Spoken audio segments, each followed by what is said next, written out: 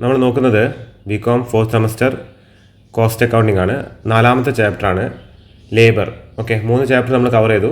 First chapter is labour, വളരെ important ആണ്. Labour is the second important element of cost. Material കഴിഞ്ഞാൽ അടുത്ത ഇമ്പോർട്ടൻറ്റ് എലമെൻറ്റ് എന്ന് വെച്ചാൽ ലേബറാണ് കോസ്റ്റിൽ. Okay, in modern days machines including computers are used on large scale, but even today manual labor is important. അപ്പോൾ മോഡേൺ ടൈമിൽ മെഷീൻസും കമ്പ്യൂട്ടേഴ്സൊക്കെ ധാരാളമായിട്ട് ഈ പ്രൊഡക്ഷനിൽ ഫാക്ടറീസിലൊക്കെ ഇംപ്ലിമെൻറ്റ് ചെയ്യുന്നുണ്ട്. എന്നിരുന്നാൽ പോലും ലേബർ എന്ന് എപ്പോഴും എന്താണ് വളരെ ഇമ്പോർട്ടൻ്റ് തന്നെയാണ്. അപ്പോൾ എന്താണ് ലേബർ എന്ന് നോക്കാം. അപ്പോൾ what you mean by labour എന്ന് ചോദിക്കുകയാണെങ്കിൽ നിങ്ങൾ എഴുതുക, labour represents the human contribution to production. അതായത് പ്രൊഡക്ഷനിൽ ഹ്യൂമൻ കോൺട്രിബ്യൂഷനെയാണ് ലേബർ എന്നതുകൊണ്ട് ഉദ്ദേശിക്കുന്നത്. It is the physical or mental effort expended in manufacturing a product. ഒരു പ്രൊഡക്റ്റ് മാനുഫാക്ചർ ചെയ്യാനായിട്ട് വരുന്ന ഫിസിക്കൽ ആൻഡ് മെൻ്റൽ എഫേർട്ടാണ്. ഓക്കെ, അപ്പോൾ ഇത്രയും പോയിന്റ് നോക്കി വെക്കുക. അത് കഴിഞ്ഞിട്ട് ശ്രദ്ധിക്കാനുള്ളത്, it represents any remuneration paid to the employees in form of wages, salaries, commission, bonus, പെർക്വിസിറ്റ്സ്.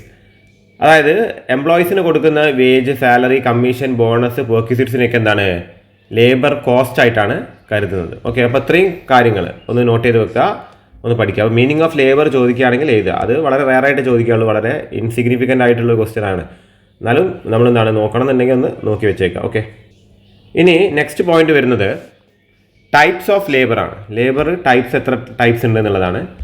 Labour is classified into direct labour and indirect labour. രണ്ട് തരത്തിലാണ് ലേബറിനെ ക്ലാസിഫൈ ചെയ്തിരിക്കുന്നത്, ഡയറക്റ്റ് ലേബർ ആയിട്ടും ഇൻഡയറക്റ്റ് ലേബർ ആയിട്ടും. മെറ്റീരിയൽ നമ്മൾ കണ്ടതാണ് direct and indirect ആയിരുന്നു.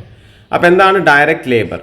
Direct labour which is engaged in production and which can be directly charged to a particular product or job or process is called direct labor. അപ്പോൾ direct labour എന്ന് വെച്ച് കഴിഞ്ഞാൽ കൃത്യമായിട്ട്, അതായത് ഇപ്പോൾ ഒരു ആശാരി പണി എന്ന് വെച്ച് കഴിഞ്ഞാൽ എന്താണ്, കൃത്യമായിട്ട് ആ മേശ ഉണ്ടാക്കാനോ കസാര ഉണ്ടാക്കാനോ അതിലേക്ക് ഡയറക്റ്റായിട്ട് വരുന്ന ഒരു ലേബർ വർക്കാണത്. ഓക്കെ, അപ്പോൾ അത്തരം അതിലേക്ക് കൃത്യമായി ചാർജ് ചെയ്യാൻ പറ്റുന്ന ലേബറിനെയാണ് എന്ത് ഡയറക്റ്റ് ലേബർ എന്ന് പറയാം.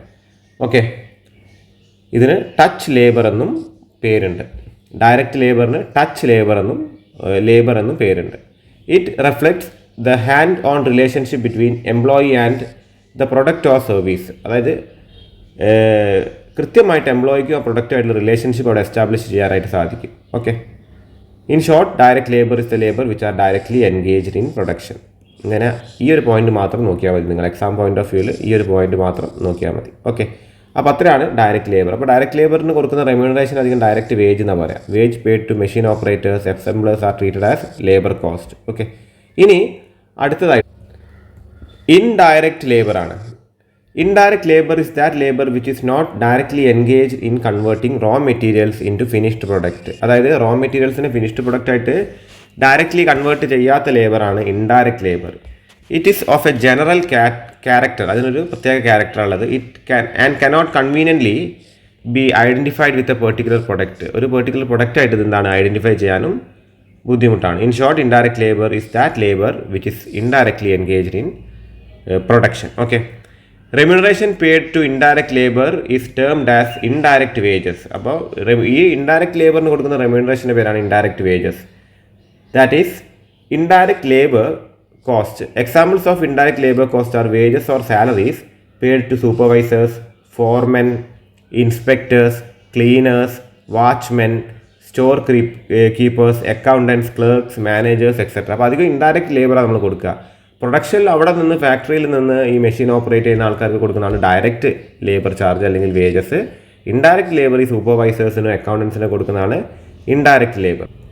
ശ്രദ്ധിക്കാം, നെക്സ്റ്റ് പോയിന്റ് ആയിട്ട് പറയുന്നത് difference between direct labour and indirect labour. Direct ലേബറും ഇൻഡയറക്റ്റ് ലേബറും തമ്മിലുള്ള വ്യത്യാസങ്ങൾ എന്തൊക്കെയാണെന്നുള്ളതാണ്. The following are the differences between direct labour and indirect labour. അപ്പോൾ താഴെ പറയുന്നതാണ് ഡയറക്റ്റ് ലേബറും ഇൻഡയറക്റ്റ് ലേബറും തമ്മിലുള്ള വ്യത്യാസങ്ങൾ. ഫസ്റ്റ് ഡയറക്റ്റ് ലേബർ അവിടെ എഴുതിയിരിക്കുന്നത്, ഇവിടെ ഇൻഡയറക്റ്റ് ലേബർ ചിലപ്പോൾ ചോദിക്കാൻ ചാൻസ് ഉണ്ട്, ഇമ്പോർട്ടൻ്റ് ആണ്, ഒന്ന് നോട്ട് ചെയ്ത് വെച്ചേക്കുക. It can B identified with finished product.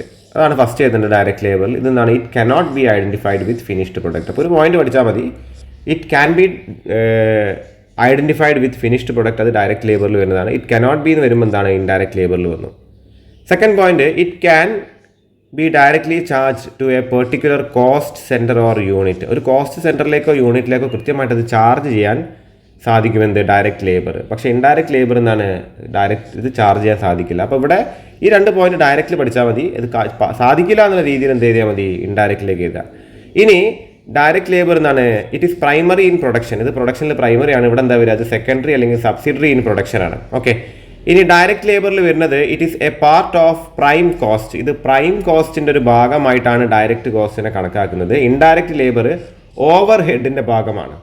അതായത് direct material, direct labour, direct expenses ആണ് എന്ത്, പ്രൈം കോസ്റ്റ്. ഇനി 5ാമത്തെ point, it varies according to change in output. ഇത് ഔട്ട്പുട്ട് മാറുമെന്നാണ് ഈ ഡയറക്റ്റ് ലേബർ മാറും. ഇത് റിമെയിൻസ് ഫിക്സഡ് ആണ്. ഇൻഡയറക്റ്റ് ലേബർ ഇപ്പോൾ അക്കൗണ്ടന്റിന് കൊടുക്കുന്ന സാലറി അതിപ്പോൾ പ്രൊഡക്ഷൻ കൂടിയാലും കുറഞ്ഞാലും അതേ സാലറി കൊടുക്കും. പക്ഷേ ഒരു മെഷീൻ ഓപ്പറേറ്റർക്ക് ചിലപ്പം പ്രൊഡക്ഷൻ കൂടിയാലും ചിലപ്പോൾ കൂടുതൽ കൊടുക്കാൻ ചാൻസ് ഉണ്ട്. ഓക്കെ. അപ്പോൾ ഇതൊക്കെയാണ് എന്ത് ഡയറക്റ്റ് ലേബർ ഇൻഡയറക്റ്റ് ലേബർ തമ്മിലുള്ള വ്യത്യാസം.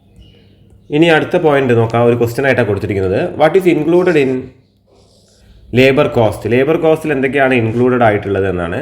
Labour cost includes sum total of all payments made by the employer to workforce for performing the activity of production and cost of all benefits granted to workforce.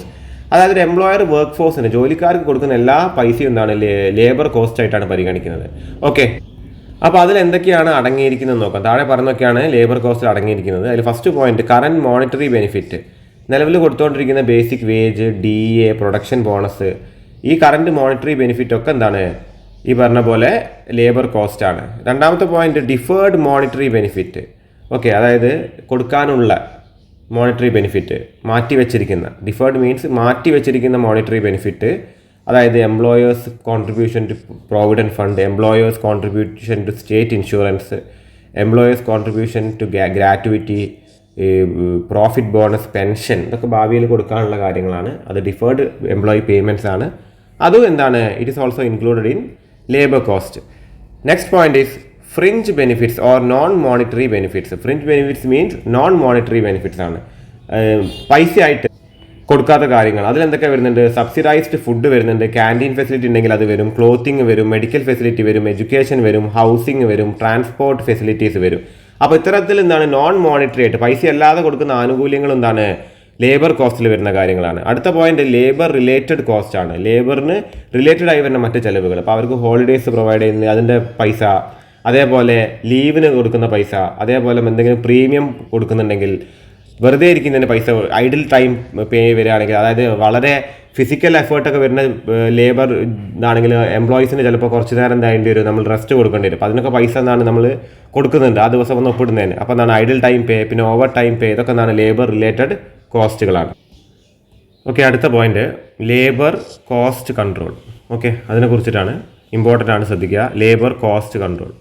The efficiency of production to a large extent depends upon proper utilization of labor force. അതായത് production, factory പ്രൊഡക്ഷൻ്റെ ഏറ്റവും efficiency എങ്ങനെയാണ് വരിക, labour ഫോഴ്സിനെ കൃത്യമായിട്ട് utilise ചെയ്യുമ്പോഴാണ്. അത് optimum ലെവലിൽ അവർ utilise ചെയ്യുമ്പോഴാണ് കൃത്യമായിട്ട് പ്രൊഡക്ഷൻ നല്ല രീതിക്ക് നമുക്ക് ഒപ്റ്റിമം ലെവൽ ഓഫ് പ്രൊഡക്ഷൻ ലഭിക്കുക. Hence there is a need to have control over labour cost. അപ്പോൾ ലേബർ കോസ്റ്റിൽ നമുക്കൊരു കൺട്രോൾ വേണം. അത് തീരെ കുറയാനും പാടില്ല, അത് കൂടാനും പാടില്ല. Labour cost control may be defined as a system which ensures proper employment of labour and its effective utilisation. അപ്പോൾ ലേബറിനെ കൃത്യമായിട്ട് എന്ത് ചെയ്യുക, കൺട്രോൾ ചെയ്യുക, അതിനെന്ത് ചെയ്യുക, കൃത്യമായിട്ട് യൂട്ടിലൈസ് ചെയ്യുക. ഇതാണ് ലേബർ കോസ്റ്റ് കൺട്രോളിനെ കൊണ്ട് ഉദ്ദേശിക്കുന്നത്. ഇനി എന്താണ് importance of labour cost control ആണ്. ലേബറിൻ്റെ കോസ്റ്റ് കൺട്രോളിൻ്റെ ഇമ്പോർട്ടൻസ് എന്താണെന്നുള്ളതാണ്. Labour is an important factor of production. Labour വളരെ ഇമ്പോർട്ടൻറ്റ് ഫാക്ടർ ഓഫ് പ്രൊഡക്ഷൻ ആണ്, especially in manufacturing concerns. Manufacturing concerns വളരെ ഇമ്പോർട്ടൻ്റ് ആണ്. Hence there is a need for effective control over labour cost. അപ്പോൾ കൃത്യമായത് labour കോസ്റ്റിൻ്റെ control അത്യാവശ്യമാണ്. Okay. അപ്പോൾ അതിൽ എന്തൊക്കെയാണ് ഇമ്പോർട്ടൻസ് നോക്കാം. Labour cost control leads to significant reduction. ഇവിടെ ശ്രദ്ധിക്കുക നിങ്ങൾ, labour cost control leads to significant reduction in cost of production. അതായത് കോസ്റ്റ് ഓഫ് പ്രൊഡക്ഷൻ കുറയ്ക്കാനായിട്ട് ലേബർ കോസ്റ്റ് കൺട്രോൾ സഹായിക്കും. അതായത് കോസ്റ്റ് കുറഞ്ഞാൽ അതിന് പ്രൈസിന് എന്താണ് നമുക്ക് കുറവ് വരും, അതേപോലെ പ്രോഫിറ്റും എന്താണ് ആവശ്യത്തിനുള്ള പ്രോഫിറ്റ് നമുക്ക് ലഭിക്കും. അപ്പോൾ കോസ്റ്റ് കുറയ്ക്കാൻ, കോസ്റ്റ് ഓഫ് പ്രൊഡക്ഷൻ കുറയ്ക്കാൻ ലേബർ കോസ്റ്റ് കൺട്രോൾ ഇമ്പോർട്ടൻ്റ് ആണ്. Labour cost control is essential to control idle time, overtime, labour turnover. അപ്പോൾ ഐഡിൽ ടൈം കൺട്രോൾ ചെയ്യാൻ, ഓവർ ടൈം കൺട്രോൾ ചെയ്യാൻ, ലേബർ ടേൺ ഓവർ കൺട്രോൾ ചെയ്യാൻ, നിയന്ത്രിക്കാൻ labour cost control important ആണെന്നാണ് പറയുന്നത്. Idle time എന്താണെന്ന് വെച്ച് കഴിഞ്ഞാൽ വെറുതെ പാഴായി പോകുന്ന സമയങ്ങൾ, തൊഴിലാളികൾ വെറുതെ ഇരുന്ന് പോകുന്ന സമയങ്ങളാണ് ഐഡിൽ ടൈം. ഓവർ ടൈം എന്ന് വെച്ചാൽ തൊഴിലാളികൾ അധികം നേരം പണിയെടുക്കുക, അപ്പോൾ അതിനധികം പേയ്മെൻറ്റ് കൊടുക്കേണ്ടി വരും, അപ്പോൾ അതും ഒഴിവാക്കണം. അത് കഴിഞ്ഞിട്ട് labour turn over, employees frequent ആയിട്ട് ചേഞ്ച് ചെയ്തുകൊണ്ടിരിക്കുക. അപ്പോൾ ഫ്രീക്വൻ്റ് ആയിട്ട് എംപ്ലോയീസ് പുതുതായിട്ട് വരുന്നവരൊക്കെ ഫ്രഷേഴ്സ് ആയിരിക്കും. അപ്പോൾ എക്സ്പീരിയൻസ്ഡ് ഇല്ലാത്ത എംപ്ലോയീസ് ആയിരിക്കും എപ്പോഴും നമ്മുടെ സ്ഥാപനത്തിൽ ഉണ്ടാകും. അപ്പോൾ അതും കൺട്രോൾ ചെയ്യണം. ഓക്കെ, അപ്പോൾ അതിന് ലേബർ കോസ്റ്റ് കൺട്രോൾ എസെൻഷ്യലാണ്. മൂന്നാമത്തെ point, labour cost control is necessary to increase labour productivity. ലേബറിൻ്റെ പ്രൊഡക്ടിവിറ്റി, അവരുടെ ഉൽപ്പാദനക്ഷമത വർദ്ധിപ്പിക്കാൻ എന്നുള്ളതാണ് നെക്സ്റ്റ് പോയിന്റ്. അടുത്തത്, labour cost control is required to ascertain correct labour cost. കൃത്യമായ ലേബർ കോസ്റ്റ് കൊടുക്കാൻ ഇമ്പോർട്ടൻ്റ് ആണ്. Next point, in certain industries there is shortage of skilled labour. അപ്പോൾ ചില ഇൻഡസ്ട്രീസിൽ സ്കിൽഡ് ലേബേഴ്സിൻ്റെ ഷോർട്ടേജ് ഉണ്ട്. Hence they must be effectively utilised. അതുകൊണ്ട് തന്നെ കൃത്യമായിട്ട് അവരെ യൂട്ടിലൈസ് ചെയ്യണം. അപ്പോൾ ചില ഇൻഡസ്ട്രീസിലൊക്കെ സ്കിൽഡ് ലേബേഴ്സിൻ്റെ ഷോർട്ടേജ് ഉണ്ട്. അപ്പോൾ കൃത്യമായിട്ട് സ്കില്ലുള്ള ആൾക്കാരെ യൂട്ടിലൈസ് ചെയ്യാം. Proper employment and utilisation of labour effect cost of production. അപ്പോൾ കൃത്യമായിട്ടുള്ള എംപ്ലോയ്മെൻറ്റും ലേബറിൻ്റെ യൂട്ടിലൈസേഷനൊക്കെ എന്താണ് കോസ്റ്റ് ഓഫ് പ്രൊഡക്ഷനെ എഫക്റ്റ് ചെയ്യും. ആൻഡ് ക്വാളിറ്റി ഓഫ് ദ പ്രൊഡക്റ്റിൻ്റെ ക്വാളിറ്റിയും അത് എഫക്റ്റ് ചെയ്യും. നെക്സ്റ്റ് പോയിന്റ് നോക്കാം, ടൈം കീപ്പിംഗ്. എന്താണ് ടൈം കീപ്പിംഗ് എന്നുള്ളതാണ്. In large enterprises there is a separate time keeping department. It is under the control of a timekeeper. He is engaged in time keeping. When a worker enters a factory, his attendance is recorded at the factory entrance. Similarly, when a worker leaves the factory after the work, his departure time is also recorded. അപ്പോൾ time keeping എന്താണെന്ന് വെച്ചാൽ ഒരു തൊഴിലാളി ഫാക്ടറിയിലേക്കോ അല്ലെങ്കിൽ production യൂണിറ്റിലേക്കോ വരുന്നതും പോകുന്നതും അതിന് ഉള്ള കൃത്യമായിട്ടുള്ള സമയം റെക്കോർഡ് ചെയ്ത് വെക്കലാണ്. അപ്പോൾ അവർ entering time and exiting time ഇത് കൃത്യമായിട്ട് സൂക്ഷിക്കാൻ, അതിന് ചിലപ്പം ചില വലിയ സ്ഥാപനങ്ങളിലൊക്കെ ഒരു separate department, time keeping department തന്നെ ഉണ്ടാവും. ഓക്കെ, അപ്പോൾ അതാണ് ടൈം കീപ്പിംഗ് എന്ന് വെച്ച് കഴിഞ്ഞാൽ. Okay, this process of recording the time of arrival and departure is known as time keeping. അപ്പോൾ എന്താണ് ടൈം കീപ്പിംഗ് എന്ന് ചോദിക്കുകയാണെങ്കിൽ നിങ്ങൾ ഇത് മാത്രം എഴുതിയാൽ മതി. Process of recording the time of arrival and departure is known as time keeping. Okay, ഇനി ടൈം കീപ്പിങ്ങിൻ്റെ ഒബ്ജക്റ്റീവ്സ്, ലക്ഷ്യങ്ങൾ അല്ലെങ്കിൽ അതിൻ്റെ പേർപ്പസസ്, അത് ഉദ്ദേശിക്കുന്നത് എന്താണെന്നുള്ളത് നോക്കാം. അപ്പോൾ ലക്ഷ്യങ്ങളാണ് ടൈം കീപ്പിങ്ങിൻ്റെ ലക്ഷ്യങ്ങൾ എന്താണെന്നൊക്കെ നോക്കാം. First point, to facilitate preparation of payroll if wages are paid on time basis. Payroll means കൃത്യമായിട്ട് ശമ്പളം കൊടുക്കുന്നതിനൊരു ബേസിസ് ആയിട്ട് ഇത് യൂസ് ചെയ്യാം. അപ്പോൾ വരാത്ത ദിവസങ്ങളിൽ ശമ്പളം കട്ട് ചെയ്യും, വന്ന ടൈമിൽ മാത്രമുള്ള ശമ്പളം കൊടുക്കാൻ ഈ ഒരു രീതിക്ക് പറ്റും. പിന്നെ ഇത് സ്റ്റാറ്റ്യൂട്ടറി റിക്വയർമെൻറ്റും കൂടിയാണ്. ഇത് കൃത്യമായിട്ടൊരു നിയമം അനുശാസിക്കുന്ന ഒരു കാര്യമാണ്. കൃത്യമായിട്ട് തൊഴിലാളികളെ ടൈം കീപ്പ് ചെയ്യണം. അപ്പോൾ വന്ന തൊഴിലാളികൾ വന്നിട്ടില്ല എന്നൊക്കെ ചിലപ്പം ഓർഗനൈസേഷൻ പറയും. അപ്പോൾ കൃത്യമായിട്ട് അവർ ടൈം കീപ്പിംഗ് റെക്കോർഡ് ചെയ്യണം. ടു മെയിൻറ്റെയിൻ ഡിസിപ്ലിൻ ഇൻ അറ്റൻഡൻസിന് ഡിസിപ്ലിൻ വെക്കുക. ടു കാൽക്കുലേറ്റ് ഓവർ ടൈം ഒക്കെ കാൽക്കുലേറ്റ് ചെയ്യാൻ സഹായിക്കും. ഇനി നെക്സ്റ്റ് പോയിന്റ്, നാലാമത്തെ ഓവർ ടൈം കാൽക്കുലേറ്റ് ചെയ്യാമെന്ന് കണ്ടു. പിന്നെ അഞ്ചാമത്തെ point, to provide basis of apportionment of overhead apportion ചെയ്യാൻ, അത് വീതിച്ചു കൊടുക്കാൻ വേജിൻ്റെ അടിസ്ഥാനത്തിൽ ലേബറിൻ്റെ അവറിൻ്റെ അടിസ്ഥാനത്തിലൊക്കെ വീതിച്ചു കൊടുക്കാൻ സഹായിക്കും. ആറാമത്തെ point, to control labour cost, ലേബറിന് വന്ന ചിലവ് ലേബർ കോസ്റ്റ് കൺട്രോൾ ചെയ്യാൻ സഹായിക്കും. ഏഴാമത്തെ point, to introduce incentive plan of wage payment incentive പ്ലാനൊക്കെ ഇൻട്രൊഡ്യൂസ് ചെയ്യാൻ ഇത് സഹായിക്കും. ഇനി എന്തൊക്കെ മെത്തേഡ്സ് ആണ് ടൈം കീപ്പിങ്ങിന് ഉള്ളത് എന്ന് നോക്കാം. There are 2 broad methods of time keeping. Time കീപ്പിങ്ങിന് വലിയ 2 മെത്തേഡ്സ് ഉള്ളത്. They are manual methods and mechanical methods. Manual മെത്തേഡ്സും മെക്കാനിക്കൽ മെത്തേഡ്സും ആണുള്ളത്. അപ്പോൾ എന്തൊക്കെയാണ് മാനുവൽ മെത്തേഡ്സിൽ വരുന്നത് നോക്കാം. Under this method the attendance time of workers is record either by time keeping officer or by employees themselves. അപ്പോൾ 2 തരം മെത്തേഡാണ് ടൈം കീപ്പിംഗ് ഉള്ളത്. ഇമ്പോർട്ടൻ്റ് ആണ്, ചോദിക്കാൻ ചാൻസ് ഉണ്ട്. ടൈം കീപ്പിംഗ്, അതിൻ്റെ ഒബ്ജക്റ്റീവ്, അതിൻ്റെ മെത്തേഡ്സ് ഒക്കെ ഇമ്പോർട്ടൻ്റ് ആയിട്ട് പഠിച്ചു വെക്കുക. ഈ 7 എണ്ണത്തിൽ ഏതെങ്കിലും മിനിമം 5 എണ്ണെങ്കിലും പഠിച്ചു വെക്കുക. ഓക്കെ, അപ്പോൾ മെത്തേഡ്സിൽ മാനുവലും മെക്കാനിക്കലും ഉണ്ടെന്നുള്ളത് ഓർത്ത് വെക്കുക. There is manual and mechanical. മാനുവലിൽ തൊഴിലാളികൾ സ്വമേധയാ റെക്കോർഡ് ചെയ്യുന്നത്, അല്ലെങ്കിൽ ഒരു ടൈം കീപ്പിംഗ് ഓഫീസർ അവിടെ ഇരുന്നിട്ട് റെക്കോർഡ് ചെയ്യുക, മാനുവലായിട്ട് റെക്കോർഡ് ചെയ്യുന്നതാണ് ഈ മാനുവൽ മെത്തേഡ്. അപ്പോൾ അതിൽ മാനുവൽ മെത്തേഡ്സിൽ എന്തൊക്കെയാണെന്ന് വെച്ചാൽ അറ്റൻഡൻസ് രജിസ്റ്റർ മെത്തേഡ് ഉണ്ട്, ഡിസ്ക് അല്ലെങ്കിൽ ടോക്കൺ മെത്തേഡ് ഉണ്ട്. ഫസ്റ്റ് മെത്തേഡ് അറ്റൻഡൻസ് രജിസ്റ്റർ മെത്തേഡാണ്. Under this method an attendance register അല്ലെങ്കിൽ master roll is maintained for recording the attendance time. അതായത് ഒരു അറ്റൻഡൻസ് ഷീറ്റ് ഉണ്ടാവും, അതിൽ ഇപ്പോൾ മോർണിംഗ് ആൻഡ് ഈവനിങ് 2 സൈൻ ചെയ്യേണ്ട അവസ്ഥ ഉണ്ടാവും. അപ്പോൾ അതിൽ സൈൻ ചെയ്തിട്ട് പോവുക. അപ്പോൾ മാസാവസാനമോ അല്ലെങ്കിൽ വർഷാവസാനമോ തൊഴിലാളികളുടെ അറ്റൻഡൻസ് എത്രയാണ്, അവരുടെ ലീവ് എത്രയാണെന്നുള്ളത് ആ റെക്കോർഡ് നോക്കിയാൽ, ആ രജിസ്റ്റർ നോക്കിയാൽ മനസ്സിലാവും. ഓക്കെ, അപ്പോൾ അത് ഓഫീസ് ടൈമിൽ ഇതാക്കുക, ഇൻ ആൻഡ് ഔട്ട് എന്ത് ചെയ്യുക, സെപ്പറേറ്റ് കോഡ് ഉണ്ടാവും, അതിൽ സൈൻ ചെയ്യാം. അപ്പോൾ അതാണ് അറ്റൻഡൻസ് രജിസ്റ്റർ മെത്തേഡ്, ഒരു രജിസ്റ്റർ ഉണ്ടാവും. ഇനി അടുത്തത് ഡിസ്ക് അല്ലെങ്കിൽ ടോക്കൺ മെത്തേഡാണ്. Under this method separate metallic disc is allotted to each worker. അപ്പോൾ ഇതിലൊരു മെറ്റാലിക് ഡിസ്ക് ഓരോ വർക്കറിന് അലോട്ട് ചെയ്യും. The metallic disc bears identification number of an employee. These metal disc or token are placed in the hooks on the board kept either at factory gate or at department entrance. അതായത് ഈ metallic disk ഓരോരുത്തർ കൊടുക്കും. അപ്പോൾ ഇത് enter ചെയ്യുമ്പോൾ ഇവർ, അതായത് ഫാക്ടറിയിലേക്ക് ഒരു തൊഴിലാളി എൻ്റർ ചെയ്യുമ്പോൾ ഈ ഡിസ്ക് അവിടെ തൂക്കിയിടാനൊരു സ്ഥലമുണ്ട്, അവിടെ വെക്കുക. അത് കഴിഞ്ഞിട്ട് അത് പോകുമ്പോൾ എടുക്കുക. Whenever a worker enters into a factory gate he has to take the token bearing his identification. ഇപ്പോൾ ടോക്കൺ ആണെങ്കിൽ എപ്പോഴും ഇയാൾ എടുക്കുമ്പോൾ ആ ടോക്കൺ എടുത്തിട്ട് പോവുക.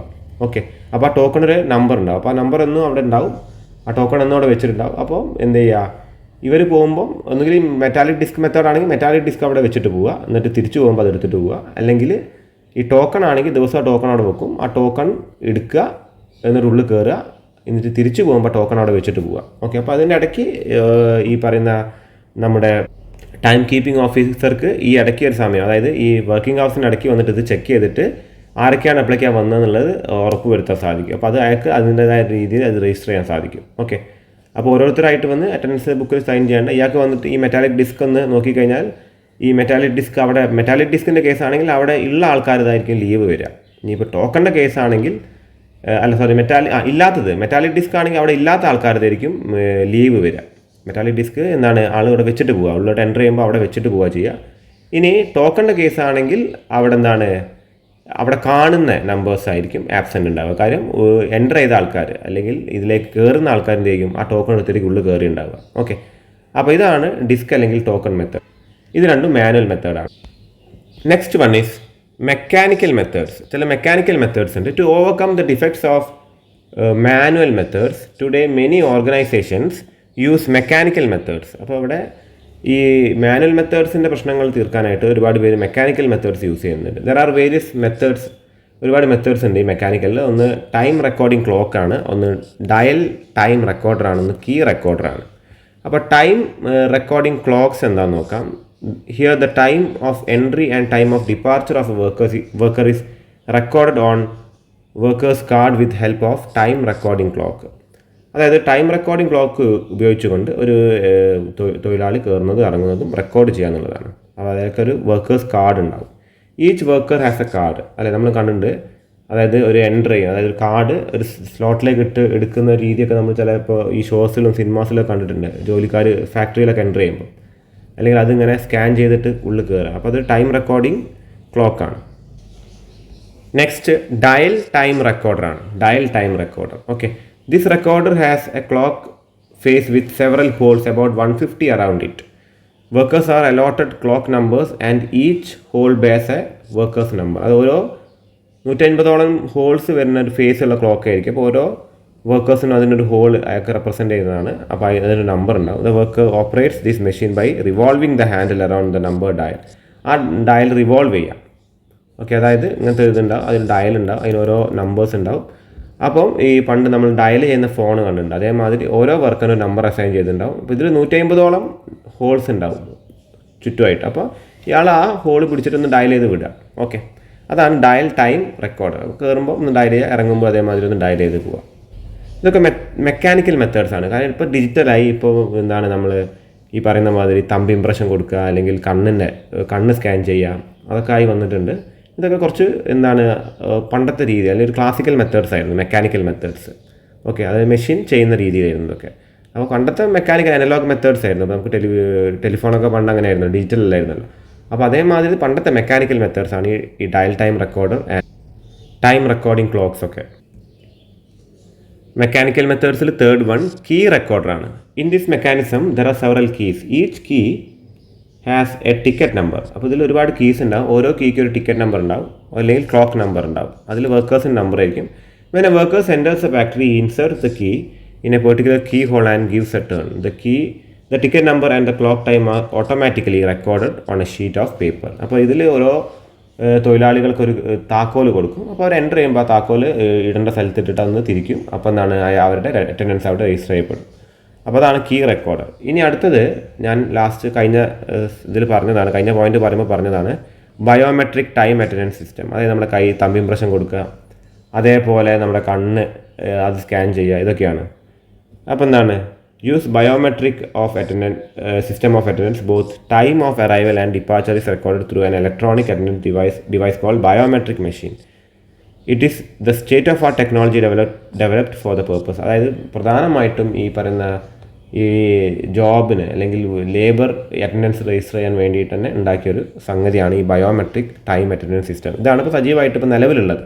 ഓക്കെ, 2023 ഇപ്പോൾ നിലവിൽ സജീവമായിട്ടുള്ളത് ഇപ്പോൾ അതാണ്. ഇനി ഭാവിയിൽ മാറ്റങ്ങൾ വരാം. ഓക്കെ, അപ്പോൾ അതൊക്കെയാണ് മെക്കാനിക്കൽ മെത്തേഡ്സിൽ വരുന്നത്. ഇനി എന്തൊക്കെയാണ് മെക്കാനിക്കൽ മെത്തേഡ്സിൻ്റെ അഡ്വാൻറ്റേജസ്? ടൈം കീപ്പിങ്ങിൽ മെക്കാനിക്കൽ മെത്തേഡ്സിൻ്റെ അഡ്വാൻറ്റേജസ് അല്ലെങ്കിൽ മെറിറ്റ്സ് എന്തൊക്കെയാണെന്ന് നോക്കാം. അതിൽ first point gives correct record of workers attendance time. അത് മെക്കാനിക്കൽ ആയതുകൊണ്ട് കൃത്യമായിട്ടുള്ള റെക്കോർഡ് തരും. Distinguish between normal time, late time, early leaving and overtime. അതായത് നോർമലായി വന്നു പോകുന്നതും മനസ്സിലാവും, ലേറ്റായി പോകുന്നതും മനസ്സിലാവും, വരുന്നതും പോകുന്നതും. ഇനി ഏർലി ലീവിങ് ആണെങ്കിലോ അത് മനസ്സിലാവും, ഓവർ ടൈം ആണെങ്കിലും മനസ്സിലാവും. മൂന്നാമത്തെ point reduce the possibility of inclusion of dummy workers in the payroll. കൃത്യമായിട്ട് വരാത്ത ആൾക്കാരെ കൃത്യമായിട്ട് മനസ്സിലാവും, ഡമ്മി വർക്കേഴ്സിനെയൊക്കെ മനസ്സിലാവും. Preparation of payroll becomes easy. അതായത് സാലറി സ്ലിപ്പ് ഉണ്ടാക്കണമല്ലോ ആദ്യം, അതായത് എത്ര വർക്ക് ചെയ്ത് അതിൻ്റെ എല്ലാ അടിസ്ഥാനത്തിൽ വെച്ചിട്ട്. അപ്പോൾ അതൊക്കെ എന്താണ് പെട്ടെന്ന് ചെയ്യാനായിട്ട് സാധിക്കും. ഇനി അഞ്ചാമത്തെ point save considerable amount of time. അല്ലെ, ഇപ്പോൾ എപ്പോഴും മാനുവലിനെക്കാട്ടി മെക്കാനിക്കൽ ആകുമ്പോൾ എന്താണ് ഒരുപാട് സമയം ലാഭിക്കാൻ സാധിക്കും. Next point disadvantages or demerits of mechanical methods of time keeping. അതായത് മെക്കാനിക്കൽ മെത്തേഡ്സിൻ്റെ ഡിസ്അഡ്വാൻറ്റേജസ്, ഡീമെറിറ്റ്സ് എന്തൊക്കെയാണെന്നുള്ളതാണ്. അതിൽ first point heavy capital investment is required. വലിയൊരു ക്യാപിറ്റൽ ഇൻവെസ്റ്റ്മെൻറ്റ് തന്നെ ഇതിന് ആവശ്യമാണ്. രണ്ടാമത്തെ point cost of supervision is high. സൂപ്പർവിഷൻ്റെ ചിലവ് വളരെ കൂടുതലാണ്. In case of machines do not work there will be dislocation. Machines വന്നിട്ടില്ലെങ്കിൽ വർക്ക് ചെയ്തിട്ടില്ലെങ്കിൽ ആകെ താറുമാറായിപ്പോൾ. അപ്പോൾ സൂപ്പർവിഷൻ വേണം, ക്യാപിറ്റൽ കൂടുതൽ വേണം, മെഷീൻസ് കേടായ ബുദ്ധിമുട്ടാകും. ഓക്കെ, ഇതൊക്കെയാണ് മെക്കാനിക്കൽ മെത്തേഡ് ഓഫ് ടൈം കീപ്പിങ്ങിൻ്റെ ഡിസ്അഡ്വാൻറ്റേജസ് അല്ലെങ്കിൽ ഡീമെറിറ്റ്സ്. ഇനി ടൈം ബുക്കിംഗ് ആണ് അടുത്ത പോയിന്റ്. അപ്പോൾ എന്താണ് ടൈം ബുക്കിംഗ് എന്ന് നോക്കാം.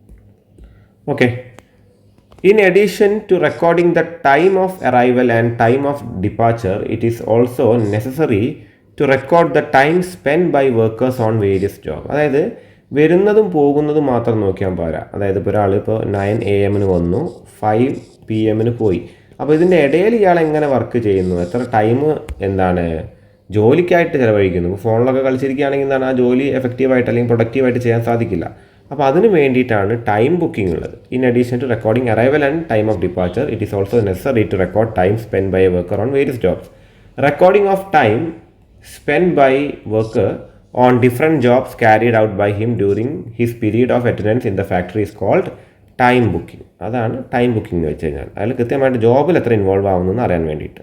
അപ്പോൾ അതിന് ഒബ്ജക്റ്റീവ്സ് വരുന്നുണ്ട്. ഫസ്റ്റ് ഒബ്ജക്റ്റീവ് എന്താണെന്ന് വെച്ചാൽ, അല്ലെങ്കിൽ ടൈം ബുക്കിങ്ങിൻ്റെ ഒബ്ജക്റ്റീവ്സ് അല്ലെങ്കിൽ പർപ്പസ് എന്താണെന്ന് വെച്ച് കഴിഞ്ഞാൽ, first one to ascertain labour cost of each job. അതായത് ഓരോ ജോബിൻ്റെ ലേബർ കോസ്റ്റ് എത്ര എന്നുള്ളത് മനസ്സിലാക്കും. രണ്ടാമത്തെ to ensure that time paid for is fully utilised on production. അതായത് ഇയാളുള്ള സമയം കൃത്യമായിട്ട് യൂട്ടിലൈസ് ചെയ്യുന്നുണ്ടെന്ന് ഉറപ്പ് വരുത്താൻ സാധിക്കും. മൂന്നാമത്തെ point to disclose idle time or wastage of time. മൂന്നാമത്തെ പോയിന്റ് ഐഡിൽ ആയിട്ടുള്ള ടൈം ഒഴിവാക്കാൻ സഹായിക്കും. നാലാമത്തെ point to apportion overheads to different job. അതായത് കൃത്യമായിട്ട് എന്താണ് ഓവർ ഹെഡ്സ് ഒക്കെ ഓരോ ജോബിനായിട്ട് അപ്പോർഷൻ ചെയ്യാൻ, വീതിച്ചു കൊടുക്കാൻ സാധിക്കും. ഇനി അഞ്ചാമത്തെ point to ascertain level of efficiency of വർക്കറിൻ്റെ എഫിഷ്യൻസി നമുക്ക് അളക്കാൻ സാധിക്കും. ആറാമത്തെ point to compare labour cost of different job. അതായത് ഓരോ ജോബിന് ലേബർ കോസ്റ്റ് കൃത്യമായിട്ട് കമ്പയർ ചെയ്യാൻ സഹായിക്കും. Next point to control labour cost. അപ്പോൾ ലേബർ കോസ്റ്റ് നിയന്ത്രിക്കാനും സഹായിക്കും. അപ്പോൾ ഇതൊക്കെയാണ് ടൈം ബുക്കിങ്ങിൻ്റെ ഒബ്ജക്റ്റീവ്സ് അല്ലെങ്കിൽ പേർപ്പസസ്. ഇമ്പോർട്ടൻ്റ് ആണ്. ടൈം ബുക്കിംഗ് ആൻഡ് ടൈം കീപ്പിങ്ങും രണ്ടും വ്യത്യസ്തമായിട്ടുള്ള രണ്ട് കോൺസെപ്റ്റുകളാണ്. അപ്പോൾ അത് മനസ്സിലാക്കി വെക്കുക. ഓക്കെ, ഇനി നെക്സ്റ്റ് പോയിന്റ് ശ്രദ്ധിക്കാനായിട്ടുള്ളത് difference between time keeping and time booking ആണ്. അപ്പോൾ അത് രണ്ടും അടുത്ത പേജിൽ കൊടുത്തിട്ടുണ്ട്. അപ്പോൾ എന്തൊക്കെയാണ് ടൈം കീപ്പിങ്ങിൻ്റെയും ടൈം ബുക്കിങ്ങിൻ്റെയും വ്യത്യാസങ്ങൾ എന്നൊന്ന് നോക്കാം. ടൈം കീപ്പിങ്ങിൻ്റെയും ടൈം ബുക്കിങ്ങിൻ്റെയും ഡിഫറൻസസ് ആണ്. ടൈം കീപ്പിങ്ങിൽ ആദ്യം പറയുന്നത് it records attendance time of workers. അപ്പോൾ ടൈം കീപ്പിങ്ങിൽ അറ്റൻഡൻസ് ആണ് റെക്കോർഡ് ചെയ്യുന്നത്, ഇവിടെ വർക്ക് ടൈമാണ് റെക്കോർഡ് ചെയ്യുന്നത്. ടൈം ബുക്കിങ്ങിൽ വർക്ക് ടൈം ഓഫ് വർക്കേഴ്സ് ആണ് റെക്കോർഡ് ചെയ്യുന്നത്, ഇവിടെ അറ്റൻഡൻസ് ആണ് എന്ത് റെക്കോർഡ് ചെയ്യുന്നത്.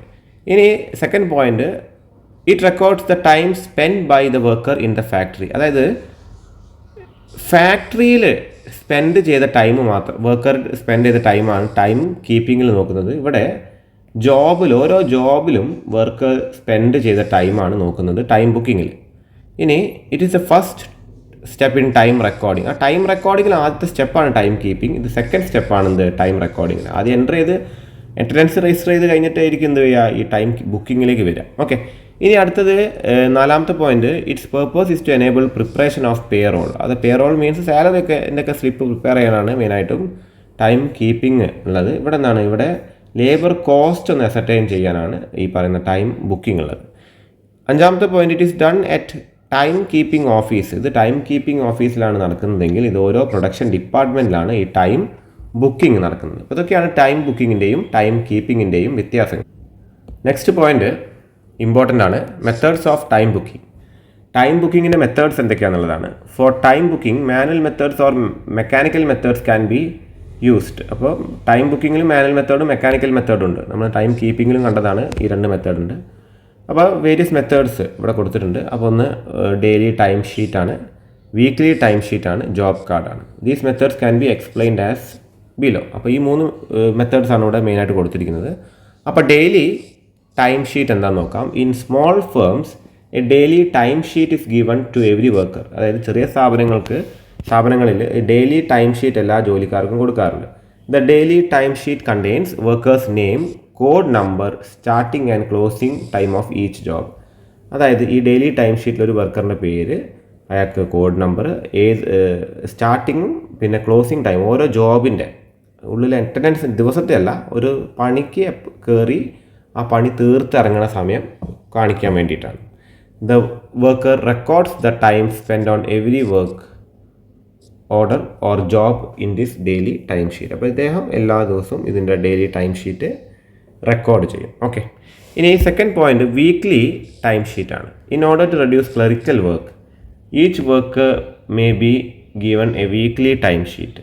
അതായത് ക്ലറിക്കൽ വർക്ക് ചെയ്യാനായിട്ട് എന്താണ് ഓരോ വർക്കർക്കും വീക്ക്ലി ടൈം ഷീറ്റ് കൊടുക്കാറുണ്ട്. Okay, in this sheet the worker has to record the time spend on all jobs in a week. അതായത് ഒരു വീക്കിൽ ഇയാൾ എന്തൊക്കെ ജോലി ചെയ്തു എന്ന് സൂചിപ്പിക്കുന്ന ഇയാൾ എഴുതി കൊടുക്കണം, എന്തൊക്കെ ജോലി കംപ്ലീറ്റ് ആക്കിയെന്ന് എഴുതി കൊടുക്കുന്ന ഷീറ്റാണ് weekly time sheet. Next is job card. അടുത്തത് ജോബ് കാർഡ് ആണ്. This is another method of recording time spend by workers on the job. Under this method a separate card is maintain for each job. This card is known as, അപ്പോൾ ഓരോ ജോബിനും ഓരോ card കൊടുക്കുക. Okay, അല്ലെങ്കിൽ ഒരു job ticket എന്നതിന് മറ്റൊരു പേരുണ്ട്. When A worker starts work on A job he will B allotted the job card. അതായത് ഒരു വർക്കർ ജോലി തുടങ്ങിക്കഴിഞ്ഞാൽ അയാൾക്കൊരു ജോബ് കാർഡ് കൊടുക്കും. In that card he records the time of starting the job. When he completes the job he will record the time of completion of job. അപ്പോൾ അത് start ചെയ്യുമ്പോൾ അയാൾ അത് റെക്കോർഡ് ചെയ്യുക, കംപ്ലീറ്റ് ചെയ്യുമ്പോൾ എന്ത് ചെയ്യുക, അത് റെക്കോർഡ് ചെയ്യുക. ഓക്കെ, അപ്പോൾ അതാണ് ജോബ് കാർഡിനെ കൊണ്ട് ഉദ്ദേശിക്കുന്നത്. ജോബ് കാർഡിൻ്റെ ഒരു ഫോർമാറ്റ് അവിടെ കൊടുത്തിരിക്കുന്നത്. ഇങ്ങനത്തെ കാർഡ്സാണ് കൊടുക്കുക. അതിൽ ജോബ് നമ്പർ ഉണ്ടാവും, വർക്കറിൻ്റെ പേര് അയാൾ തന്നെ എഴുതണം, ഡേറ്റ്, ടൈം സ്റ്റാർട്ടഡ്, ജോബ് എപ്പോഴാണ് തുടങ്ങിയത് അത് അയാൾ എഴുതി വെക്കണം, ആ സമയം. ഇനി ജോബിനെ കുറിച്ച് ഡിസ്ക്രിപ്ഷൻ, ടൈം ഓൺ ഓഫ് എഴുതി വെക്കുക, നോർമൽ ഓവർ ടൈം എടുത്തിട്ടുണ്ടെങ്കിൽ എഴുതി വെക്കുക, അതിന് റേറ്റ് ചെയ്ത എമൗണ്ട് ചെയ്ത, കോസ്റ്റ് ഉള്ളവരുടെ സൈൻ അവിടെ വരിക, ഫോർമാൻ്റെ സൈനാണ് ഇവിടെ വരിക. ഓക്കെ, ഇനി next is advantages of job card. Job കാർഡിൻ്റെ അഡ്വാൻറ്റേജസ് എന്തൊക്കെയാണെന്നുള്ളതാണ്. അത് വളരെ സിമ്പിളാണ് ഓപ്പറേറ്റ് ചെയ്യാൻ, ഈസി ടു കാൽക്കുലേറ്റ് ആണ്, reduces considerable amount of clerical വർക്കാണ്. It serves as an authority to worker to start the work. It facilitate to keep a close watch on time spend by workers on each job. ഇതൊക്കെയാണ് ഇതിൻ്റെ advantages. എന്താണ്, സമയം കുറയും, അത് വളരെ ഈസിയാണ് calculate ചെയ്യാൻ, ഓപ്പറേറ്റ് ചെയ്യാൻ സിമ്പിളാണ്. പിന്നെന്താണ്, കൃത്യമായിട്ട് ഒരു നിരീക്ഷണം തൊഴിലാളികളുടെ പുറത്ത് നടക്കും. ഇനി എത്ര ടൈപ്പ് ഓഫ് ജോബ് കാർഡ് ഉണ്ടെന്ന് നോക്കാം. 4 കൈൻഡ്സ് ഓഫ് ജോബ് കാർഡാണുള്ളത്. അതിൽ first one job card for each ജോബാണ്, അല്ലെങ്കിൽ ഓരോ ജോബിന് ഒരു ജോബ് കാർഡ് കൊടുക്കുക. അടുത്തത് ജോബ് കാർഡ് ഫോർ ഈച്ച് വർക്കറാണ്. ഇനി combined time and job card, piece work card വരുന്നുണ്ട്. ഓക്കെ, അപ്പോൾ അതൊക്കെയാണ്, ഇത്രയും ടൈപ്പാണ് ജോബ് കാർഡ് വരുന്നത്. Side heading wages abstract. അപ്പോൾ എന്താണ് വേജസ് എബ്സ്ട്രാക്ട് എന്ന് നോക്കാം. Wages abstract is an analytical statement of labour cost of each job. അതായത് വേജസ് എബ്സ്ട്രാക്ട് എന്ന് വെച്ചാൽ ഒരു അനാലിറ്റിക്കൽ സ്റ്റേറ്റ്മെൻ്റ് ആണ്. എന്തിനെ കുറിച്ചുള്ള? ലേബർ കോസ്റ്റ്, ഓരോ ജോലിക്കുള്ള ഓരോ ജോബിൻ്റെയും ലേബർ കോസ്റ്റിൻ്റെ ഒരു അനാലിറ്റിക്കൽ സ്റ്റേറ്റ്മെൻ്റ് ആണ് വേജസ് എബ്സ്ട്രാക്ട് എന്ന് വെച്ചാൽ. ഓക്കെ, അപ്പോൾ അതൊരു അനാലിറ്റിക്കൽ സ്റ്റേറ്റ്മെൻ്റ് ആണ്. എന്തിൻ്റെ? ലേബർ കോസ്റ്റിൻ്റെ, ഓരോ ജോലിയുടെയും ലേബർ കോസ്റ്റിൻ്റെ അനാലിറ്റിക്കൽ സ്റ്റേറ്റ്മെൻ്റ് ആണ് വേജസ് എബ്സ്ട്രാക്ട് എന്ന് വെച്ചാൽ. Okay, it is a document showing the distribution of wages by job, department etcetera. അതൊരു ഡോക്യുമെൻ്റ് ആണ്. എന്ത് കാണിക്കുന്നത്? Which shows the distribution of wages, അതായത് ഓരോ ജോബിനുള്ള വേജിൻ്റെ ഡിസ്ട്രിബ്യൂഷൻ, എങ്ങനെയൊക്കെയാണ് വേജ് കൊടുക്കുന്നത്, എങ്ങനെയൊക്കെയാണ് ഡിസ്ട്രിബ്യൂട്ട് ചെയ്യുന്നത് കാണിക്കുന്ന ഒരു ഡോക്യുമെൻ്റ് ആണ് വേജസ് എബ്സ്ട്രാക്ട് എന്ന് വെച്ചാൽ. Okay, it is prepared by the costing department. അത് കോസ്റ്റിംഗ് ഡിപ്പാർട്ട്മെൻ്റ് ആണ് പ്രിപ്പയർ ചെയ്യുന്നത്. It is also known as wages analysis sheet. ഇതിന് മറ്റൊരു പേരും കൂടി ഉണ്ട്. ഇതിൻ്റെ മറ്റൊരു പേരാണ് വേജസ് അനാലിസിസ് ഷീറ്റ് എന്ന് വെച്ചാൽ. ഓക്കെ, അപ്പോൾ എന്താണ് വേജസ് എബ്സ്ട്രാക്ട് എന്നുള്ളത് ചിലപ്പോൾ 2 മാർക്കിന് ചോദിക്കാൻ ചാൻസ് ഉണ്ട്. അപ്പോൾ ഈ ഒരു പോയിന്റ് ഓർത്ത് വെച്ചേക്കാം. ഓക്കെ, ഇനി അടുത്തത് preparation of wage sheet or payroll. അപ്പോൾ വേജ് ഷീറ്റ് അല്ലെങ്കിൽ പേ റോൾ എങ്ങനെയാണ് പ്രിപ്പയർ ചെയ്യുക എന്നുള്ളതാണ്. Payroll is a record showing gross wages earned by each worker, deductions from gross wage and net wages payable to each worker. അതായത് പേ role ഒരു റെക്കോർഡാണ്. പേ role എന്ന് വെച്ചാൽ വേജ് കൊടുക്കുന്നതിനുള്ള റെക്കോർഡാണ് പേ റോൾ എന്ന് വെച്ചാൽ. ഓക്കെ, അതായത് കൂലി കൊടുക്കുന്നതെന്നുള്ളത് കാണിക്കാനുള്ള റെക്കോർഡാണ് ഈ പറഞ്ഞ പേ റോൾ എന്ന് വെച്ചാൽ. ഓക്കെ, അപ്പോൾ ഈ വേജ് ഷീറ്റിന് അതിന് മറ്റൊരു പേരുണ്ട്. പേ റോളിന് വേജ് ഷീറ്റിന് മറ്റൊരു പേരും കൂടി വരുന്നുണ്ട്. അപ്പോൾ എന്താണ്? അത് റെക്കോർഡാണ്. അത് ഗ്രോസ് വേജ്, ഓരോ വർക്കറും ഏൺ ചെയ്തിരിക്കുന്ന ഗ്രോസ് വേജ്, അതിൽ നിന്നും എന്തെങ്കിലും ഡിഡക്ഷൻസ് ഉണ്ടെങ്കിൽ അത് കുറച്ചിട്ട് നെറ്റ് വേജസ് കാണിക്കാനും എന്താണ് ഈ ഒരു പേ റോൾ യൂസ് ചെയ്യും. ഇനി പറയുന്നത് the deductions may include provident fund contribution to ESI, house rent, recovery of advance, cooperative society dues, life insurance premium, income tax. അതായത് ഈ ഗ്രോസ് വേജസിൽ നിന്നും ഈ പറയുന്ന ഡിഡക്ഷൻസ്, അതായത് പ്രോവിഡൻറ്റ് ഫണ്ട്, അതിൻ്റെ കോൺട്രിബ്യൂഷൻ ടു ESI, പിന്നെ house rent, recovery of advance, cooperative society dues, life insurance premium, income tax. അപ്പോൾ ഈ ഡിഡക്ഷൻസ് ഒക്കെ മൈനസ് ചെയ്താൽ എന്ത് കിട്ടും? നെറ്റ് വേജസ് കിട്ടും. അപ്പോൾ ഇത് കാണിക്കുന്ന ഒരു സ്റ്റേറ്റ്മെൻ്റ് ആണ് ഈ പേ റോൾ അല്ലെങ്കിൽ വേജ് ഷീറ്റ് എന്ന് വെച്ചാൽ. അപ്പോൾ അതെങ്ങനെ പ്രിപ്പയർ ചെയ്യുന്നുള്ളതാണ് ചോദ്യം. Okay, the preparation of wage sheet or payroll is the responsibility of payroll department. അതായത് പേ റോൾ ഡിപ്പാർട്ട്മെൻറ്റിൻ്റെ റെസ്പോൺസിബിലിറ്റിയാണ് പേ റോൾ അല്ലെങ്കിൽ വേജ് ഷീറ്റ് എന്ത് ചെയ്യുക, പ്രിപ്പയർ ചെയ്യുക എന്നുള്ളത്. അപ്പോൾ നമുക്കിതിനൊരു എക്സാമ്പിൾ വരുന്നുണ്ട്. എക്സാമ്പിൾ 1 ഒന്ന് പരിശോധിക്കാം. Example 1, from the following particulars you are required to prepare a statement of labour cost. അതായത് തന്നിരിക്കുന്ന പെർട്ടിക്കുലേഴ്സിൽ നിന്നും ലേബർ കോസ്റ്റ് എങ്ങനെയാണ് പ്രിപ്പയർ ചെയ്യുക എന്നുള്ളത് അതിൻ്റെ സ്റ്റേറ്റ്മെൻറ്റ് കാണിക്കാനാണ്. അപ്പോൾ അതിൻ്റെ ഓരോ ട്രാൻസാക്ഷൻസ് കൊടുത്തിട്ടുണ്ട്. അപ്പോൾ മന്ത്ലി സാലറി 225 ആദ്യമായിട്ട് കൊടുത്തിട്ടുണ്ട് ഇവിടെ. അത് കഴിഞ്ഞിട്ട് next leave salary 5% of salary. മൂന്നാമത്തെ point employers contribution to provident fund 1/3 of 1 and 2. Okay, first 2 പോയിൻറ്റിൻ്റെ 1/3. ഇനി നാലാമത്തെ point employers contribution to state insurance 3% of 1 and 2. അഞ്ചാമത്തെ point pro rata expenditure on amenities to labours ₹28 per head per month. Next point, number of working hours in a month 200. Then assume that there is 8 hours per day. അപ്പോൾ നമ്മളോട് ചോദിച്ചിരിക്കുന്നത് labour cost statement തയ്യാറാക്കാനാണ്. Okay, അപ്പോൾ ആദ്യം നമ്മൾ salary കൊടുത്തിരിക്കുന്നത് ശ്രദ്ധിക്കുക. Monthly salary കൊടുത്തിരിക്കുന്നത് 225 ആയി. 225 ഇവിടെ എഴുതി വെക്കുക. Next one is leave salary. അത് 5% ഓഫ് 1 ആയിരുന്നു. 225-ൻ്റെ 5% എടുത്ത് ഇവിടെ എഴുതുക. 11.25. Second point employers contribution to provident fund. Okay, അപ്പോൾ അത് 8.13% ആയിരുന്നു.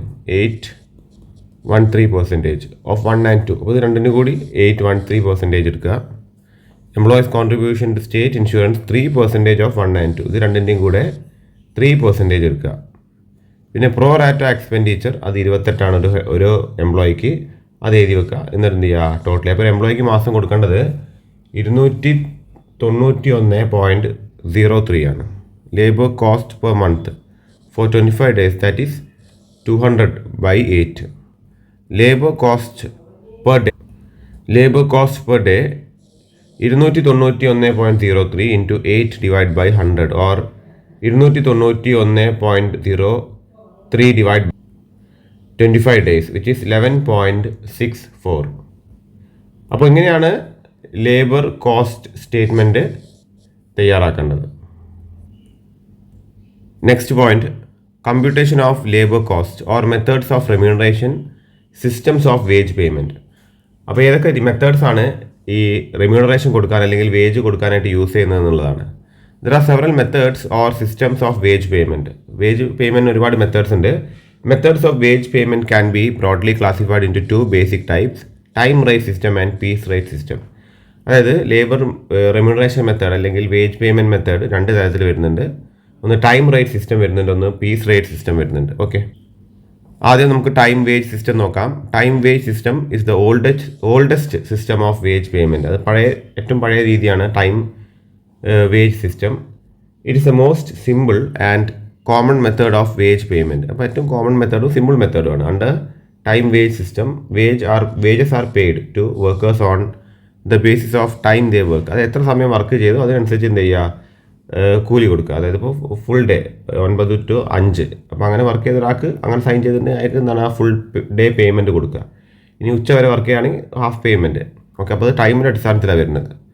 So output produced by workers is not considered. അപ്പോൾ എത്രയാണ് ആൾ ഉണ്ടാക്കിയിരിക്കുന്നത്, അയാൾ ഉൽപ്പാദനം എത്രയാണെന്നുള്ളത് നോക്കില്ല. Okay, so earnings is equal to hours worked into rate per hour. എത്ര ഹവർ വർക്ക് ചെയ്തു, അപ്പോൾ ആ റേറ്റ് ആ ഒരു മണിക്കൂറിന് എത്രയാണോ കൊടുക്കുന്നത് അതിനനുസരിച്ച് എന്ത് ചെയ്യുക, ഏർണിങ്സ് അല്ലെങ്കിൽ വേജസ് കൊടുക്കുക എന്നുള്ളതാണ്. അപ്പോൾ ഇതാണ് ഇതിൻ്റെ ഒരു ഇക്വേഷൻ ആയിട്ട് വരുന്നത്. നോട്ട് ചെയ്ത് വെക്കുക ഏർണിങ്സ്. അപ്പോൾ ടൈം വേജ് സിസ്റ്റത്തിനെ കുറിച്ച് ചോദിക്കുകയാണെങ്കിൽ എന്ത് ചെയ്യുക, ഈ ഒരു ഇക്വേഷനും കൂടി എഴുതി വെക്കുക. ഇത്രയും പോയിന്റ് 2 മാർക്കിൽ ചോദിക്കുകയാണെങ്കിൽ എഴുതി വെക്കുക. ഓക്കെ, നെക്സ്റ്റ് വൺ സൂട്ടബിലിറ്റി ആണ്. ഇപ്പോൾ ഏതൊക്കെ രീതിയിലാണ്, ഏതൊക്കെ കണ്ടീഷൻസിലാണ് ടൈം വേജ് സൂട്ടബിൾ ആവുന്നത് എന്നുള്ളതാണ്. ടൈം വേജ് സിസ്റ്റം ഏതൊക്കെ കണ്ടീഷനിലാണ് സൂട്ടബിൾ ആവുന്നത് എന്നുള്ളതാണ്. അതിൽ first point, where work cannot be measured. അത് വർക്ക് മെഷർ ചെയ്യാൻ പറ്റാത്ത കാര്യങ്ങളാണെങ്കിൽ ടൈം വേജ് സിസ്റ്റമാണ് നല്ലത്. വർക്കിൻ്റെ മെഷർമെൻറ്റ് കൊടുക്കാൻ സാധിക്കുന്നില്ല. Where quality of work is more important than quantity. അപ്പോൾ വർക്കിൻ്റെ ക്വാളിറ്റിക്കാണ് ഇമ്പോർട്ടൻ്റ് എങ്കിൽ കൂടുതൽ സമയം സ്പെൻഡ് ചെയ്താലേ ക്വാളിറ്റി ഉണ്ടാവുള്ളൂ. അപ്പോൾ അത്തരം കാര്യങ്ങൾക്കൊക്കെ ടൈം വേജ് ആണ് സൂട്ടബിളായി വരുന്നത്. മൂന്നാമത്തെ point, where strict supervision is possible. കൃത്യമായ സൂപ്പർവിഷൻ പോസിബിൾ ആണെങ്കിൽ ടൈം വേജാണ് നല്ലത്. പിന്നെ നാലാമത്തെ point, where power stoppages, machine break down etcetera are frequent ആയിട്ട് പവർ സ്റ്റോപ്പ് ചെയ്യുക, മെഷീൻ ബ്രേക്ക് ഡൗൺ ആവുന്നുണ്ടൊക്കെ ഉണ്ടെങ്കിൽ ടൈം വേജാണ് നല്ലത്. Where work is done through different operations, ഒരുപാട് ഓപ്പറേഷൻസിലൂടെ വർക്ക് ചെയ്യാൻ പറ്റുന്നുണ്ടെങ്കിൽ. ആറാമത്തെ point, where the work requires a high degree of skill. വർക്കിന് ഒരുപാട് സ്കില്ല് ആവശ്യമുണ്ടെങ്കിലും ടൈം വേജ് സിസ്റ്റമാണ് നല്ലത്. Next one, advantages of time wage system. എന്തൊക്കെയാണ് ടൈം വേജ് സിസ്റ്റത്തിൻ്റെ അഡ്വാൻറ്റേജസ് എന്നുള്ളതാണ്. It is easy to understand and simple to operate. വളരെ ഈസിയാണ്, സിമ്പിളാണ്. Second point, every worker is guaranteed with a minimum wage. എപ്പോഴും എല്ലാ വർക്കറിനും ഒരു മിനിമം വേജ് ഗ്യാരണ്ടി ചെയ്യപ്പെടുന്നുണ്ട്. Quality of production is generally maintained. Production quality maintain ചെയ്യപ്പെടുന്നുണ്ട്, കാരണം വർക്കേഴ്സ് ഒരു ധൃതിയിൽ പണിയെടുക്കില്ല. ഓക്കെ, ഇനി നാലാമത്തെ point, defective products and breakage of tools R minimum. അതായത് പ്രൊഡക്റ്റ് ഡിഫക്റ്റീവ് ആവുക, സാധനങ്ങൾ പൊട്ടിപ്പോവുക, അതൊന്നും കുറയും. It is suitable to beginners and learners. ഇത് ബിഗിനേഴ്സിനും ലേണേഴ്സിനും ഏറ്റവും നല്ലതാണ്. ഓക്കെ, അപ്പോൾ ഇതൊക്കെയാണ് ടൈം വേജ് സിസ്റ്റത്തിൻ്റെ അഡ്വാൻറ്റേജസ് ആയിട്ട് പറയുന്നത്. ഇനി ഡിസ്അഡ്വാൻറ്റേജസ് ആയിട്ട് പറയുന്നത്, it does not provide any incentive to hard വർക്കിനൊരു ഇൻസെൻറ്റീവ് കൊടുക്കില്ല. കാരണം ആ ഉള്ള സമയം ഹാർഡ് വർക്ക് ചെയ്യുന്നുണ്ടോ ഇല്ല എന്നുള്ള കാര്യം നോക്കുന്നില്ല, എത്ര സമയമാണ് വർക്ക് ചെയ്തത് മാത്രമേ നോക്കുന്നുള്ളൂ. രണ്ടാമത്തെ point, it ignores the efficiency of വർക്കേഴ്സിൻ്റെ എഫിഷ്യൻസി ഇത് ഇഗ്നോർ ചെയ്യുന്നു. മൂന്നാമത്തെ പോയിന്റ്, ഐഡൽ ടൈം കൂടുതലായിരിക്കും. നാലാമത്തെ point, it requires close supervision ആവശ്യമാണ്. അഞ്ചാമത്തെ point, workers tend to work slow. Worker മെല്ലെ ജോലി ചെയ്യുക എന്നുള്ളൊരു ടെൻഡൻസി വരും. കാര്യം കൂടുതൽ ദിവസങ്ങൾ നീണ്ടു പോകാനായിട്ട് മെല്ലെ ജോലി ചെയ്യുക എന്നുള്ളൊരു ടെൻഡൻസി ടൈം വേജ് സിസ്റ്റത്തിൽ വരും. അപ്പോൾ ഇതൊക്കെയാണ് ടൈം വേജ് സിസ്റ്റത്തിൻ്റെ disadvantages. Next is piece wage system. അപ്പോൾ ടൈം വേജ് സിസ്റ്റം പോലെ തന്നെ മറ്റൊരു സിസ്റ്റമാണ് പീസ് വേജ് സിസ്റ്റം. അപ്പോൾ അതിൽ പറയുന്നത്, under this method wages are paid on the basis of number of articles produced by the worker.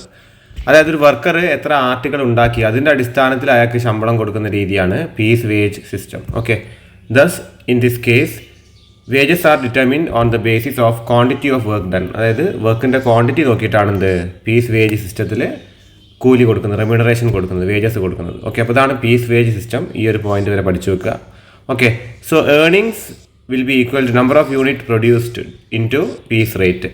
എത്ര യൂണിറ്റ് ആണ് ഉണ്ടാക്കിയിരിക്കുന്നത് അതിനെ പീസ് റേറ്റുമായിട്ട് മൾട്ടിപ്ലൈ ചെയ്താൽ എത്രയാണ് ഏർണിങ്സ് കിട്ടിയതെന്ന് തിരിച്ചറിയാൻ സാധിക്കും. അപ്പോൾ ഇതാണ് പീസ് വേജ് സിസ്റ്റത്തിൽ വരുന്നത്. Next is suitability. Piece rate system is suitable in the following situations. അപ്പോൾ താഴെ കൊടുത്തിരിക്കുന്ന സിറ്റുവേഷൻസിലാണ് പീസ് റേറ്റ് സിസ്റ്റം സൂട്ടബിൾ ആവുന്നത്. When it is convenient to determine the fair and equitable piece rate for each product or job. അതായത് ഓരോ ജോബിനൊരു piece rate convenient ആയിട്ട് നമുക്ക് fix ചെയ്യാൻ സാധിക്കുമെങ്കിൽ അങ്ങനെ ആവുന്നൊരു കേസിൽ പീസ് റേറ്റ് സിസ്റ്റമാണ് ഏറ്റവും നല്ലത്. Second point, where quantity of output can be measured. അതായത് ഔട്ട്പുട്ടിന് ക്വാണ്ടിറ്റി കൃത്യമായിട്ട് മെഷർ ചെയ്യാൻ സാധിക്കുന്ന കണ്ടീഷൻസ് ആണെങ്കിൽ ആ ക്വാണ്ടിറ്റി അനുസരിച്ചിട്ട് എന്ത് ചെയ്യുക, അതിനൊരു പീസ് റേറ്റ് വെച്ചിട്ട് നമുക്ക് എന്ത് ചെയ്യാൻ പറ്റും, ഈ പീസ് റേറ്റ് സിസ്റ്റം ഫിക്സ് ചെയ്യാൻ സാധിക്കും. Third point, work is of repetitive nature. റിപ്പീറ്റേഷനുള്ള വരുന്ന വർക്ക് ആണെങ്കിലും പീസ് റേറ്റ് ആണ് നല്ലത്. നാലാമത്തെ point, in case of out വർക്കേഴ്സിൻ്റെ കേസ് ആണെങ്കിലും പീസ് റേറ്റ് സിസ്റ്റമാണ് നല്ലത്. അഞ്ചാമത്തെ point, when quality of work is not important. അതായത് ക്വാളിറ്റി ഓഫ് വർക്ക് ഇമ്പോർട്ടൻ്റ് അല്ലെങ്കിൽ പീസ് റേറ്റ് ആണ് നല്ലത്. ആറാമത്തെ point, when output is standardised. അതായത് സ്റ്റാൻഡർഡൈസ്ഡ് ഔട്ട്പുട്ട് ആണെങ്കിലും പീസ് റേറ്റ് സിസ്റ്റമാണ് നല്ലത്. ഇനി advantages of piece wage system. അതായത് പീസ് വേജ് സിസ്റ്റത്തിൻ്റെ അഡ്വാൻറ്റേജസ് എന്തൊക്കെയാണെന്നുള്ളതാണ്. അപ്പോൾ താഴെ അഡ്വാൻറ്റേജസ് കൊടുത്തിട്ടുണ്ട്. It is simple and easily understood by workers. അതായത് ഇത് വളരെ സിമ്പിളാണ്, ഇത് ജോലിക്കാർക്ക് മനസ്സിലാവാൻ വളരെ ഈസിയാണ്. രണ്ടാമത്തെ പോയിന്റ് ശ്രദ്ധിക്കുക, labour cost per unit or job is easily determined. അതായത് ലേബർ കോസ്റ്റ് പെട്ടെന്ന് നമുക്ക് എന്താണ് തിരിച്ചറിയാൻ സാധിക്കും. ഓക്കെ, തേർഡ് പോയിന്റ് ശ്രദ്ധിക്കാം, it provides an incentive to produce more. അതായത് കൂടുതൽ പ്രൊഡ്യൂസ് ചെയ്യാൻ ഒരു ഇൻസെൻറ്റീവ് ഇത് പ്രൊവൈഡ് ചെയ്യുന്നുണ്ട്. Hence productivity increases. അതായത് പ്രൊഡക്ടിവിറ്റി വർദ്ധിക്കും, ആൾക്കാർ കൂടുതൽ ഉൽപ്പാദിപ്പിക്കാൻ ശ്രമിക്കും. കാരണം കൂടുതൽ ഉൽപ്പാദിപ്പിച്ചാൽ അവർക്ക് കൂടുതൽ പീസ് റേറ്റ് ലഭിക്കും. ഓക്കെ, നാലാമത്തെ point, less supervision is required over workers. അതായത് വർക്കേഴ്സിന് കുറച്ച് സൂപ്പർവിഷൻ കൊടുത്താൽ മതി, അവർ തന്നെ എന്താണ്, അവർക്ക് തന്നെ ഒരു ഇന്റേണൽ മോട്ടിവേഷൻ ഉണ്ടാകും കൂടുതൽ സാധനം പ്രൊഡ്യൂസ് ചെയ്യണമെന്നുള്ളത്. ഓക്കെ, ഇനി നെക്സ്റ്റ് പോയിന്റ് ശ്രദ്ധിക്കാം. അഞ്ചാമത്തെ point, idle time will be reduced to the minimum. അതായത് ഐഡിൽ ടൈം വളരെ കുറവായിരിക്കും, ആൾക്കാർ വെറുതെ ഇരിക്കില്ല, ആ സമയം കൊണ്ട് എന്താണ് കൂടുതൽ ഔട്ട്പുട്ട് ഉണ്ടാക്കാനാണ് നോക്കുക. ഓക്കെ, ഇതൊക്കെയാണ് പീസ് റേറ്റ് സിസ്റ്റത്തിൻ്റെ അഡ്വാൻറ്റേജസ് ആയിട്ട് പറയുന്നത്. ഇനി അതിൻ്റെ ഡിസ്അഡ്വാൻറ്റേജസ് ആയിട്ട് എന്തൊക്കെയാണ് പറയുന്നത് നോക്കാം. Disadvantages of piece wage system. അതിൽ first point, the quality of product is likely to fall. അതായത് ക്വാളിറ്റി ഓഫ് പ്രൊഡക്റ്റ് കുറയാൻ ചാൻസ് ഉണ്ട്. രണ്ടാമത്തെ point, there is no guarantee of minimum wage. അതായത് ഒരു മിനിമം വേജ് കിട്ടുമെന്നുള്ളൊരു ഗ്യാരണ്ടി ഇവിടെ കൊടുക്കാൻ സാധിക്കില്ല. അപ്പോൾ no guarantee of minimum wage. Third point is it is difficult to fix an equitable piece rate. അതായത് ഒരു ന്യായമായ പീസ് റേറ്റ് ഫിക്സ് ചെയ്യാൻ ബുദ്ധിമുട്ടാണ്. ഇനി നാലാമത്തെ point, sometimes workers handles the tools and equipments റഫ്ലി and carelessly to achieve a high output. അതായത് കൂടുതൽ ഔട്ട്പുട്ട് കിട്ടാൻ വേണ്ടിയിട്ട് ഈ ടൂൾസ് ആൻഡ് എക്യുപ്മെന്റ്സ് ഒക്കെ വളരെ കെയർലെസ് ആയിട്ട് എന്ത് ചെയ്യും, എംപ്ലോയീസ് അല്ലെങ്കിൽ വർക്കേഴ്സ് യൂസ് ചെയ്യാൻ ചാൻസ് ഉണ്ട്. അഞ്ചാമത്തെ point, there may be more spoilage and defective work. കൂടുതൽ ഡിഫക്റ്റീവ് വർക്കും ചിലപ്പോൾ കൂടുതൽ ഉണ്ടാക്കാനുള്ള ഒരു ആവശ്യത്തിൽ ഉണ്ടാക്കുന്ന സാധനങ്ങളൊക്കെ ചിലപ്പോൾ തീരെ ലോ ക്വാളിറ്റി സാധനങ്ങളൊക്കെ ആയിട്ട് വരാൻ ചാൻസ് ഉണ്ട്. അപ്പോൾ ഇതൊക്കെയാണ് പീസ് വേജ് സിസ്റ്റത്തിൻ്റെ ഡിസ്അഡ്വാൻറ്റേജസ് ആയിട്ട് പറയും. നെക്സ്റ്റ് പോയിന്റിലേക്ക് നെക്സ്റ്റ് സൈഡിലേക്ക് നോക്കാം. Types of piece rate system. അതായത് എത്ര type of piece rate system ഉണ്ട് നോക്കാം. There are 4 types of piece rate system. 4 type piece rate system ആണുള്ളത്. അതിൽ ഫസ്റ്റ് വൺ പറയുന്നത് സ്ട്രേറ്റ് പീസ് റേറ്റ് ആണ്. First one straight piece rate, second piece rate with guaranteed time rate, third one is differential piece rate and the fourth one is group piece rate. അപ്പോൾ 4 തരം piece rate ഉള്ളത്. അപ്പോൾ ഓരോന്നായിട്ട് നോക്കാം. Straight piece rate എന്താണെന്ന് നോക്കാം. First point straight piece rate ആണ്. അപ്പോൾ അതിലെന്താ പറയുന്നത്, in the system payment is made on the basis of fixed amount per unit produced. അതായത് ഒരു fixed amount of unit produce ചെയ്താൽ അതിനെന്ത് ചെയ്യുക, ഓരോ യൂണിറ്റിനൊരു പേയ്മെൻറ്റ് വെച്ചിട്ട് അതിനുള്ള പൈസ കൊടുക്കുക. അപ്പോൾ അതിൻ്റെ ഇക്വേഷൻ അവിടെ കൊടുത്തിരിക്കുന്നത് earnings is equal to number of unit produced into rate per unit.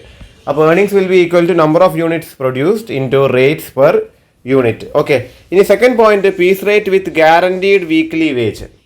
അതായത് ഒരു ഗ്യാരണ്ടി വീക്ക്ലി വേജ് കൊടുത്തിട്ട് അതിൻ്റെ കൂട്ടത്തിൽ ഒരു പീസ് റേറ്റും കൂടി കൊടുക്കുക. അതായത് ഒരു വീക്കിലി ഒരു 500 രൂപയോ അല്ലെങ്കിൽ 1000 രൂപ സാധാരണ കൊടുക്കുക ജോലി ചെയ്യുന്നതിന്. അതിൻ്റെ കൂട്ടത്തിൽ എന്ത് കൊടുക്കുക, എത്ര ഉൽപ്പാദിപ്പിക്കുന്നുണ്ടോ അതിനനുസരിച്ച് എന്ത് ചെയ്യുക, ഒരു എമൗണ്ടും കൊടുക്കുക. അതാണ് piece rate with guaranteed weekly wage. Okay, അപ്പോൾ അതിൽ under the system minimum wage equal to time wage are guaranteed. If the piece wage is less than time wage the worker gets time wage. അപ്പോൾ ഇങ്ങനെയല്ല, അതായത് ഒരാഴ്ചയിൽ ഒന്നുകിൽ 1000 രൂപ കൊടുക്കാമെന്ന് പറയാം, അല്ലെങ്കിൽ എന്ത് ചെയ്യുക, പീസ് വേജ് കൊടുക്കാമെന്ന് പറയാം. ഓരോ യൂണിറ്റ് ഉണ്ടാക്കുന്നതനുസരിച്ച് പൈസ കൊടുക്കാമെന്ന് പറയാം. അപ്പോൾ യൂണിറ്റ് ഉണ്ടാക്കുന്നത് ചിലപ്പോൾ 900 ആയി കഴിഞ്ഞാൽ ഈ 1000 ഒരാഴ്ച കൊടുക്കുകയുള്ളൂ. അപ്പോൾ ഏതാണോ കൂടുതലായിട്ട് വരുന്നത് അത് കൊടുക്കും. ഒന്നുകിൽ ടൈം റേറ്റ് കൊടുക്കും, അല്ലെങ്കിൽ എന്ത് ചെയ്യും, പീസ് റേറ്റ് കൊടുക്കും. ആ പീസ് റേറ്റ് എത്തിയിട്ടില്ലെങ്കിൽ ഗ്യാരണ്ടീഡ് ടൈം റേറ്റ് അവിടെ കൊടുക്കുമെന്നാണ് പറയുന്നത്. അപ്പോൾ ഇതാണ് സെക്കൻഡ് പോയിന്റ്. ഇനി തേർഡ് പോയിന്റ് നോക്കാം. നമുക്ക് തേർഡ് പോയിന്റ് നോക്കാം. ഡിഫറൻഷ്യൽ പീസ് റേറ്റ് ആണ് third point. In this system there are 2 or more piece rate. അപ്പോൾ ഈ ഒരു സിസ്റ്റത്തിൽ 2 അതിലധികമോ പീസ് റേറ്റ് വരുന്നുണ്ട് for different level of output. അതായത് ഈ ഒരു സിസ്റ്റത്തിൽ എന്താണ്, ഒന്നിലധികം പീസ് റേറ്റ് വരുന്നുണ്ട് ഓരോ ലെവൽ ഓഫ് ഔട്ട്പുട്ടിന്. Okay, for different level of output piece rates are applicable. Output below a certain level, below standard is paid at lower piece rate. അതായത് കുറഞ്ഞ സാധനം ഉണ്ടാക്കുന്നവർക്ക് കുറഞ്ഞ ലെവലിൽ പീസ് റേറ്റ് കൊടുക്കാം. Okay, output at or above a certain level, at or above standard is paid at high piece rate. അതായത് level കഴിഞ്ഞിട്ട് ഉണ്ടാക്കുന്ന ആൾക്ക് എന്ത് ചെയ്യുക, അധികം, അതായത് ഇപ്പോൾ 100 യൂണിറ്റ് വരെ ഉണ്ടാക്കുകയാണെങ്കിൽ അതിന് എന്ത് ചെയ്യുക, അതിന് 10 രൂപ കൊടുക്കുക. ഇനി 100 മുകളിലേക്കാണ് ഒരാൾ ഔട്ട്പുട്ട് കൊണ്ടുവരണമെങ്കിൽ ഇപ്പോൾ 110 ആയി കഴിഞ്ഞാൽ അതിന് വേണമെങ്കിൽ 20 രൂപ കൊടുക്കുക. ഓക്കെ, അപ്പോൾ എന്ത് ചെയ്യും, അപ്പോൾ ഈ പറയുന്ന എംപ്ലോയി അല്ലെങ്കിൽ എന്താണ് ലേബർ കൂടുതലായിട്ട് എന്ത് ചെയ്യും, അയാൾ കൂടുതൽ സാധനം ഉൽപ്പാദിപ്പിക്കാനായിട്ടുള്ളൊരു ശ്രമം നടത്തും. ഓക്കെ, അപ്പോൾ ഇതാണ് ഡിഫറൻഷ്യൽ പീസ് റേറ്റിൽ വരുന്നത്. ഈ നെക്സ്റ്റ് പോയിന്റ് എന്താണ്, ഗ്രൂപ്പ് പീസ് റേറ്റ് ആണ്. ഗ്രൂപ്പ് പീസ് റേറ്റ് അതിലെന്താ പറയുന്നത് നോക്കാം. Under the system a group of workers as a whole is paid wages on group basis for the number of unit produced by the group. അതായത് ഒരു ഗ്രൂപ്പായിട്ട് എന്ത് ചെയ്യുക, ഒരു ഗ്രൂപ്പ് ആയ ആൾക്കാരുണ്ട്, അവർ ഒരു ഉൽപ്പാദിപ്പിക്കുമ്പോൾ ആ ഗ്രൂപ്പിന് മൊത്തമായിട്ട് എന്ത് ചെയ്യുക, പീസ് റേറ്റ് വെച്ച് കൊടുക്കുക, എന്നിട്ട് അവരത് വീതിച്ചെടുക്കുക എന്നുള്ളതാണ്. Okay, the group then divides the earning of the group amongst its members on some mutually agreed basis. അപ്പോൾ ഈ ഗ്രൂപ്പ് എന്ത് ചെയ്യുക, അവർ തന്നെ എന്ത് ചെയ്യും, അത് വീതിച്ചെടുക്കുകയും ചെയ്യും. ഓക്കെ, അപ്പോൾ അതാണ് ഗ്രൂപ്പ് പീസ് റേറ്റ് സിസ്റ്റത്തിൽ വരുന്നത്. ഓക്കെ, ഇനി എക്സാമ്പിൾ 2 നോക്കാം നമുക്ക്. എക്സാമ്പിൾ 2 ഒരു ക്വസ്റ്റ്യൻ ആണ്. അപ്പോൾ അതെന്താണ്, mister Ramlal works in a factory where the following particulars apply. അപ്പോൾ മിസ്റ്റർ രാംലാൽ എന്ന് പറഞ്ഞ വ്യക്തി ഫാക്ടറിയിൽ ജോലി ചെയ്യുന്നുണ്ട്. അപ്പോൾ താഴെ പറഞ്ഞ കാര്യങ്ങളൊക്കെ ശ്രദ്ധിക്കേണ്ടതെന്നാണ് പറയുന്നത്. അപ്പോൾ ഫസ്റ്റ് പറഞ്ഞത് നോർമൽ ടൈം റേറ്റ് എന്താണ്, the normal time rate is ₹1.5, അതായത് ₹1.50 പെർ ഹവറിനാണ് നോർമൽ ടൈം റേറ്റ് വരുന്നത്. ക്വസ്റ്റ്യൻ്റെ കണ്ടിന്യൂഷൻ ആണ്. Normal piece rate 20% more of the time rate. അതായത് നോർമൽ പീസ് റേറ്റ് എന്താണ് ടൈം റേറ്റിനെക്കാട്ടി 20% കൂടുതലാണ്. Expected output 20 units per hour. അതായത് ഒരു അവറിൽ 20 യൂണിറ്റ് ആണ് എക്സ്പെക്റ്റഡ് ഔട്ട്പുട്ട് ആയിട്ട് വരുന്നത്. Ramlal produced 157 articles. Ramlal 157 articles ഉണ്ടാക്കിയിട്ടുണ്ട്. In an 8 hour day. അതായത് ഒരു 8 അവറുള്ള ഒരു ദിവസത്തിൽ ഇയാൾ 157 യൂണിറ്റ് ഓഫ് ഔട്ട്പുട്ട് ഉണ്ടാക്കിയിട്ടുണ്ട്.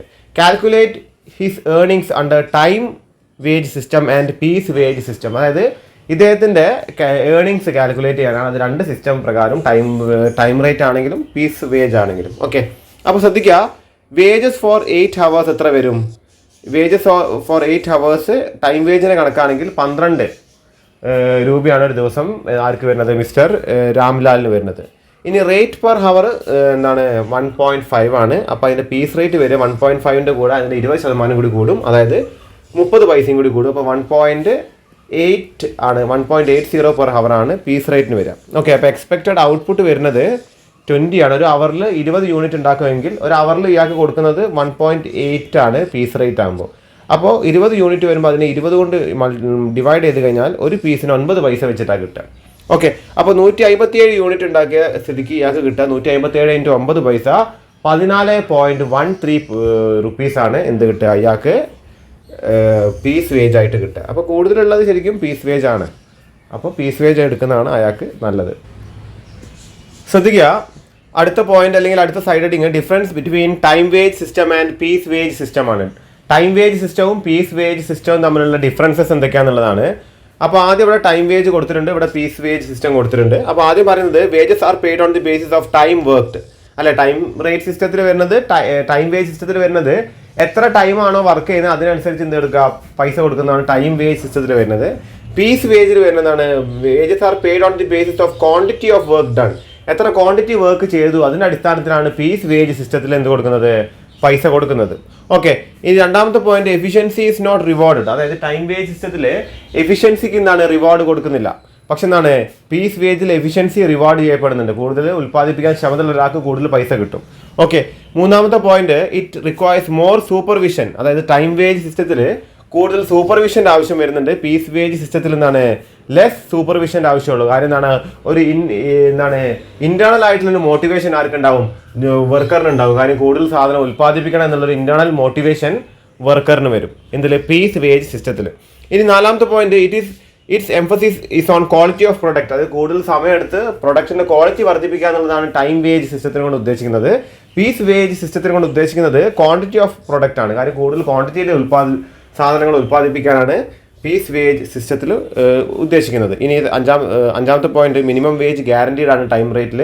മിനിമം വേജ് ഗ്യാരണ്ടീഡ് അല്ല പീസ് വേജിൽ. കാര്യം ഒരു യൂണിറ്റ് പോലും ഉണ്ടാക്കാൻ പറ്റാത്തൊരാൾക്ക് ഒരു പൈസയും കിട്ടില്ല. മറ്റേതാണ് അവിടെ നിന്ന് ടൈം സ്പെൻഡ് ചെയ്യുമ്പോൾ തന്നെ എന്താണ് ആ ഒരു ടൈം വേജ് കിട്ടുന്നുണ്ട്. ഇനി ആറാമത്തെ point, it is favoured by trade union. Trade unions അധികം, ഈ തൊഴിലാളി സംഘടനകളൊക്കെ അധികം ഫേവർ ചെയ്യുന്നത് ഈ ടൈം വേജ് സിസ്റ്റമാണ്. It is not favoured by trade union. Trade union favour ചെയ്യാത്തത് പീസ് വേജ് സിസ്റ്റം. ഇതൊക്കെയാണ് ടൈം വേജിൻ്റെയും പീസ് വേജിൻ്റെയും ഡിഫറൻസ്. വളരെ ഇമ്പോർട്ടൻ്റ് ആണ്, ചോദിക്കാവുന്ന ചോദ്യമാണ്. ഒരുപാട് വട്ടം റിപ്പീറ്റ് ചെയ്ത് ചോദിച്ച ചോദ്യമാണ്. ചോദിക്കുകയാണെങ്കിൽ 5 മാർക്കിനായിരിക്കും ചോദിക്കാൻ ചാൻസ് ഉള്ളത്. വളരെ ശ്രദ്ധിച്ച് പഠിക്കുക. നെക്സ്റ്റ് സൈഡിങ് ശ്രദ്ധിക്കാം. ഇൻസെൻറ്റീവ് സ്കീംസ് അല്ലെങ്കിൽ പ്രീമിയം ബോണസ് പ്ലാൻസ് ആണ്. ഇൻസെൻറ്റീവ് സ്കീംസ് അല്ലെങ്കിൽ premium bonus plans. Okay, both time wage system and piece wage system have their own merits and demerits. അതായത് രണ്ട് ടൈം വേജ് സിസ്റ്റത്തിലും പീസ് വേജ് സിസ്റ്റത്തിലും എന്താണ് അതിൻ്റെതായിട്ടുള്ള ഗുണങ്ങളുണ്ട്, അതിൻ്റെതായിട്ടുള്ള ദോഷങ്ങളുണ്ട്. Time wage system is not profitable to the employer. Time wage system എന്താണ് എംപ്ലോയർക്ക് തീരെ പ്രോഫിറ്റബിൾ അല്ല. In piece rate system minimum wages are not guaranteed to the workers. അതായത് അതേപോലെ തന്നെ പീസ് വേജ് സിസ്റ്റത്തിൽ എംപ്ലോയീസിന് പല ബുദ്ധിമുട്ടുകളുണ്ട്. അവർക്കൊരു മിനിമം ശമ്പളം അവിടെ കൊടുക്കുന്നില്ല. അപ്പോൾ അതും വരുന്നുണ്ട്. Bonus plans attempt to overcome the limitations of both time wage system and piece wage system. Bonus plans എന്താണ് ഈ രണ്ടിൻ്റെയും പോരായ്മകൾ എന്താണെന്ന് തിരുത്താനാണ് ശ്രമിക്കുന്നത്. Okay, and to combine their advantages. അപ്പോൾ അതിൻ്റെ അഡ്വാൻറ്റേജസ് ഒന്ന് കമ്പൈൻ ചെയ്യാനാണ് ശ്രമിക്കുന്നത്. ഫ്ലോറൻസ് ആണ് ഇതിന് ഡെഫിനിഷൻ കൊടുത്തിരിക്കുന്നത്. ഇൻസെൻറ്റീവ് പ്ലാൻസിന് ഫ്ലോറൻസ് ആണ് ഡെഫിനിഷൻ കൊടുത്തിരിക്കുന്നത്. ശ്രദ്ധിക്കുക. Florence defines incentive plans as giving a worker an opportunity to earn something in exchange for some productivity. അതായത് പ്രൊഡക്ടിവിറ്റിക്കായിട്ട് എന്തെങ്കിലും ഉൽപ്പാദനക്ഷമത കൂടുതൽ ഒരാൾക്ക് കൂടുതൽ ഏൺ ചെയ്യാനുള്ള അവസരമാണ് ശരിക്കും ഈ ഇൻസെൻറ്റീവ് പ്ലാൻസ് കൊടുക്കുന്നത്. Okay, incentives are monetary and non monetary. അതായത് പൈസ ആയിട്ടും കൊടുക്കും, ചിലപ്പോൾ എന്തെങ്കിലും സമ്മാനങ്ങളായിട്ടോ യാത്രകളായിട്ടോ വെറുതെ ഫ്രീ ടിക്കറ്റ് അങ്ങനത്തെ പല ഇൻസെൻറ്റീവ് പ്ലാൻസ് ഉണ്ട്. അപ്പോൾ ആ രീതിയിൽ ഇൻസെൻറ്റീവ്സ് കൊടുക്കും. There are monetary as well as non monetary incentive plans to workers. The objects of incentive system are. അപ്പോൾ എന്തൊക്കെയാണ് ഇൻസെൻറ്റീവ് സിസ്റ്റത്തിൻ്റെ ഒബ്ജക്ട്സ് അല്ലെങ്കിൽ ലക്ഷ്യങ്ങൾ നോക്കാം. ടു സ്റ്റിമുലേറ്റ് പ്രൊഡക്ഷൻ സ്റ്റിമുലേറ്റ് ചെയ്യാൻ വേണ്ടിയിട്ട്. ടു റിവാർഡ് എഫിഷ്യൻസി ഓഫ് വർക്കേഴ്സിൻ്റെ എഫിഷ്യൻസി വർദ്ധിപ്പിക്കാൻ വേണ്ടിയിട്ട്. മൂന്നാമത്തത് to reduce cost of production കുറയ്ക്കുവാൻ വേണ്ടിയിട്ടും. അപ്പോൾ ഇതൊക്കെയാണ് ഇൻസെൻറ്റീവ് പ്ലാൻസിൻ്റെ ഒബ്ജക്ട്സ് ആയിട്ട് പറയുന്നത്. ഇനി എന്തൊക്കെയാണ് ഇൻസെൻറ്റീവ്സിൻ്റെ ഫീച്ചേഴ്സ് എന്ന് നോക്കാം. ഇൻസെൻറ്റീവ്സ് അല്ലെങ്കിൽ പ്രീമിയം പ്ലാൻസിൻ്റെ ഫീച്ചേഴ്സ് എന്ന് നോക്കാം. അതിൽ ഫസ്റ്റ് ഫീച്ചറായിട്ട് പറയുന്നത് minimum wages are guaranteed to all workers. എല്ലാ വർക്കേഴ്സിനും മിനിമം വേജസ് ഗ്യാരണ്ടി ചെയ്യുന്നുണ്ട്. Second point, standard time is fixed and the workers are to complete the job within the standard time. ഒരു standard time fix ചെയ്തിട്ട് അതിൻ്റെ ഉള്ളിൽ workers എന്ത് ചെയ്യണം, ആ വർക്ക് കംപ്ലീറ്റ് ചെയ്യണം. അതാണ് രണ്ടാമത്തെ പോയിന്റ്. ഇനി മൂന്നാമത്തെ point, bonus etcetera are given to efficient workers for the time saved. അതായത് ടൈം സേവ് ചെയ്യുന്ന എഫിഷ്യൻറ്റ് വർക്കേഴ്സിന് കൊടുക്കുന്ന സാധനമാണ് ബോണസ് അല്ലെങ്കിൽ ഇൻസെൻറ്റീവ്സ്. ഓക്കെ, അതാണ് നമ്മുടെ മൂന്നാമത്തെ പോയിന്റ്. ഇനി നാലാമത്തെ point, both employer and employees share benefit of time saved. അതായത് എംപ്ലോയർക്കും എംപ്ലോയിക്കും എന്താണ് ബെനിഫിറ്റ് വരുന്നത്, ടൈം സേവ് ചെയ്ത് കഴിഞ്ഞാൽ എംപ്ലോയിക്ക് കിട്ടുന്നത് ബോണസ് ആണെങ്കിൽ എംപ്ലോയർക്ക് എന്താണ് പ്രൊഡക്ടിവിറ്റി വർദ്ധിക്കുകയും ചെയ്യും. ഓക്കെ, ഇനി അഞ്ചാമത്തെ point, wages per hour increases but not the same proportion as output. അതായത് ഔട്ട്പുട്ടിൻ്റെ പ്രൊപ്പോർഷൻ അല്ല വേജ് കൂടുക. ഓക്കെ, ഇനി എന്താണ് ആറാമത്തെ point, labour cost per unit decreases. അതായത് ഒരു യൂണിറ്റിൽ വരുന്ന ലേബർ കോസ്റ്റ് എന്നാണ് കുറയുക ചെയ്യുന്നത്. ഓക്കെ, അപ്പോൾ എന്തൊക്കെയാണ് important incentive plans, incentive wage plans എന്നുള്ളതാണ്. ഇമ്പോർട്ടൻറ്റ് ഇൻസെൻറ്റീവ് വേജ് പ്ലാൻസ് എന്തൊക്കെയാണെന്നുള്ളതാണ്. All incentive plans are broadly classified into. രണ്ട് തരത്തിലാണ് എല്ലാ ഇൻസെൻറ്റീവ് പ്ലാനുകളും ക്ലാസിഫൈ ചെയ്തിരിക്കുന്നത്. ഒന്നാണ് ഇൻഡിവിജ്വൽ ഇൻസെൻറ്റീവ് പ്ലാൻ ആണെങ്കിൽ, രണ്ടാമത്തത് ഗ്രൂപ്പ് ബോണസ് പ്ലാനുകളാണ്. Okay, the incentive plans are classified into two. The first one is individual incentive plans and the second one is group bonus plan. Okay, അപ്പോൾ ആദ്യം തന്നെ നമുക്ക് individual incentive plans ഏതൊക്കെയാണ് വരുന്നത് നോക്കാം. Individual incentive plans are Hasley premium plan, Rowan premium plan, അതിന് മുൻപായിട്ട് ഇവിടെ വരുന്നുണ്ട് ഹേസ്ലി വെയർ പ്ലാൻ വരുന്നുണ്ട്, അത് കഴിഞ്ഞിട്ട് റോവൻ പ്രീമിയം പ്ലാൻ വരുന്നുണ്ട്, നാലാമത്തെ Taylor's differential piece rate system വരുന്നുണ്ട്, അഞ്ചാമത്തത് Merrick's multiple piece rate system വരുന്നുണ്ട്, ആറാമത്തത് Gantt task and bonus plan വരുന്നുണ്ട്, ഏഴാമത്തത് എമേഴ്സൺസ് എഫിഷ്യൻറ്റ് പ്ലാൻ വരുന്നുണ്ട്, എട്ടാമത്തത് ബിഡോക്സ് പോയിന്റ് സ്കീം വരുന്നുണ്ട്, ഒൻപതാമത്തത് ഹെയ്ൻസ് പ്ലാൻ വരുന്നുണ്ട്, പത്താമത്തത് ആക്സിലറേറ്റഡ് പ്രീമിയം പ്ലാൻ വരുന്നുണ്ട്. അപ്പോൾ നമുക്ക് ആദ്യം തന്നെ ഈ ഹേസ്ലീസ് പ്രീമിയം പ്ലാന് നോക്കാം. Okay, this plan was introduced by FA ഹേസ്ലി. ഹേൽസി ആണ്, ഹേസ്ലി അല്ല, Halsey. Okay, is American. FA Halsey എന്നാണ് ഇദ്ദേഹത്തിൻ്റെ പേര്, ഹേസ്ലി എന്നല്ല, അത് ഉച്ചാരണത്തിൽ വന്ന പിശകാണ്. Halsey. Okay, Halsey premium plan ആണ്. ഓക്കെ, അപ്പോൾ FA ഹാൽസി പ്ലാൻ. അപ്പോൾ അമേരിക്കൻ എഞ്ചിനീയറാണ് ഇദ്ദേഹം, ഹാൽസി. ഇൻ 1891 ഇദ്ദേഹം ഈ ഒരു പ്ലാൻ ഇൻട്രൊഡ്യൂസ് ചെയ്തത്. FA Halsey introduced this Halsey premium plan in 1891. Okay, under the system a standard time is fixed for a job. അതായത് ഈ സിസ്റ്റം പ്രകാരം ഒരു ജോബിനൊരു സ്റ്റാൻഡേർഡ് ടൈം ഫിക്സ് ചെയ്തിരിക്കുന്നു. Workers are required to complete the task within the standard time. അതായത് workers ഈ ഒരു standard ടൈമിനുള്ളിൽ നിന്നാണ് ഈ ഒരു ടാസ്ക് കംപ്ലീറ്റ് ചെയ്യാൻ വേണം. Workers is paid wages for actual time taken. അതായത് വർക്കേഴ്സ് എന്താണ് ഈ ഒരു സമയം, ഒരു ആക്ച്വൽ ടൈം എത്രയാണോ വന്നത് അതിനെന്ത് ചെയ്യും, അവർക്കൊരു വേജ് കൊടുക്കുകയും ചെയ്യും. The workers is paid wages for actual time taken. In addition is given a bonus for time saved. അപ്പോൾ വർക്കർ എന്താണ് ടൈം സേവ് ചെയ്തിട്ടുണ്ടെങ്കിൽ അതിനൊരു ബോണസും എന്താണ് ഇവർക്ക് കൊടുക്കുകയും ചെയ്യും. Okay, the amount of bonus is 50%. Important ആണ്. ടൈം സേവ് ചെയ്തിട്ടുണ്ടെങ്കിൽ 50% ചെയ്യും, അതൊരു ബോണസും കൊടുക്കും. 50% ഓർത്ത് വെക്കേണ്ട കാര്യമാണ്. Okay, Halsey plan is called 50-50 plan. ഇതിന് മറ്റൊരു പേരും കൂടി ഉണ്ട്, the name is 50-50 plan. Okay, അത് കഴിഞ്ഞാണ് it is also called split bonus plan. അതായത് ഇതിന് മറ്റൊരു പേരുണ്ട്, സ്പ്ലിറ്റ് ബോണസ് പ്ലാൻ. 50-50 പ്ലാൻ എന്നും പറയും, സ്പ്ലിറ്റ് ബോണസ് പ്ലാൻ എന്നും പറയും. In this method earnings R calculated as. അപ്പോൾ ഹേൽസി പ്ലാൻ പ്രകാരം, ഹേൽസി പ്രീമിയം പ്ലാൻ പ്രകാരം എങ്ങനെയാണ് ബോണസ് കാൽക്കുലേറ്റ് ചെയ്യുന്നത് നോക്കാം. ആദ്യം വേജ് എന്താണ്, ടൈം ഇൻറ്റു റേറ്റ് ആണ്. ടൈം ഇൻറ്റു റേറ്റ് കിട്ടിയ വേജ് കിട്ടും. പിന്നെ ബോണസ് എങ്ങനെ വരും, rate into saved, time saved, അതായത് standard minus time taken divided by 2. Okay, അപ്പോൾ എന്താണ് rate, time saved into rate into 50/100. So T is actual time taken, S is standard time or time allowed, R is rate of wage payment or rate per hour, and total earnings is wages plus bonus. Okay, അപ്പോൾ എന്തൊക്കെയാണ് Halsey പ്ലാൻ്റെ advantages of Halsey plan. Okay, advantages of Halsey plan നമുക്ക് നോക്കാം. First one എന്താണ്, it is ഈ simple to implement, വളരെ സിമ്പിളാണ് implement ചെയ്യാനായിട്ട്. രണ്ടാമത്തെ point, time wages are guaranteed. ഇവിടെ ടൈം വേജ് ഗ്യാരണ്ടി ചെയ്യുന്നുണ്ട്, അതിൻ്റെ കൂടെയാണ് എന്ത് ഈ ടൈം സേവ് ചെയ്തതിന് എക്സ്ട്രാ പൈസ കൊടുക്കുന്നത്. മൂന്നാമത്തെ point, it is equitable method because the benefit of time saved is shared by employer and employee. ഇതൊരു ഇക്വിറ്റബിൾ മെത്തേഡാണ്, എന്താണ് വളരെ ജസ്റ്റിഫിക്കേഷൻ ഉള്ള ഒരു മെത്തേഡാണ്. കാര്യം എന്താണ്, എംപ്ലോയിക്ക് എന്താണ്, എംപ്ലോയർക്ക് എന്താണ് ഇതിനെ കൊണ്ട് ബെനിഫിറ്റ് വരുന്നുണ്ട്. നാലാമത്തെ point, it provides incentive to work more. അതായത് കൂടുതൽ ജോലി ചെയ്യാൻ ഒരു ഇൻസെൻറ്റീവ് കൊടുക്കുന്നുണ്ട്. പിന്നെ അഞ്ചാമത്തെ point, overhead cost per unit decreases. അപ്പോൾ ഇതിൻ്റെ ഇൻഡയറക്റ്റ് കോസ്റ്റ് എന്താണ്, overhead cost per unit എന്താണ് ഡിക്രീസ് ചെയ്യുമെന്നാണ് പറയുന്നത്. നെക്സ്റ്റ് ശ്രദ്ധിക്കാം, ഡിസഡ്വാൻറ്റേജസ് ഓഫ് ഹേൽസി പ്ലാൻ ആണ്. എന്തൊക്കെയാണ് ഹേൽസി പ്ലാൻ്റെ ഡിസഡ്വാൻറ്റേജസ്, അതിനെ കൊണ്ടുള്ള ദോഷങ്ങൾ എന്തൊക്കെയാണെന്നുള്ളതാണ്. The disadvantages of Halsey plan are as follows. അപ്പോൾ എന്തൊക്കെയാണ് ഇതിൻ്റെ ഡിസഡ്വാൻറ്റേജസ് എന്നോ. അപ്പോൾ അതിൽ പറഞ്ഞ ഫസ്റ്റ് ഡിസഡ്വാൻറ്റേജ് എന്താണെന്ന് വെച്ചാൽ ക്വാളിറ്റി ഓഫ് പ്രൊഡക്ഷൻ സഫേഴ്സ്. അതായത് പ്രൊഡക്ഷൻ്റെ ക്വാളിറ്റി ചിലപ്പോൾ മോശമാവാൻ ചാൻസ് ഉണ്ട്.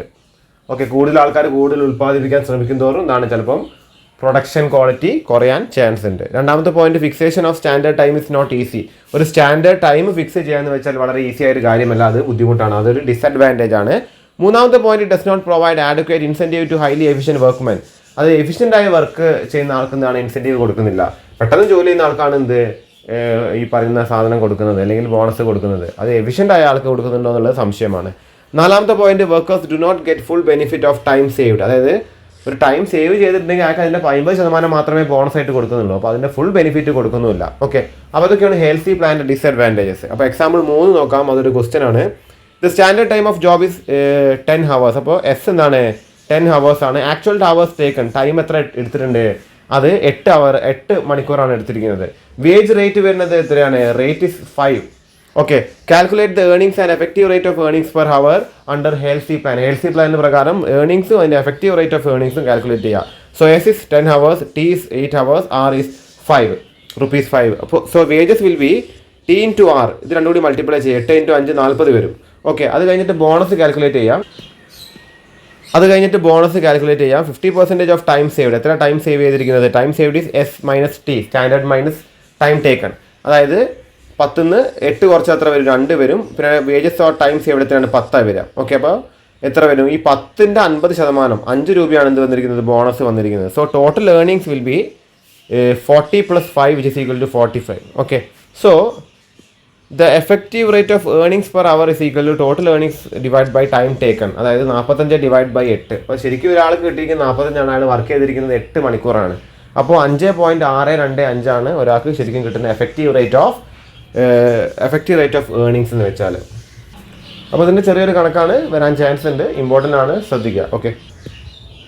Okay, the next method is HELSI Weir plan. Okay, ഹാൽസിൻ്റെ കൂടെ മറ്റൊരാളും കൂടി വന്നിട്ടുണ്ട്, HELSI വെയർ. ഓക്കെ, വെയർ എന്ന് പറഞ്ഞ മറ്റൊരാളും കൂടി വന്നിട്ടുണ്ട്. ഇവർ രണ്ടാളും ഉണ്ടാക്കിയ മറ്റൊരു പ്ലാനാണ്, ഒരു പ്രീമിയം പ്ലാനാണ് HELSI വെയർ പ്ലാൻ എന്ന് വെച്ചാൽ. It is similar to HELSI plan. ഇത് HELSI പ്ലാൻ്റെ അതേപോലത്തെ പ്ലാനാണ്. പക്ഷെ ഇവിടെ പറഞ്ഞത് എന്താണ്?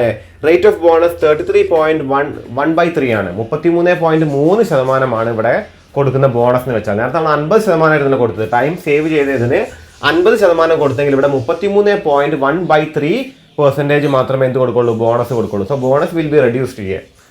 So HELSI വെയർ പ്ലാൻ ആകെ ശ്രദ്ധിക്കേണ്ട കാര്യം, it similar to HELSI plan and the bonus given is 33.1/3 instead of 50% for time saved. Okay, അപ്പോൾ അത് മാത്രമേ പഠിക്കാനായിട്ടുള്ളൂ. Next one Rowan premium plan ആണ്. Rowan premium plan. This plan was introduced by David Rowan in 1901 in Glasgow. Okay, അപ്പോൾ ഗ്ലാസ്ഗോയിൽ ഇദ്ദേഹം എന്താണ് 1901. Okay, അപ്പോൾ ഇദ്ദേഹം ഒരു സ്കോട്ടിഷ് ആയിരിക്കണം. അപ്പോൾ അവിടെ വെച്ചുണ്ടാക്കിയ ഒരു പ്ലാനാണ് എന്ത്? ഈ പറയുന്ന Rowan premium plan. Under this plan the workers get wages of actual hours worked. അതായത് ആക്ച്വൽ അവർ വർക്ക് ചെയ്തതിനുള്ള വേജസ് കിട്ടും. And a bonus for time saved. അതായത് സേവ് ചെയ്ത ടൈമിന് എന്താണ്? ഒരു ബോണസ് ലഭിക്കുകയും ചെയ്യും. Under this method the bonus is that proportion of wages. അതായത് ബോണസ് എന്താണ്? ഒരു വേജിൻ്റെ പ്രൊപ്പോർഷനാണ്. For the time taken which the time saved bears to standard time. അതായത് ഈ സ്റ്റാൻഡേർഡ് ടൈമുമായിട്ടുള്ള ഒരു റേഷ്യോ വെച്ചിട്ടാണ് എന്ത്? ഈ ടൈം ടേക്കൺ ആൻഡ് സ്റ്റാൻഡേർഡ് ടൈമിൻ്റെ റേഷ്യോ വെച്ചിട്ടാണ് ഈ ബോണസ് കൊടുക്കുന്നത്. The bonus is calculated as follows. അപ്പോൾ എങ്ങനെയാണ് ബോണസ് കാൽക്കുലേറ്റ് ചെയ്യുക എന്നുള്ളതാണ് ഇവിടെ പറയുന്നത്. Time save divide by standard time into time taken into hourly റേറ്റിലാണ് എന്ത് കൊടുക്കുക? ഇവിടെ ഈ പറയുന്ന ബോണസ് കൊടുക്കുക. Okay, time saved will be standard time minus time taken. In short, bonus will be equal to standard time minus time taken divide by standard time into time taken into rate. അപ്പോൾ ഇതാണ് rowan premium plan പ്രകാരം ഇങ്ങനെയാണ് മൊത്തത്തിലുള്ള wage കൊടുക്കുക. അപ്പോൾ ഇതിൽ ബോണസും അടങ്ങിയിട്ടുണ്ട്, ഇതിലെന്തും അടങ്ങിയിട്ടുണ്ട്? ആക്ച്വൽ ടൈമും വന്നിട്ടുണ്ട്, ആക്ച്വൽ റേറ്റും വന്നിട്ടുണ്ട്. ഓക്കെ, ശ്രദ്ധിക്കാം. Thus the difference between HELSI plan and Rowan plan lies in the calculation of bonus. അതായത് HELSI പ്ലാനും റോവൻ പ്ലാനും തമ്മിലുള്ള മെയിൻ ഡിഫറൻസ് എന്താണെന്ന് വെച്ചാൽ ബോണസ് കാൽക്കുലേറ്റ് ചെയ്യുന്നതുമായിട്ട് ബന്ധപ്പെട്ട് മാത്രമേ ഉള്ളൂ. Advantage of Rowan plan. എന്തൊക്കെയാണ് റോവൻ പ്ലാൻ്റെ അഡ്വാൻറ്റേജസ് എന്ന് നോക്കാം. Advantages of Rowan plan are it guarantees minimum wage and provides incentives for efficiency. അതൊരു മിനിമം ഇത് കൊടുക്കുന്നുണ്ട്, വേജ് കൊടുക്കുന്നുണ്ട്. അതേപോലെ എഫിഷ്യൻസിക്ക് ഒരു ഇൻസെൻറ്റീവ് കൊടുക്കുന്നുണ്ട്. It is more liberal than HELSI plan. ഇത് എന്താണ്? HELSI പ്ലാനുകൾ കുറച്ചുകൂടി ലിബറലാണ്, ഉദാരമാണ്. ഓക്കെ, ഇനി മൂന്നാമത്തെ പോയിന്റ് ശ്രദ്ധിക്കാം. Overhead cost per unit decreases with increase in efficiency. Efficiency കൂടി കഴിഞ്ഞാൽ ഓവർഹെഡ് കോസ്റ്റ്, ഇൻഡയറക്റ്റ് കോസ്റ്റ് ഒരു യൂണിറ്റിൽ കുറയാണ് ചെയ്യുന്നത്. Okay, it decreases. ഇനി നാലാമത്തെ point, it provides more bonus up to 50% of the standard time. അതായത് കൂടുതൽ ബോണസ് എന്താണ്? സ്റ്റാൻഡേർഡ് ടൈമിന് എന്താണ് കാട്ടിയും കൊടുക്കുന്നുണ്ട്. Thereafter the incentive gradually declines. അത് കഴിഞ്ഞിട്ട് ഡിസഡ്വാൻറ്റേജ് ആയിട്ട് പറഞ്ഞത് it is difficult for the workers to understand. ഇത് ഒരു വർക്കറിന് മനസ്സിലാകാൻ കുറച്ച് ബുദ്ധിമുട്ടാണ്. HELSI പ്ലാൻ കുറച്ചും കൂടി സിമ്പിൾ ആയിരുന്നു, പക്ഷേ it is much more difficult for a worker to understand. Okay, അതാണ് റോവൻ പ്ലാൻ്റെ ഫസ്റ്റ് ഡിസഡ്വാൻറ്റേജ് ആയിട്ട് പറയുന്നത്. Second one is bonus increase at a decreasing rate at a higher level of efficiency. So bonus will increase at a decreasing rate. അതായത് ഒരു diminishing റേറ്റിലാണ് ഈ bonus കൂടുക. മറ്റേതൊക്കെ standard ആയിട്ട് അല്ലെങ്കിൽ എന്താണ് ഒരു ഒരു ഫിക്സ്ഡ് റേറ്റ് ആയിരുന്നു ഇപ്പോൾ ഹാൽസി പ്ലാനിലൊക്കെ ഉണ്ടായിരുന്നത്, whether it is 50% or whether it is 33.13%. പക്ഷേ ഇവിടെ അങ്ങനെയല്ല, 1/3%. ഇവിടെ അങ്ങനെയല്ല, ഇവിടെ അത് ഡിക്രീസിങ് ആയിട്ടാണ് ഈ പറയുന്ന എഫിഷ്യൻസി കൂടിയാൽ ഇത് കൂടുക. ഓക്കെ, ഇനി മൂന്നാമത്തെ point, employees do not get full benefit of time saved. അതായത് എംപ്ലോയിക്ക് ടൈം സേവ് ചെയ്തതിന് ഫുൾ ബെനിഫിറ്റ് ഇവിടെയും കിട്ടുന്നില്ല. അത് ഹാൽസിയിലും കിട്ടില്ലായിരുന്നു, ഇവിടെയും കിട്ടുന്നില്ല. ഇനി നാലാമത്തെ point, if time saved is more than 50% of the standard time the bonus will increase. അതായത് 50%-ത്തിലധികം സ്റ്റാൻഡേർഡ് ടൈമിൽ നിന്ന് വ്യത്യാസം വരികയാണെങ്കിൽ, ഈ ടൈം സേവ്ഡ് വരികയാണെങ്കിൽ അതിൻ്റെ ബെനിഫിറ്റ് ഒന്നും എംപ്ലോയിക്ക് കിട്ടുന്നില്ല, അത് ഡിമിനിഷിംഗ് റേറ്റിലേ കൂടുള്ളൂ. ഓക്കെ, അപ്പോൾ ഇതാണ് റോമൻ പ്രീമിയം പ്ലാനിൻ്റെ പ്രത്യേകതയായിട്ട് പറയുന്നത്. എക്സാമ്പിൾ 4 നോക്കാം. From the same information of example 3, find the earnings and effective rate of earnings per hour under Roman plan. അപ്പോൾ ഈ ഒരു എക്സാമ്പിൾ 3 പ്രകാരം നമ്മൾ എന്ത് ചെയ്യുക, റോമൻ പ്ലാൻ പ്രകാരം ഇതിൻ്റെ ഏർണിങ്സ് കണ്ടെത്തുക എന്നുള്ളതാണ്. അപ്പോൾ വേജ് ആദ്യം എന്താണ്, T/R ആണ്, 40 ആണ്. ബോണസ് എങ്ങനെയാണ് കാണുന്നത് വെച്ചാൽ എങ്ങനെയാണ് കാണുക. ഓക്കെ, അപ്പോൾ വേജ് വേറെ കാണുക, ബോണസ് വേറെ കാണുക. അപ്പോൾ S-T/S ഇൻറ്റു T ഇൻറ്റു നിങ്ങൾ വേജ് കാണുക, T/R ദെൻ ബോണസ് കാണുക. അപ്പോൾ ബോണസ് S എത്ര കൊടുത്തിരിക്കുന്നത്, S കൊടുത്തിരിക്കുന്നത് standard time is 10 minus actual time is 8 divide by 10 ആണ് standard time, into time is 8 into 5. Okay, അപ്പോൾ ഇവിടെ മൈനസ് ചെയ്ത 2 വന്നു, ഇവിടുന്ന് 4, ഇവിടെ വേണമെങ്കിൽ വെട്ടിക്കഴിഞ്ഞാൽ ഇവിടെ 5 വരാം. ഓക്കെ, അപ്പോൾ ഈ 5 വെട്ടാം. ഓക്കെ, അപ്പോൾ ഇവിടെ എത്ര വന്നു, 2 × 4 8 വന്നു. ഓക്കെ, അപ്പോൾ ആ 8 ആണ് ഇവിടെ വന്നിരിക്കുന്നത്. അപ്പോൾ 8 + 40 = 48. Effective rate of earnings per hour 6. Okay, അപ്പോൾ 6 രൂപയാണ് ഇവിടെ എഫക്റ്റീവ് റേറ്റ് ഓഫ് ഏർണിങ്സ് ആയിട്ട് വന്നിരിക്കുന്നത്. നോക്കാം, comparison of Halsey and Roman plan ആണ്. അപ്പോൾ ഹാൽസി ആൻഡ് റോമൻ പ്ലാൻ്റെ കമ്പാരിസൺ ആണ്. ഇവിടെ സ്റ്റാൻഡേർഡ് ടൈം ഇവിടെ കൊടുത്തിട്ടുണ്ട്, 5 കേസ് സിനാരിയോ പറയുന്നുണ്ട്. അപ്പോൾ 5 സിനാരിയോയിലായിട്ട് സ്റ്റാൻഡേർഡ് ടൈം ഇവിടെ കൊടുത്തിട്ടുണ്ട്, ടൈം ടേക്കൺ ഇവിടെ കൊടുത്തിട്ടുണ്ട്. അപ്പോൾ 10, 8, 6, 4 ഇത് സ്റ്റാൻഡേർഡ് ടൈമിന് ഈക്വൽ ആയിട്ടാണ് ഇവിടെ 10 വന്നിരിക്കുന്നത്. 8, 6, 4, 5. അപ്പോൾ ഇത് ഇവിടെയൊക്കെ പറയുമ്പോൾ കൂടുതൽ എഫിഷ്യൻ്റ് ആവാണ് എംപ്ലോയി. അപ്പോൾ ഇവിടെ ടൈം സേവ്ഡ് എന്നാണ്. ഇവിടെ ആകുമ്പോൾ ഒരു സേവിങ് വരുന്നില്ല, ഇവിടെ 2 വരുന്നുണ്ട്, ഇവിടെ 4 വരുന്നുണ്ട്, ഇവിടെ 5 വരുന്നുണ്ട്, ഇവിടെ 6 വരുന്നുണ്ട്. അപ്പോൾ ഇവിടെ റേറ്റ് എല്ലാത്തിലും ഫിക്സ്ഡ് ആണ്, 5 വരുന്നത്. അപ്പോൾ വേജ് വിൽ ബി എന്താണ്, ഈ എത്രയാണ് ആക്ച്വൽ ടൈം. അപ്പോൾ ഇവിടെ ആകുമ്പോൾ 50 വരും, ഇവിടെ ആകുമ്പോൾ 40 വരും, ഇവിടെ ആകുമ്പോൾ 30 വരും, ഇവിടെ ആകുമ്പോൾ 25 വരും, ഇവിടെ ആകുമ്പോൾ 20 വരും. ഓക്കെ, അത് കഴിഞ്ഞിട്ട് ഈ ഹാൽസി പ്ലാൻ ആണെങ്കിൽ എങ്ങനെയാണ് ബോണസ് വരിക, ഈ റോമൻ പ്ലാൻ ആകുമ്പോൾ എങ്ങനെയാണ് ബോണസ് വരിക. അപ്പോൾ ഹാൽസി പ്ലാൻ നമ്മൾ കണ്ടതാണ്, എന്താ വരുന്നത്, ഈ standard minus T divide by 2 into rate ആയിരുന്നു. ഈ റോവൻ പ്ലാൻ്റെ എന്തായിരുന്നു, standard minus T divide by S into T into R ആയിരുന്നു. അപ്പോൾ അങ്ങനെ ചെയ്യുമ്പോൾ ഇവിടെ 5 വരും, ഇവിടെ 10 വരും, ഇവിടെ 12 വരും, ഇവിടെ 15 വരും. റോവൻ ആകുമ്പോൾ 8, 12, 12.5, 12. അപ്പോൾ ടോട്ടൽ ഏർണിങ്സ് വരുന്നത് ഇവിടെ നോക്കിക്കഴിഞ്ഞാൽ ഹാൽസിൻ്റെത് ഇവിടെ 50, 45, 40, 37, 35. ഇവിടെ 50, 48, 42, 37.5, 32 ഇവിടെ. അപ്പോൾ ഏർണിങ്സ് പെർ അവർ ശരിക്കും കിട്ടുന്നത് ഇവിടെ എന്താണ്, ഇവിടെ 5, ഇവിടെ 5.6, ഹാൽസി ആണെങ്കിൽ 6.7, 7.5, 8.5. അപ്പോൾ ഒരു ഇൻക്രീസിങ് റേറ്റിലാണ് ഇവിടെ വരുന്നതെങ്കിൽ ഇവിടെ എന്താണ് 5, 6 ആയി, 6, 7 ആയി, 7, 7.5 ആയി. അപ്പോൾ ഇവിടെ എന്താണ്, ഇവിടെയൊക്കെ 1ൻ്റെ ഇൻക്രീസ് ആണെങ്കിൽ ഇവിടെ എന്താണ് പിന്നെ 0.5 ആണ്, ഇവിടെയും 0.5 ആണ്, ഇവിടെ 8. ഇവിടെ എന്താണ്, ഇവിടെ കുറച്ചും കൂടി എന്താണ് ഇൻക്രീസിങ് റേറ്റിലാണ് ഹാൽസി. അപ്പോൾ ഇയാൾ കൂടുതൽ എഫിഷ്യൻ്റ് ആകുമ്പോൾ ഹാൽസി പ്ലാനിന് പ്രകാരമാണ് കൂടുതൽ ഇയാൾക്ക് നല്ലത്. ഒരു ലെവൽ കഴിഞ്ഞാൽ റോമൻ പ്ലാൻ പ്രകാരം വലിയൊരു ഇൻക്രീസ് എംപ്ലോയിക്ക് എന്ത് കിട്ടില്ല, ഈ വേജിൽ കിട്ടില്ല. അടുത്ത പേജിൽ until the work is finished in half the standard time the earnings under Roman plan is higher than those Halsey plan. when the work is finished in half the standard time. അതായത് half വരെ ഹാൽസി പ്ലാനിനെക്കാട്ടും കൂടുതലായിട്ട് Roman പ്ലാനാണ് കിട്ടിക്കൊണ്ടിരുന്നത്. അപ്പോൾ നമ്മൾ നേരത്തെ കണ്ട കാര്യം തന്നെയാണ് പറയുന്നത് ഇവിടെ. അതിൻ്റെ ഒരു ആ ടേബിളിൻ്റെ ഒരു ഇൻ്റർപ്രിട്ടേഷൻ അവിടെ പറയുന്നത്. ഓക്കെ, അപ്പോൾ അത് ജസ്റ്റ് ഒന്ന് നോട്ട് ചെയ്ത് വെക്കാവുന്ന കാര്യമുള്ളൂ. അത് നമ്മൾ നേരത്തെ ഡിസ്കസ് ചെയ്ത കാര്യം തന്നെയാണ്. ഇനി അടുത്തത്, why is Roman plan better than Halsey plan from the point of view of management. അതായത് മാനേജ്മെൻറ്റിൻ്റെ പോയിന്റ് ഓഫ് വ്യൂവിൽ റോമൻ പ്ലാൻ ആണ് ഹാൽസി പ്ലാനിനെക്കാട്ടിയും കുറച്ചും കൂടി ബെറ്റർ. എന്തുകൊണ്ടാണെന്ന് വെച്ചാൽ under Halsey plan the amount of bonus goes on increasing. അതായത് കൂടുതൽ ബോണസ് കൊടുക്കേണ്ടി വരും. കൂടുതൽ എഫിഷ്യൻസി കാണിക്കുന്നതോറും കൂടുതൽ ബോണസ് ഇൻക്രീസിങ് റേറ്റിലാണ് ഹെൽസി പ്ലാനിൽ പോകുന്നത്. പക്ഷേ റോവൻ പ്ലാനിൽ അത് ഡിക്രീസിങ് റേറ്റിലാണ് പോകുന്നത്. അപ്പോൾ വല്ലാണ്ട് എഫിഷ്യൻ്റ് ആവാൻ സ്ഥാപനത്തിന് വല്ലാണ്ട് ഒരു ലേബറിൽ എഫിഷ്യൻ്റ് ആയാലും ആർക്ക് കൂടുതലായിട്ട് പൈസ ബോണസ് കൊടുക്കേണ്ടതായിട്ട് വരും. അപ്പോൾ അത് റോവൻ പ്ലാനിൽ അതിനൊരു വരുന്നുണ്ട്, അതിന് ചെറിയൊരു ഈ സ്പീഡ് ബ്രേക്കർ പോലെ ഒരു ബോണസിന് ചെറിയൊരു പോസിങ് അവിടെ വരുന്നുണ്ട്. ഓക്കെ. പിന്നെ Rowan plan safeguard the interest of management from loose fixation of standards. അതായത് സ്റ്റാൻഡേർഡ്സ് വളരെ ലൂസായിട്ടല്ല ഫിക്സ് ചെയ്യുക, കുറച്ചും കൂടി സ്റ്റാൻഡേർഡൈസ്ഡ് ആയിട്ട് തന്നെയാണ് സ്റ്റാൻഡേർഡ്സ് ഈ റോവൻ പ്ലാനിൽ ഫിക്സ് ചെയ്യുക. ഇത് രണ്ടാണ് ഇതിൻ്റെ എന്തുകൊണ്ടാണ് റോവൻ പ്ലാൻ ഹെൽസി പ്ലാനെക്കാട്ടി ബെറ്റർ എന്ന് ചോദിക്കുകയാണെങ്കിൽ, ഒന്ന് സ്റ്റാൻഡേർഡ്സ് ഫിക്സ് ചെയ്യുന്നതും പിന്നെ മാനേജ്മെൻറ്റിന് കുറച്ചും കൂടി പൈസ ലാഭിക്കാൻ പറ്റുന്നതും റോവൻ പ്ലാനിലാണ്. ഓക്കെ. അപ്പോൾ അത് കഴിഞ്ഞിട്ട് ഇനി നെക്സ്റ്റ് പ്ലാനാണ് Taylor's differential piece rate system. ടൈലറിൻ്റെ differential piece rate system. This plan was introduced by F W. Taylor. F W. ടൈലറാണ് ഈ ഒരു പ്ലാൻ ഇൻട്രൊഡ്യൂസ് ചെയ്തിരിക്കുന്നത്. The father of scientific management. ഇദ്ദേഹമാണ് സയൻറ്റിഫിക് മാനേജ്മെൻറ്റിൻ്റെ father. Under this system a standard output or standard time is fixed on the basis of time and motion study. അപ്പോൾ ഈ ഒരു plan പ്രകാരം ഒരു സ്റ്റാൻഡേർഡ് ഔട്ട്പുട്ട് ഫിക്സ് ചെയ്യുന്നു. 2 piece rates are also determined. 2 piece റേറ്റും determine ചെയ്യുന്നു. One is high piece rate and other is low piece rate. അപ്പോൾ ഒന്ന് ഹൈ പീസ് റേറ്റ് ഉണ്ട്, ഒന്ന് ലോ പീസ് റേറ്റ് ഉണ്ട്. If a worker produces standard output or more than standard output or completed the work within standard time he will be given high piece rate. അതായത് 2 rate വെക്കുന്നു, ഒന്ന് 10ഉം ഒന്ന് 8ഉം വെക്കുകയെന്ന് വെക്കുക.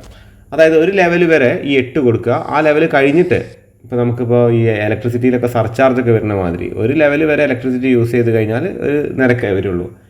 അത് കഴിഞ്ഞിട്ട് യൂസ് ചെയ്യുകയാണെങ്കിൽ നമ്മൾ യൂസ് ചെയ്തത് മൊത്തത്തിൽ വേറെ നിരക്കിലായിരിക്കും വരിക. ഓക്കെ. അപ്പോൾ അതേപോലെ ഒരു ലെവൽ ഓഫ് ഔട്ട്പുട്ട് വരെ ചെറിയൊരു പൈസ കൊടുക്കുക, അത് കഴിഞ്ഞിട്ട് വലിയൊരു പീസ് റേറ്റ് കൊടുക്കുക. അതാണ് ഈ ടൈലേഴ്സ് ഡിഫറൻഷ്യൽ പീസ് റേറ്റിൽ വരുന്നത്.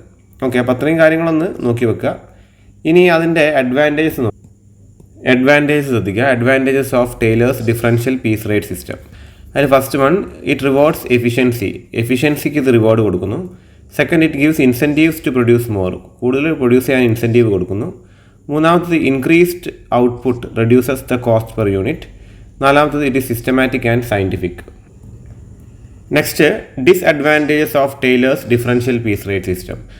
ടൈലേഴ്സ് ഡിഫറൻഷ്യൽ പീസ് റേറ്റ് സിസ്റ്റത്തിൻ്റെ ഡിസ്അഡ്വാൻറ്റേജസ്, അതിൻ്റെ പോരായ്മകൾ എന്തൊക്കെയാണെന്നുള്ളതാണ്. First one, it severely penalises the workers who just fails to attend the standard എത്തിപ്പെടാൻ പറ്റാത്ത വർക്കേഴ്സിന് വലിയൊരു ബുദ്ധിമുട്ടുകൾ ഇത് ഉണ്ടാക്കും, അല്ലെങ്കിൽ അവരെ പീനലൈസ് ചെയ്യും, അവർക്ക് കുറച്ച് പണിഷ്മെൻറ്റ് കിട്ടുന്ന പോലെയാണ്. കാര്യം എന്താണ്, ചെറിയ രീതിയിലേ പീസ് റേറ്റ് കിട്ടുള്ളൂ. It does not guarantee minimum wage. ഒരു മിനിമം വേജ് ഗ്യാരണ്ടി ചെയ്യുന്നില്ല. It makes a discrimination between efficient workers and less efficient workers. ഒരു ഡിസ്ക്രിമിനേഷനുള്ള കാരണം വരും. Difference between 2 piece rates are very high. 2 piece rate തമ്മിൽ difference വളരെ കൂടുതലാണ്. ഓക്കെ. ഈ ഒരു ചോദ്യമാണ് എക്സാമ്പിൾ 5. സ്റ്റാൻഡേർഡ് പ്രൊഡക്ഷൻ കൊടുത്തിട്ടുണ്ട്, അത് 10 യൂണിറ്റ് പെർ ഹവറാണ്. അപ്പോൾ ഇത് എത്തണം എന്നുള്ളതാണ് standard unit. Normal time rate 5 rupees per ഹവറാണ്. Differentials to be applied.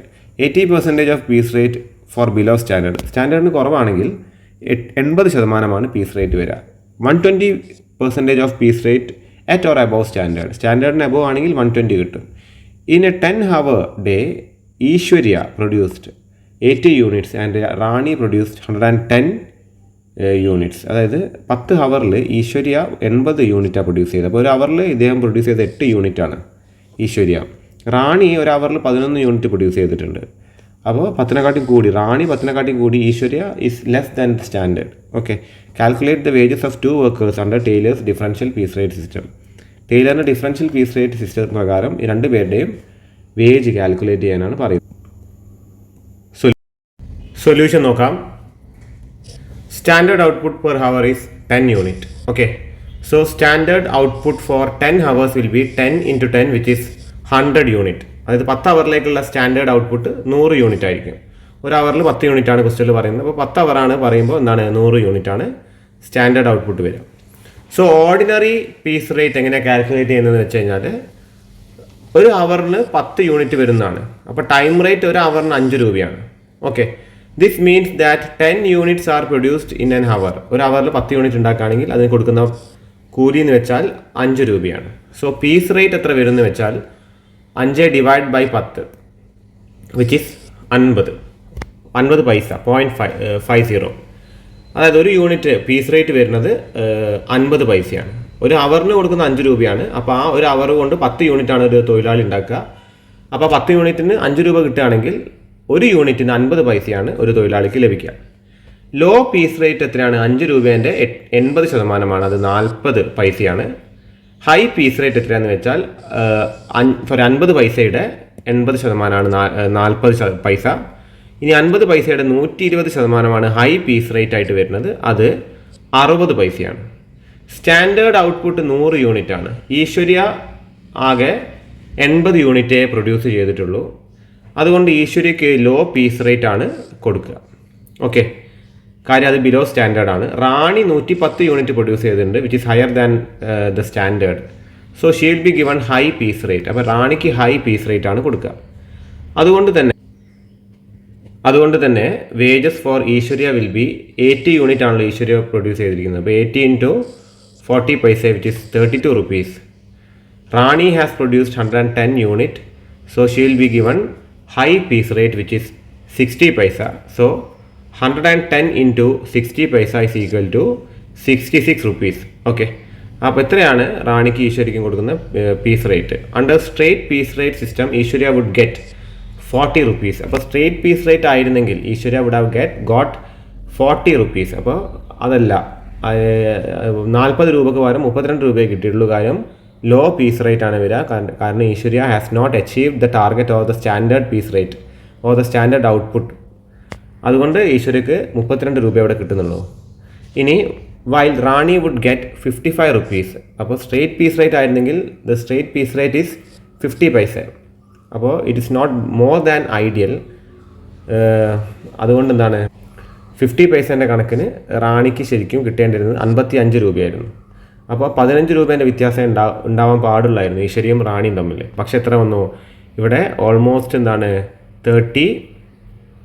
66 നിന്ന് 32 മൈനസ് ചെയ്താൽ 34 റുപ്പീസിൻ്റെ ഡിഫറൻസ് ഇവിടെ ഈശ്വര്യ ആൻഡ് റാണി തമ്മിൽ വന്നിട്ടുണ്ട്. ഓക്കെ, അതാണ് ടൈലേഴ്സ് ഡിഫറൻഷ്യൽ പീസ് റേറ്റിൻ്റെ പ്രത്യേകത. So now let's look at the next method. അടുത്ത മെത്തേഡ് നോക്കാം, Merrick's multiple piece rate system. അടുത്ത മെത്തേഡിൻ്റെ പേരാണ് Merrick's multiple piece rate system. This plan was developed by MDV Merrick ആണ് ഇത് ഡെവലപ്പ് ചെയ്തിരിക്കുന്നത്. This method is similar to Taylor's plan. ടൈലറിൻ്റെ പ്ലാനായിട്ട് വളരെ സാമ്യമുള്ള മെത്തേഡാണ്. But there are 3 piece rates. ഇവിടെ 3 പീസ് റേറ്റ് വരുന്നുണ്ട് instead of 2 in Taylor system. അപ്പോൾ ടൈലർ സിസ്റ്റത്തിന് പകരമായിട്ട് ഇവിടെ അങ്ങനെയല്ല, ഇവിടെ 3 പീസ് റേറ്റാണ് വരുന്നത്. The 3 piece rates are as follows. അപ്പോൾ എങ്ങനെയൊക്കെയാണ് പീസ് റേറ്റ് വരുന്നത് നോക്കാം. മെറിക് പീസ് റേറ്റ് പ്രകാരം 3 സിസ്റ്റമാണ് വരുന്നത്. എഫിഷ്യൻസിൻ്റെ അടിസ്ഥാനത്തിലാണ് പീസ് റേറ്റ് കൊടുക്കുന്നത്. എഫിഷ്യൻസി പെർസെൻറ്റേജ് ഓഫ് സ്റ്റാൻഡേർഡ് ഔട്ട്പുട്ടാണ്. Okay, so the first rate is up to 83% efficiency ഉണ്ടെങ്കിൽ an employee will get ordinary piece rate. 83 to 100% efficiency ഉണ്ടെങ്കിൽ 110% ആണ് ഓർഡിനറി പീസ് റേറ്റിനെക്കാട്ടും കിട്ടുക. അതായത് 10 രൂപേൻ്റെ സാധനം 10 രൂപക്ക് പീസ് റേറ്റ് കിട്ടുന്നത് 11 രൂപയാവും. ഇനി എബവ് 100% ആണെങ്കിൽ 120% ഓഫ് ഓർഡിനറി പീസ് റേറ്റ്. അപ്പോൾ എബവ് 100 ആവുകയാണെങ്കിൽ 12 രൂപ കിട്ടും. Okay,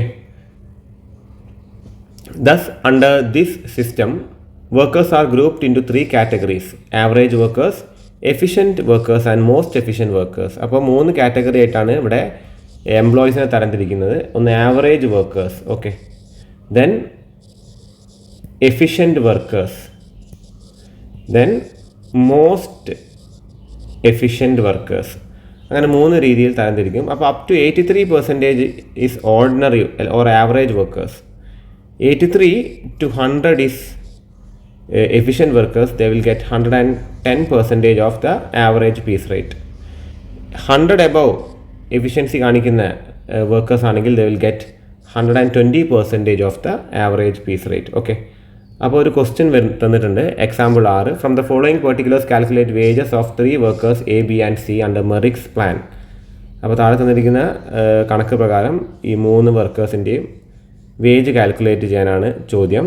basic piece rate is ₹2 per unit. 2 രൂപയാണ് basic piece rate. Standard output should be 24 units. 24 യൂണിറ്റാണ് സ്റ്റാൻഡേർഡ് ഔട്ട്പുട്ടായിട്ട് കണക്കാക്കുന്നത്. Per day of 8 hours. ഒരു ദിവസം 8 hours ഉണ്ട്. അപ്പോൾ അതിൽ 24 യൂണിറ്റ് ഉണ്ടാക്കുന്നതാണ് സ്റ്റാൻഡേർഡായിട്ട് കണക്കാക്കുന്നത്. Output of A is 16 unit. അപ്പോൾ A has produced only 16 unit, B has produced 21 unit and C has produced 25 unit. അപ്പോൾ ഈ 3 പേരുടെയും പീസ് റേറ്റ് കണക്കാക്കാനുള്ളതാണ്. ഓക്കെ, സൊല്യൂഷൻ നോക്കാം. സ്റ്റാൻഡേർഡ് ഔട്ട്പുട്ട് 24 യൂണിറ്റ് ആണ്. അപ്പോൾ as efficiency actual output divide by standard output into 100 ആണ്. അപ്പോൾ A has produced 16 unit, A produce ചെയ്തിരിക്കുന്നത് 16 യൂണിറ്റ് ആണ്. So the standard is 24 unit into 100 which is 67%. അപ്പോൾ എൻ്റെ എഫിഷ്യൻസി എന്താണ്? 67%. സ്റ്റാൻഡേർഡിൻ്റെ 67% എ പ്രൊഡ്യൂസ് ചെയ്തിട്ടുള്ളൂ. So the efficiency is below 83%. So A is a ordinary or average efficient worker. Okay, B's efficiency, അപ്പോൾ ബിൻ്റെ efficiency കാണുന്നുണ്ടെങ്കിൽ 21 ഡിവൈഡഡ് ബൈ 24 ഇൻറ്റു 100, 87.5% ആണ് ബിൻ്റെ efficiency. So it's above 83%. Okay, അതുകൊണ്ട് ഇതാണ് B is an efficient worker. ഇനി സീൻ്റെ efficiency എന്ന് വെച്ചാൽ 25 യൂണിറ്റാണ് ഇദ്ദേഹം പ്രൊഡ്യൂസ് ചെയ്തിരിക്കുന്നത്, 24 യൂണിറ്റാണ് ഇതിൻ്റെ സ്റ്റാൻഡേർഡ്. അപ്പോൾ 25 ഡിവൈഡ് ബൈ 24 ഇൻറ്റു 100, 104% ആണ് സിയുടെ efficiency. Okay, since A's efficiency is less than 83%, he will get only ordinary piece rate. Ordinary piece rate is just 2 rupees. So a's wages will be equal to 16 actual unit produced by a into the average piece rate. So 16 into 2, which will be equal to 32 rupees. Next is b's efficiency, which is greater than 83% but less than 110%. So B will be getting an 110% of the piece rate. അപ്പോൾ 2ൻ്റെ 110 പറയുമ്പോൾ എത്രയാണ്? 2.20, അതായത് 2 രൂപ 20 പൈസ. So B's wages will be 21 unit into 2.20, which is equal to 46.2 rupees. Okay, C's efficiency is greater than 100. Okay, so C will be paid 120% of the basic piece rate. So 120% of 2, which is the average piece rate, which is equal to 2.40, 2 രൂപ 40 പൈസ. So C's wages will be 25 into 2.4, which is equal to 60 rupees. ഇനി next plan എന്താണെന്ന് വെച്ചാൽ Gantt task and bonus plan. അപ്പോൾ എന്താണെന്ന് നോക്കാം. The system of wage payment was developed by HL Gantt, a close associate of FW Taylor. FW Taylor ഒരു close associate ആയിരുന്ന HL ഗാണ്ടാണ് ഈ ഒരു ഗാണ്ട് ആൻഡ് ബോണസ് പ്ലാൻ തയ്യാറാക്കിയിരിക്കുന്നത്, ഫോർമുലേറ്റ് ചെയ്തിരിക്കുന്നത്. This plan is a combination of time rate, piece rate and bonus. So it's a combination of time rate and piece rate and bonus. Okay, നോക്കാം. Under this system a standard output or standard time is fixed. Workers are required to produce the standard output or complete the task within the standard time. അതായത് ഒരു standard ടൈമിൻ്റെ ഉള്ളിൽ ഒരു standard output produce ചെയ്യുക എന്നുള്ളത് ഇവിടെയും വരുന്നുണ്ട്. If a worker fails to attain the standard he will be given time wages. അതായത് സ്റ്റാൻഡേർഡിലേക്ക് എത്താൻ പറ്റാത്ത വർക്കേഴ്സിന് എന്ത് കൊടുക്കും? ടൈം വേജസ് കൊടുക്കും. Thus time wages are guaranteed. If a worker attains the standard, that is produces the standard output or completes the task within the standard time, that is 100% efficiency, he will be paid time wages plus bonus. അതായത് standard attain ചെയ്ത ഒരു വ്യക്തിക്ക്, ഒരു വർക്കർക്ക് time വേജിൻ്റെ കൂടെ bonus കൊടുക്കും, which is 20% of time wage. If a worker produces more than the standard output, standard ഔട്ട്പുട്ടിൽ കൂടുതൽ കൊടുക്കുകയാണെങ്കിൽ or takes less than the standard time, above 100% efficiency, he will be paid a higher piece rate. അതായത് 100-ലധികം efficiency കാണിക്കുന്ന ഒരു വർക്കറാണെങ്കിൽ ഇദ്ദേഹത്തിന് എന്ത് കൊടുക്കും? Higher piece rate കൊടുക്കും. അപ്പോൾ ഒരു ചോദ്യം ഇവിടെ കൊടുത്തിരിക്കുന്നത് ശ്രദ്ധിക്കാം. Example 7, following are the particulars applicable to work process. അതായത് ഒരു വർക്ക് പ്രോസസ്സിൻ്റെ കാര്യങ്ങളാണ് ഇവിടെ കൊടുത്തിരിക്കുന്നത്. അപ്പോൾ ടൈം റേറ്റ് ₹5 per hour ആണ്. ഹൈ ടാസ്ക് എത്ര വരുന്നതെന്ന് വെച്ചാൽ 40 യൂണിറ്റാണ്, ഒരു വീക്കിന് 40 യൂണിറ്റാണ്. Piece rate above high task എത്രയാണ്? ഹൈ ടാസ്ക് അല്ലെങ്കിൽ സ്റ്റാൻഡേർഡിന് മുകളിൽ വരുന്ന പീസ് റേറ്റ് കൊടുക്കുന്നത് 6.5 ആണ് ഒരു യൂണിറ്റിന്, 6 രൂപ 50 പൈസ. In 40-hour week the production of workers were 35 unit, 40 unit and 41 unit. അതായത് 40 ഹവറുള്ള ഒരു വീക്കിൽ എ പ്രൊഡ്യൂസ് ചെയ്തത് 35 ആണ്. നമ്മുടെ സ്റ്റാൻഡേർഡ് 40 ആണെങ്കിൽ എ പ്രൊഡ്യൂസ് ചെയ്തത് 35, ബി 40, സി 41 ആൻഡ് ഡി 52. അപ്പോൾ അതിൻ്റെ ഈ ഓരോരുത്തർക്ക് കിട്ടുന്ന വേജ് എത്രയാണെന്നുള്ളത് കാൽക്കുലേറ്റ് ചെയ്യാനാണ് പറയുന്നത്. സൊല്യൂഷൻ നമുക്ക് നോക്കാം.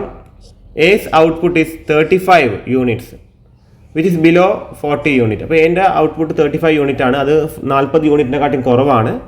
അതുകൊണ്ട് എക്ക് ബേസിക് ആയിട്ടുള്ള ടൈം വേജ് ആണ് കൊടുക്കുക. He will get only time wage for 40 hours. അപ്പോൾ 40 അവർ വർക്ക് ചെയ്ത എക്ക്, ഒരു ആഴ്ച 40 അവർ വർക്ക് ചെയ്ത എക്ക് ഒരു അവറിന് 5 രൂപ വെച്ചാൽ കിട്ടുക. അപ്പോൾ 40 × 5 200 രൂപയാണ് എക്ക് കിട്ടുക. B's output is 40 unit. അപ്പോൾ ബീൻ്റെ ഔട്ട്പുട്ട് 40 യൂണിറ്റ് ആണ് and attains the standard. B standard അറ്റൈനും ചെയ്തിട്ടുണ്ട്.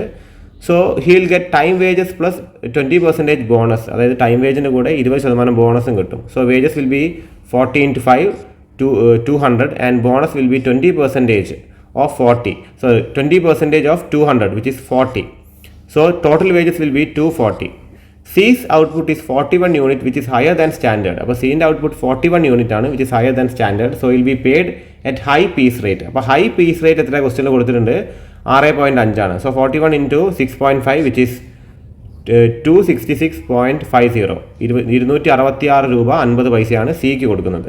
ഡിൻ്റെ യൂണിറ്റ് വരുന്നത് ഡി ഹാസ് പ്രൊഡ്യൂസ്ഡ് 52 യൂണിറ്റ്. അപ്പോൾ ഡി പ്രൊഡ്യൂസ് ചെയ്തിരിക്കുന്നത് 52 യൂണിറ്റ് ആണ് which is also higher than the standard.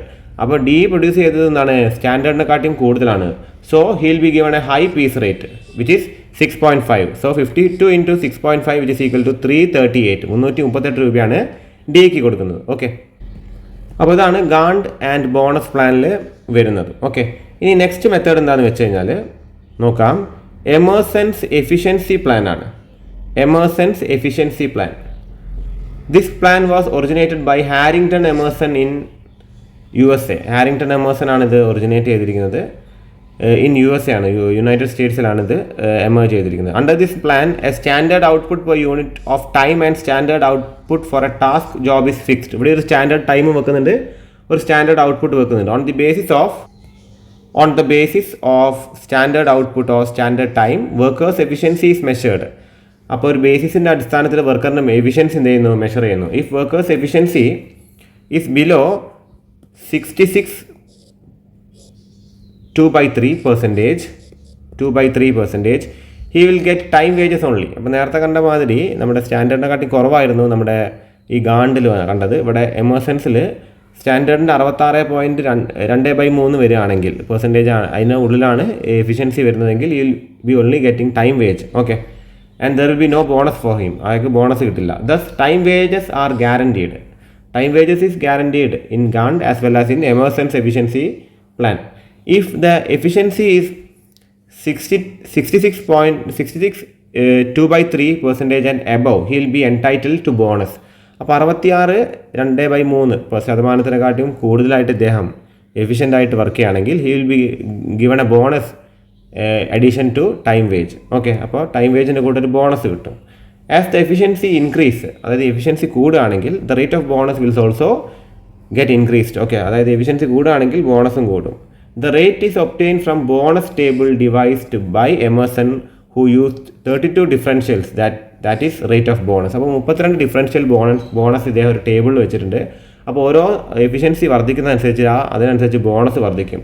At 100% efficiency the bonus is 20%. If the efficiency exceeds 100%, the worker is entitled to an additional bonus of 1% for each 1% efficiency. അതായത് 100% വരെ ഇദ്ദേഹത്തിന് 20% bonus കിട്ടും. 100 കൂടെ അപ്പോൾ 101% efficiency കാണിക്കുകയാണെങ്കിൽ 21% bonus കിട്ടും. 102% കാണിക്കുകയാണെങ്കിൽ 22% bonus കിട്ടും. Okay, efficiency in excess of 100% efficiency. Thus, if the efficiency of a worker is 110%, he will be entitled 30% bonus, which is 20% of the bonus which is entitled for 100% efficiency and 10% extra for additional efficiency. Okay, the percentage of efficiency is computed as follows. അതായത് percentage of efficiency താഴെ പറയുന്ന രീതിയിലാണ്. If standard output is given and percentage of efficiency is equal to actual output divided by standard output into 100. If standard time is given, percentage of efficiency will be equal to standard time divided by actual time into 100. ഇനി example 8 നോക്കാം. From the following data calculate the earnings under എമേഴ്സൺസ് efficiency plan. തന്നിരിക്കുന്ന ഡാറ്റയിൽ നിന്നും earnings calculate ചെയ്യണം ചോദിച്ചിരിക്കുന്നത് എമേഴ്സൺസ് efficiency plan മുഖാന്തരം. അപ്പോൾ standard time 60 hours ആണ്. Actual time is 50 hours. Hourly rate is ₹2. അപ്പോൾ നമുക്ക് സൊല്യൂഷൻ നോക്കാം. പെർസെൻറ്റേജ് ഓഫ് എഫിഷ്യൻസി ആദ്യം നോക്കാം. അപ്പോൾ standard time divide by actual time into 100 ആണ്. അപ്പോൾ 120% ആണ് വരുന്നത്. ഓക്കെ, ഇനി at 100% efficiency the bonus is 20%. Additional 1% for each 1% efficiency in excess of 100. Thus, the additional bonus is 20% and total bonus is 40%. Okay. So, time wages will be 50 hours into 2, which is 100, and bonus of 40% of wages will be 40% of 100, which is 40 rupees. And the total earnings will be ₹140. അടുത്തത് accelerated premium plan ആണ്. Accelerated premium plan.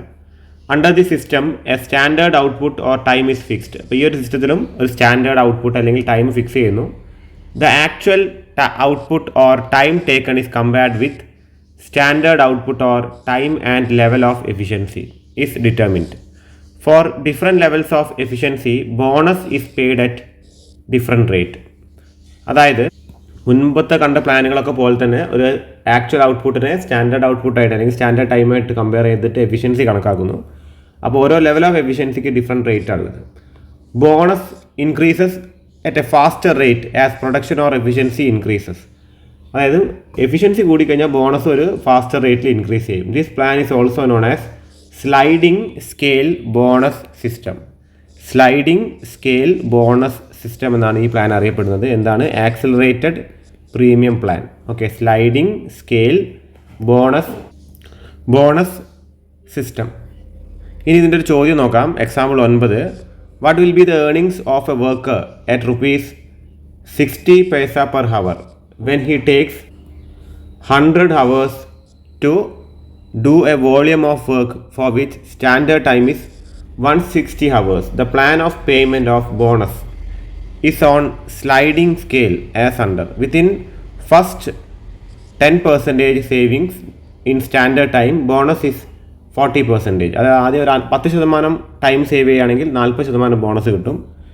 The second 10% savings in standard time, the bonus is 50%. ഇനി അടുത്ത 10% save ചെയ്യുന്നതെങ്കിൽ അതിന് 50% bonus ലഭിക്കും. Third 10% savings in standard time, bonus is 60% of time saved. അടുത്ത 10%-ന് 60% bonus ലഭിക്കുക.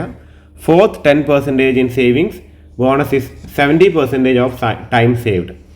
നാലാമത്തെ 10%-ന് 70% ബോണസ് ലഭിക്കുക. For the rest, bonus is 75%. അതിന് കൂടുതൽ വരുന്നതൊക്കെ എന്താണ്? 75% ബോണസ് ലഭിക്കുക. സൊല്യൂഷൻ നോക്കാം നമുക്ക്.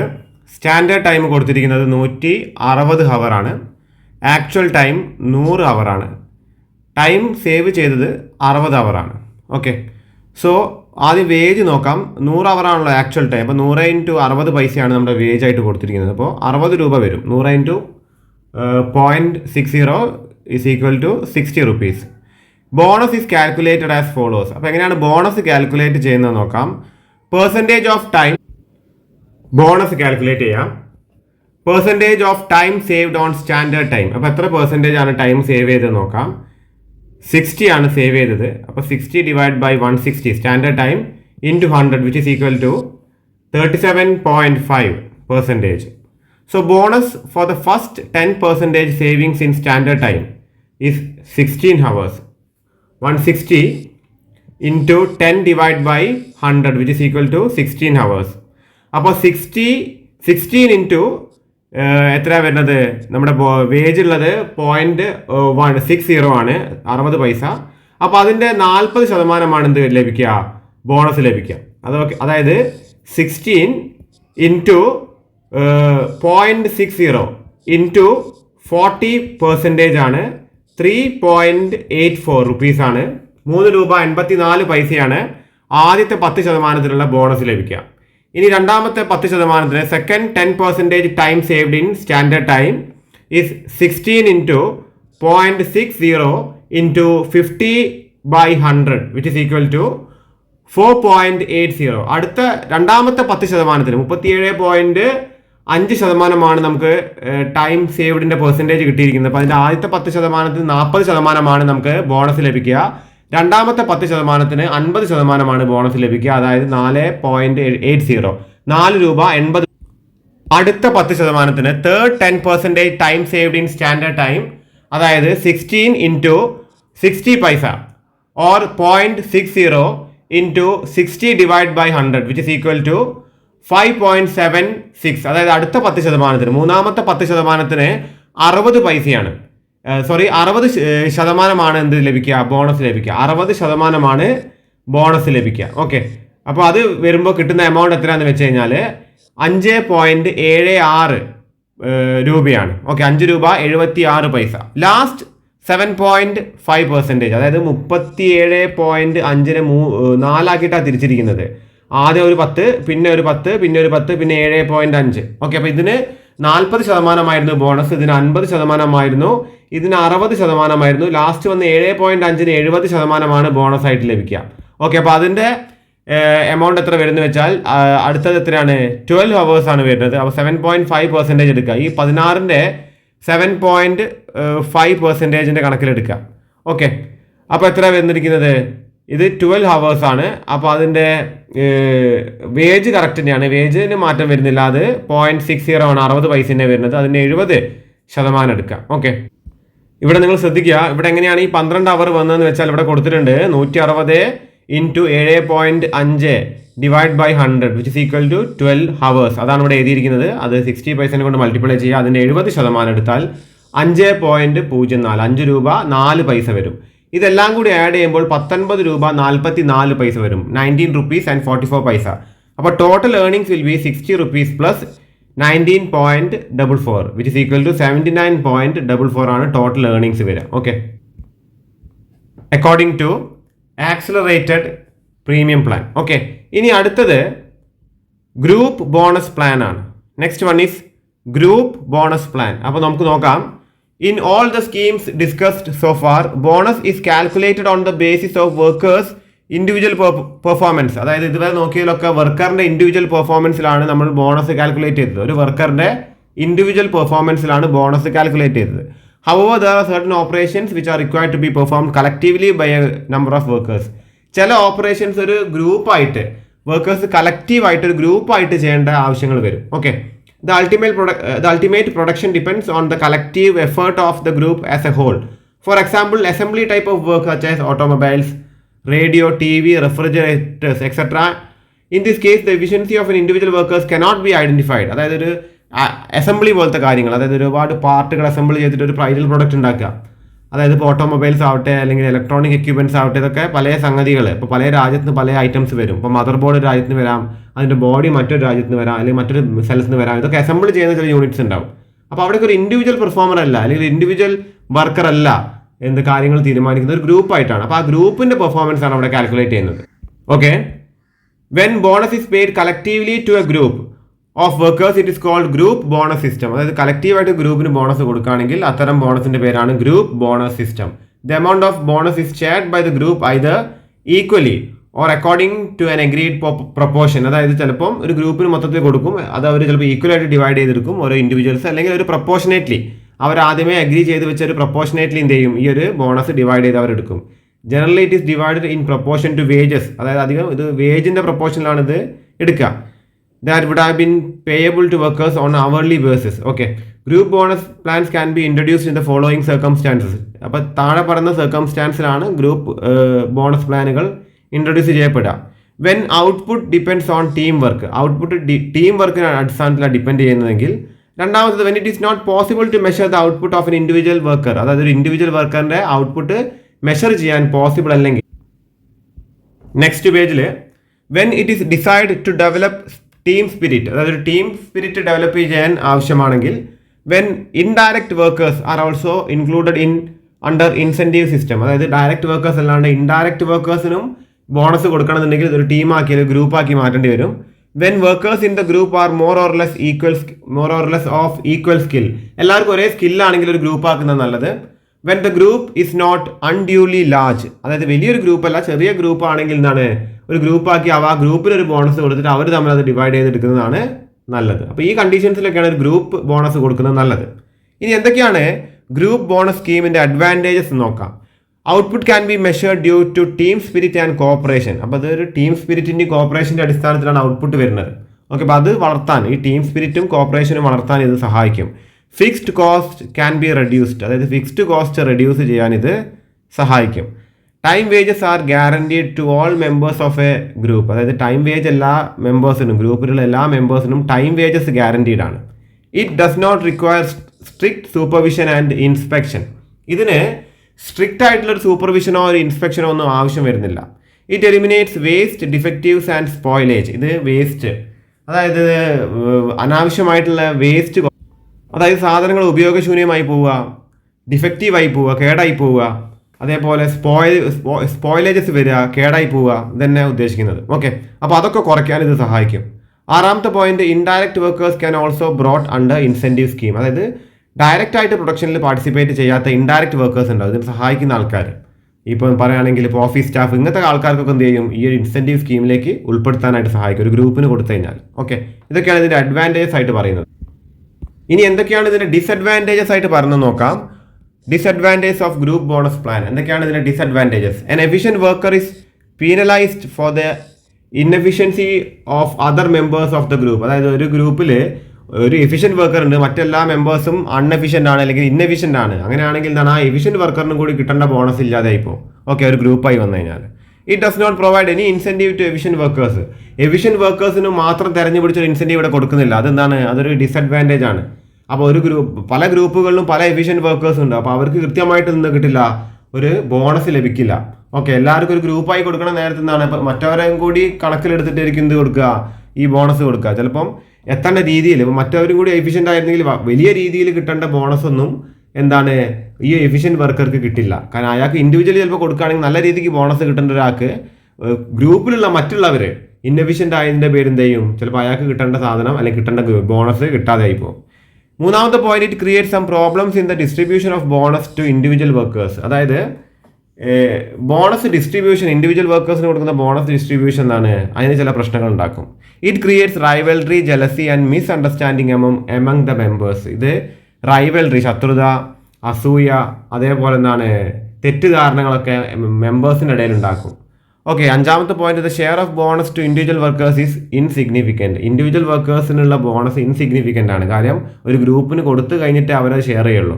അപ്പോൾ നന്നായിട്ട് ഗ്രൂപ്പ് പെർഫോം ചെയ്തെങ്കിൽ അത് നല്ല രീതിയിൽ ബോണസ് ലഭിക്കുള്ളൂ. അതന്നെ എന്ത് ചെയ്യും, പിന്നെ ഷെയർ ചെയ്യും. അപ്പോൾ അത് ഇൻസിഗ്നിഫിക്കൻ്റ് ആണ് ഓരോ ഇൻഡിവിജ്വൽ വർക്കേഴ്സിന് കിട്ടുന്ന ബോണസ്. നെക്സ്റ്റ് പോയിന്റ് അല്ലെങ്കിൽ സൈഡിൽ നോക്കാം, basis for distribution of group bonus. അതായത് ഈ ഗ്രൂപ്പ് ബോണസ് കിട്ടിക്കഴിഞ്ഞാൽ ഈ മെമ്പേഴ്സ് തമ്മിൽ അത് എങ്ങനെയാണ് ഡിസ്ട്രിബ്യൂട്ട് ചെയ്യുക എന്നുള്ളത്, അതിൻ്റെ ബേസിസ് എന്താണെന്നുള്ളതാണ്. എന്ത് അടിസ്ഥാനത്തിലാണ് അവരിത് പരസ്പരം ഡിസ്ട്രിബ്യൂട്ട് ചെയ്യുക. ഒരു ഗ്രൂപ്പിന് ഒരു ബോണസ് കിട്ടിക്കഴിഞ്ഞാൽ അവർ തമ്മിൽ എങ്ങനെ അത് ഡിസ്ട്രിബ്യൂട്ട് ചെയ്യുക, അതിൻ്റെ അടിസ്ഥാനം എന്താണെന്നുള്ളതാണ് സൈഡ് ഹെഡിങ്ങിൽ ചോദിക്കുന്നത്. Group bonus can be distributed among members of the group on different bases. The following bases are commonly used. താഴെ കൊടുത്തിരിക്കുന്ന ബേസുകളാണ് അതിൻ്റെ കോമൺ ആയിട്ട് യൂസ് ചെയ്യുന്ന ബേസുകൾ. On the basis of time wages of individual workers. അപ്പോൾ കൂടുതൽ ടൈം വേജ് ഉള്ള വർക്കറിന് കൂടുതൽ ബോണസിൻ്റെ ഓഹരി കൊടുക്കുക, കുറഞ്ഞ വേജ് ഉള്ള ആൾക്ക്, ടൈം വേജ് ഉള്ള ആൾക്ക് കുറഞ്ഞത് കൊടുക്കുക. അപ്പോൾ ആ അടിസ്ഥാനത്തിൽ, അതായത് ടൈം വേജിൻ്റെ അടിസ്ഥാനത്തിൽ എന്ത് ചെയ്യുക, അത് ഓഹരി പ്രൊപ്പോർഷനേറ്റ്ലി എന്ത് ചെയ്യുക, ഡിവൈഡ് ചെയ്ത് കൊടുക്കുക. Okay, on the basis of specified percentage agreed upon, specified after taking into consideration skill rate of pay. അതായത് സ്കില്ലിൻ്റെയോ അല്ലെങ്കിൽ റേറ്റ് ഓഫ് പേൻ്റെയോ ഈ കിട്ടുന്ന ടൈം വേജോ അല്ലെങ്കിൽ മറ്റേതെങ്കിലും റേറ്റ് ഓഫ് പേൻ്റെ അടിസ്ഥാനത്തിൽ ആദ്യമേ ഒരു എഗ്രിമെൻറ്റ് ഉണ്ടാക്കുക ഈ ഗ്രൂപ്പ് തമ്മിൽ. എന്ത് ചെയ്യുക, അവർ എന്നിട്ട് അതിനനുസരിച്ച് അവരെന്ത് ചെയ്യുക, ഈ കിട്ടുന്ന ബോണസ് ഡിവൈഡ് ചെയ്യുക. ഇനി മൂന്നാമത്തെ point, in proportion to time rates of each workers. അതായത് ഇതിൻ്റെ മറ്റൊരു പോയിന്റ് തന്നെയാണ്, എത്ര ടൈമാണ് ഓരോ വർക്കർ സ്പെൻഡ് ചെയ്തത് അതിൻ്റെ അടിസ്ഥാനത്തിൽ എന്ത് ചെയ്യുക, പ്രൊപ്പോർഷനേറ്റ്ലി അത് ഡിവൈഡ് ചെയ്യുക. അപ്പോൾ കൂടുതൽ അവർ വർക്ക് ചെയ്താൾക്ക് കൂടുതൽ ബോണസ് കൊടുക്കുക, കുറഞ്ഞ അവർ വർക്ക് ചെയ്താൾക്ക് കുറഞ്ഞ ബോണസ് കൊടുക്കുക. നാലാമത്തെ പോയിന്റ്, ഇൻ ഈക്വൽ പ്രൊപ്പോർഷൻ. അത് വളരെ സിമ്പിളാണ്, എല്ലാവർക്കും എന്ത് ചെയ്യുക, ഈക്വൽ ആയിട്ട് അത് ഡിവൈഡ് ചെയ്യുക. പ്രൊപ്പോർഷനേറ്റ്ലി, ഈക്വൽ പ്രൊപ്പോർഷനേറ്റ്ലി ആയിട്ട് എന്ത് ചെയ്യുക, ഈ ബോണസ് ഡിവൈഡ് ചെയ്യുക. അപ്പോൾ ഇതൊക്കെയാണ് the basis for distribution of group bonus. Next side heading അല്ലെങ്കിൽ പോയിന്റ് നോക്കാം, characteristics or principles or qualities or essential of A good or ideal method of wage payment or incentive plan. അതായത് wage പേയ്മെൻറ്റിൻ്റെയോ അല്ലെങ്കിൽ incentive പ്ലാനിൻ്റെയോ characteristics എന്തായിരിക്കണം, അതിൻ്റെ principles എന്തായിരിക്കണം, അതിൻ്റെ qualities എന്തായിരിക്കണം, അതിൻ്റെ എസെൻഷ്യൽസ്, അതിന് വേണ്ട കാര്യങ്ങൾ എന്തായിരിക്കണം, ഇതൊക്കെ ചോദിക്കുകയാണെങ്കിൽ താഴെ പറയുന്ന പോയിന്റ്സ് നിങ്ങൾ എഴുതുക. First one is it should be simple. Simplicity ഉണ്ടായിരിക്കണം അതിന്. Okay, the method of wage payment should be easy to understand by workers and simple to operate. ഇത് നമ്മുടെ ഗ്രൂപ്പ് ബോണസ് പ്ലാനെ കുറിച്ചല്ല പറഞ്ഞത്. ഇത് wage payment or incentive plan generally നമ്മൾ ഈ കണ്ട ഇൻസെൻറ്റീവ് പ്ലാനുകളൊക്കെ കഴിഞ്ഞൂടെ. ഓക്കെ, ഇനി വേജ് പേയ്മെൻറ്റിനെ കുറിച്ചിട്ട് ഇൻസെൻറ്റീവ് പ്ലാനെ കുറിച്ച് ജനറലി ഉള്ളൊരു ചോദ്യമാണ്. അതിൻ്റെ ക്യാരക്ടറിസ്റ്റിക്സ്, പ്രിൻസിപ്പിൾ, ക്വാളിറ്റി, എസെൻഷ്യൽസ് ഒക്കെ എന്തായിരിക്കണം എന്നുള്ളതാണ്. അപ്പോൾ അത് സിമ്പിൾ ആയിരിക്കണം. It should be simple. Fairness, അതെ, വളരെ മാന്യമായിരിക്കണം. അത് മാന്യം എന്ന് വെച്ചാൽ എന്താണ്, ഈ ജസ്റ്റിഫയബിൾ ആയിരിക്കണം, എല്ലാവർക്കും ഈക്വൽ പരിഗണന കൊടുക്കണം. Okay, the system of wage payment should be fair and equitable both to employer and employees. ഇനി അടുത്തത് ഇറ്റ് ഷുഡ് ബി ഫ്ലെക്സിബിൾ. അതിന് പെട്ടെന്ന് മാറ്റങ്ങൾ വരുത്താൻ സഹായിക്കണം. The plan of wage payment should be flexible to make necessary changes which may arise. നാലാമത്തെ point acceptability. അതായത് ഒരാൾക്ക് ആക്സെപ്റ്റ് ചെയ്യാൻ പറ്റുന്ന രീതിയിലായിരിക്കണം ഈ പറയുന്ന വേജ് പ്ലാൻ അല്ലെങ്കിൽ വേജ് പേയ്മെൻറ്റ് സിസ്റ്റം അല്ലെങ്കിൽ incentive plan. Okay, the wage system should be acceptable to workers, trade unions, management and other related parties. മറ്റ് പാർട്ടീസിന് ഇപ്പോൾ ഗവൺമെൻറ് പോലത്തെ പാർട്ടീസിനൊക്കെ ആക്സെപ്റ്റബിൾ ആയിരിക്കണം. It should be economical. അതായത് cost of operation must be low. അതായത് ഇത് വല്ലാതെ നമ്മൾ വേജും ബോണസും അല്ലെങ്കിൽ സാലറി ഒക്കെ കൊടുത്തു കഴിഞ്ഞാൽ വലിയ രീതിയിൽ സ്ഥാപനത്തിന് ഇത് സാമ്പത്തിക ബാധ്യത ഉണ്ടാക്കും. അതുകൊണ്ട് എക്കണോമിക്കലും ആയിരിക്കണം. ഇൻസെൻറ്റീവ് ഉണ്ടായിരിക്കണം. They should provide sufficient incentive to workers to work hard. കൂടുതൽ നല്ല രീതിയിൽ ജോലി ചെയ്യാനായിട്ട് ഇൻസെൻറ്റീവ്സ് കൊടുക്കണം. ഓക്കെ, ഒരു മിനിമം വേജ് ഉണ്ടായിരിക്കണം. The system should guarantee a minimum wage to every worker. എട്ടാമത്തെ point quality output. The system must encourage workers not only to increase quantity of output but also to improve the quality of output. Quantity മാത്രം നോക്കിയാൽ പോരാ, quality of ഔട്ട്പുട്ടും കൂടി നോക്കാനായിട്ട് ഇത് സഹായിക്കണം. അതായത് വെറുതെ എണ്ണം കൂടുതൽ സാധനങ്ങൾ ഉണ്ടാക്കിയിട്ട് കാര്യമില്ല, അത് നല്ല ക്വാളിറ്റിയിൽ ഉണ്ടാക്കണം. അതും കൂടി ഇത് എൻകറേജ് ചെയ്യണം ഈ വേജ് സിസ്റ്റം. ഓക്കെ, ഇനി ഒൻപതാമത്തെ പോയിന്റ് കപ്പാസിറ്റി ടു പേ. ഇത് കൊടുക്കാനുള്ള കപ്പാസിറ്റി ആർക്ക് വേണം? ഈ ബിസിനസ് ഓർഗനൈസേഷന് വേണം. The method of wage payment must be such that the wages should be in accordance with the capacity of the organisation to pay. ഓർഗനൈസേഷന് കൊടുക്കാൻ പറ്റുന്ന രീതിയിലായിരിക്കണം ഈ വേജ്, അതിന് കപ്പാസിറ്റി വേണം. ഓക്കെ, നെക്സ്റ്റ് ഇതാണ് merit. Wage should be paid according to merit. Efficient workers should be rewarded more. അതായത് നല്ല മെറിറ്റ് ഉള്ള എഫിഷ്യൻ്റ് ആയിട്ടുള്ള ജോലിക്കാർക്ക് നല്ല രീതിക്കുള്ള വേജ് കൊടുക്കാൻ ഓർഗനൈസേഷൻ ശ്രമിക്കണം. 11ാമത്തെ പോയിന്റ് ഈക്വാലിറ്റി. അതായത് ഒരു ഈക്വൽ പേ ആയിരിക്കണം കൊടുക്കേണ്ടത്. Should be principle of good wage system. അതായത് അടിസ്ഥാന ശമ്പളം എല്ലാവർക്കും ഈക്വൽ ആയിട്ട് തന്നെ കൊടുക്കണം. ഓക്കെ, ഇനി നെക്സ്റ്റ് സൈഡിലേക്ക് നോക്കാം. Prevention of fraud in wage payment. അതായത് ഈ വേജ് പേയ്മെൻറ്റിൽ പല ഫ്രോഡുകൾ, അതായത് തിരിമറികൾ നടക്കാൻ ചാൻസ് ഉണ്ട്. അപ്പോൾ അതെങ്ങനെ പ്രിവെൻറ്റ് ചെയ്യാൻ പറ്റും, അതെങ്ങനെ തടയാൻ പറ്റുന്നുള്ളതാണ്. Strict control should be exercised over the payment of wage in order to reduce the chances of fraud. അതായത് ഈ തിരിമറി തട്ടിപ്പ് ഒഴിവാക്കാനായിട്ട് എന്ത് ചെയ്യുക, നല്ല സ്ട്രിക്റ്റ് ആയിട്ടുള്ള കൺട്രോൾ ഈ വേജ് പേയ്മെൻറ്റ് സിസ്റ്റത്തിൽ വെക്കണം എന്നുള്ളതാണ് പറയുന്നത്. ദ മോസ്റ്റ് കോമൺ ഫ്രോഡ്, അതായത് ഏറ്റവും വലിയ തട്ടിപ്പതിൽ എന്താ നടക്കാന്ന് വെച്ചാൽ with wage payment is inclusion of dummy or bogus or ghost workers in the payroll. അതായത് ഇല്ലാത്ത തൊഴിലാളികളുടെ പേരിൽ ഈ പറയുന്ന വേജ് കൊടുത്തെന്ന് കാണിക്കുക സ്ഥാപനം. അത് ഗവൺമെൻറ്റിനൊക്കെ പറ്റിക്കാൻ വേണ്ടിയിട്ട് ഉപയോഗിക്കുക അവർ. കാര്യം എന്താണെന്ന് വെച്ചാൽ ടാക്സ് കുറയ്ക്കാനൊക്കെ, അത് ചിലവാണല്ലോ വേജ് കൊടുക്കുക, സാലറി കൊടുക്കുന്നതൊക്കെ. അപ്പോൾ ഈ പ്രോഫിറ്റിൽ അത് കുറച്ച് കാണിച്ചിട്ട് ഇത് ബ്ലാക്ക് മണി ആയിട്ട് ഇവർക്ക് യൂസ് ചെയ്യാം. Okay, the following steps should be taken to prevent fraud in wage payment and inclusion of dummy workers in the payroll. അതായത് ഈ ഡമ്മി വർക്കേഴ്സിനെയൊക്കെ വെച്ച് ഈ പേറോളിൽ, അതായത് വേജ് കൊടുത്തു എന്ന് കാണിക്കുന്ന രേഖയിൽ ഈ ഡമ്മി വർക്കേഴ്സിനെയൊക്കെ വെച്ചിട്ട് ഒഴിവാക്കാനായിട്ട് എന്ത് ചെയ്യണം, ചില സ്റ്റെപ്സ് എടുക്കണം. അതിൽ ഫസ്റ്റ് വേണമെന്നാണ് ബാഡ്ജ് നമ്പർ ഓരോ വർക്കേഴ്സിന് കൊടുക്കണം. Every worker should be given N identity card containing particulars like number, name, number, department, photograph, etc. The ID card should be surrendered at the time of payment of wage. ഈ wage കൊടുക്കുമ്പോൾ ഈ ID card surrender ചെയ്യണം. ഇനി എന്താണ് second one is verification. Entries in the payroll should be verified with time keeping and time booking record. കൃത്യമായ verification വേണതിന്. ഇനി മൂന്നാമത്തെ point certify. The payroll prepared should be scrutinised. അതായത് ഉണ്ടാക്കുന്ന പേറോളിൽ എത്ര വേജ് കൊടുക്കണം എന്നുണ്ടാക്കുന്ന രേഖയാണ് ഈ പേറോൾ എന്ന് വെച്ചാൽ. അപ്പോൾ അത് കൃത്യമായി സ്ക്രൂട്ടിനൈസ് ചെയ്യണം. And certified by a person authorised to do it. അപ്പോൾ ഇത് സ്ക്രൂട്ടിനൈസ് ചെയ്യുക, അത് കൃത്യമായി വിലയിരുത്തുക, എന്നിട്ട് അതിന് സർട്ടിഫിക്കേഷൻ കൊടുക്കാതെ ഇതിന് ഓതറൈസേഷൻ ഉള്ള ഒരു വ്യക്തി. And counter sign by works manager. Works manager എന്ത് ചെയ്യാതെ കൗണ്ടർ സൈൻ ചെയ്യാം. ഇനി നാലാമത്തെ പോയിന്റ് ഇന്റേണൽ ചെക്ക് വേണം. In preparation of payroll they should be proper internal control. അപ്പോൾ കൃത്യമായിട്ട് ഇന്റേണൽ കൺട്രോൾ, അതായത് ഉള്ളിൽ നടക്കുന്ന കാര്യങ്ങൾ കൃത്യമായിട്ട് നിയന്ത്രിക്കണം. ആൻഡ് ഇന്റേണൽ ചെക്കും വേണം. അത് എന്ത് ചെയ്യണം, ഇന്റേണലി ആയിട്ട് കാര്യങ്ങൾ പരിശോധിക്കുകയും വേണം. Work done by one person should be checked by another person. ഒരു ആൾ ചെയ്ത ജോലി മറ്റൊരാൾ എന്ത് ചെയ്യണം, അത് ചെക്കും ചെയ്യണം. ഓക്കെ, ഇനി അഞ്ചാമത്തെ പോയിന്റ് പ്രസൻസ് ഓഫ് എക്സിക്യൂട്ടീവ്, അതായത് എക്സിക്യൂട്ടീവ്സിന്റെ പ്രസൻസ് വേണം. It is always desirable that a senior executive or a responsible officer should be present at the place and time of distribution of wage. Wage കൊടുക്കുമ്പോൾ ഒരു എക്സിക്യൂട്ടീവിൻ്റെ ഒരു presence, ഒരു സാന്നിധ്യം വേണം. ആറാമത്തെ point payment to person concerned. Wages should be paid to workers themselves personally and not to their fellow workers. അതായത് ഒരാൾക്ക് ശമ്പളം അയാൾക്ക് തന്നെ കൈമ കൊടുക്കണം, അയാളുടെ അടുത്ത് ജോലി ചെയ്യുന്ന ഒരാൾക്ക് കൊടുത്തിട്ട് അയാൾക്ക് കൊടുക്കാനൊന്നും പറയരുത്. Okay, it should be given personally. ഇനി ഏഴാമത്തെ point envelopes. It is necessary to prepare wage envelopes for each worker. ഓരോരുത്തർക്കും ഒരു എൻവലപ്പ്, വേജ് എൻവലപ്പ് ഉണ്ടാക്കി അതിലായിരിക്കണം എന്ത് ഈ പറയുന്ന വേജ് കൊടുക്കേണ്ടത്. The exact amount of cash payable to each worker should be put into individual envelope. ഓരോരുത്തരും കൊടുക്കേണ്ട പൈസ കൃത്യമായിട്ട് ആ എൻവലപ്പിൽ ഇടണം എന്നുള്ളതാണ്. Last point unclaimed wages. The envelopes which are not distributed to workers represent the unclaimed or undistributed wages. These envelopes should be returned and the absent workers should be made to go to the payroll department to receive the wages. അതായത് ഈ envelope സ്വീകരിക്കാത്ത ആൾക്കാരെ എന്ത് ചെയ്യണം, അതിൻ്റെ ഡിപ്പാർട്ട്മെൻറ്റിൽ പോയിട്ട് personally collect ചെയ്യാൻ പറഞ്ഞു. അത് തിരിച്ച് ഡിപ്പാർട്ട്മെൻറ്റ് കൊണ്ടുവയ്ക്കുക. എന്നിട്ട് ഈ പേറോൾ ഡിപ്പാർട്ട്മെൻറ്റിൽ പോയിട്ട് പിന്നെ വന്നിട്ട് വേണം ഇവർക്ക് അത് കളക്ട് ചെയ്യാം. ഓക്കെ, അപ്പോൾ വാങ്ങാത്തവരത് വേറെ ആളടുത്ത് കൊടുത്തു വിടരുത്, അത് തിരിച്ച് ഡിപ്പാർട്ട്മെൻറ്റിൽ കൊണ്ടുവയ്ക്കുക. അവർ പോയിട്ട് എന്ത് ചെയ്യണം, പിന്നെ അത് വന്ന് കളക്ട് ചെയ്യണം. ഓക്കെ, അപ്പോൾ വേജ് പേയ്മെൻറ്റിലെ ഫ്രോഡ് പ്രിവെൻഷൻ്റെ പോയിന്റ് 8 നിൽക്കുന്നില്ല, കുറച്ചും കൂടി പോയിന്റ്സ് വരുന്നുണ്ട്. അപ്പോൾ നെക്സ്റ്റ് പോയിന്റ് ആണ് 9th പോയിന്റ് ആണ് piece work wages. If wages are paid according to piece rate, the quantity of unit produced must be certified by the competent inspector. അതായത് ഒരു piece rate സിസ്റ്റമാണ്. ഓരോ യൂണിറ്റ് പ്രൊഡ്യൂസ് ചെയ്തതിന് അതിനനുസരിച്ചിട്ടാണ് wage കൊടുക്കുന്നതെങ്കിൽ എത്ര unit produce ചെയ്തു എന്നുള്ളത് ഒരു കോമ്പീറ്റൻറ്റ് ഇൻസ്പെക്ടർ വന്നിട്ട് സർട്ടിഫൈ ചെയ്യണം. ഓക്കെ, എന്നിട്ട് വേണം അത്രയും ഉണ്ടാക്കിയ സാധനത്തിനുള്ള വേജ് കൊടുക്കാനായിട്ട്. Next point 10th point payment to out workers. അപ്പോൾ അടുത്ത പോയിന്റ് എന്താ പറഞ്ഞത്, ഔട്ട് വർക്കേഴ്സിനുള്ള പേയ്മെൻറ്റ് എങ്ങനെയായിരിക്കണം എന്നുള്ളതാണ്. Wages paid to out workers working at the site of customers premises should be paid by a responsible person from head office. അതായത് out വർക്കേഴ്സിന് കൊടുക്കുന്ന wage ഒരു റെസ്പോൺസിബിൾ പേഴ്സൺ ആയിരിക്കണം കൊടുക്കേണ്ടത്. അയാൾ എവിടെ നിന്നായിരിക്കണം, അയാൾ ഹെഡ് ഓഫീസിൽ നിന്നായിരിക്കണം. Next point payment to casual workers. അപ്പോൾ കാഷ്വൽ വർക്കേഴ്സിന് കൊടുക്കുന്ന പേയ്മെൻറ്റ് എങ്ങനെയായിരിക്കണം എന്ന് വെച്ചാൽ casual workers should be paid directly by the office of appointing department. Casual വർക്കേഴ്സിന് എവിടുന്നാണ് കൊടുക്കേണ്ടത്, ഡയറക്ട്ലി ഓഫീസിൽ നിന്നാണ് എന്ത് അപ്പോയിൻറ്റിംഗ് ഡിപ്പാർട്ട്മെൻറ്റിലെ ഓഫീസിൽ നിന്നാണ് ഡയറക്ട്ലി വേജ് കൊടുക്കേണ്ടത്. Next point exclusion of cashier. The cashier should not have any hand in preparation of payroll. കാഷ്യറിന്, ഒരു സ്ഥാപനത്തിൻ്റെ കാഷ്യറിന് ഒരു തരത്തിലും ഈ പേറോൾ പ്രിപ്പയർ ചെയ്യാൻ, ഈ വേജ് സ്റ്റേറ്റ്മെൻറ്റ് പ്രിപ്പയർ ചെയ്യാൻ യാതൊരു അധികാരം കൊടുക്കരുത്.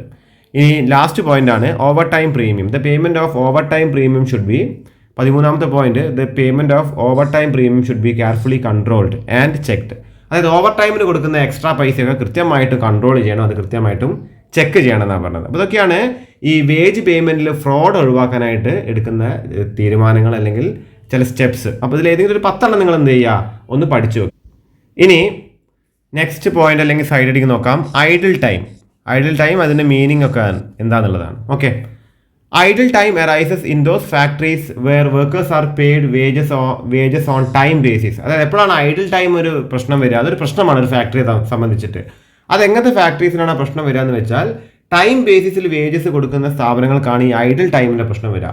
In such factories a difference is likely to arise between gate time as per time keeping record and the time actually spent on production time booked as per booking record.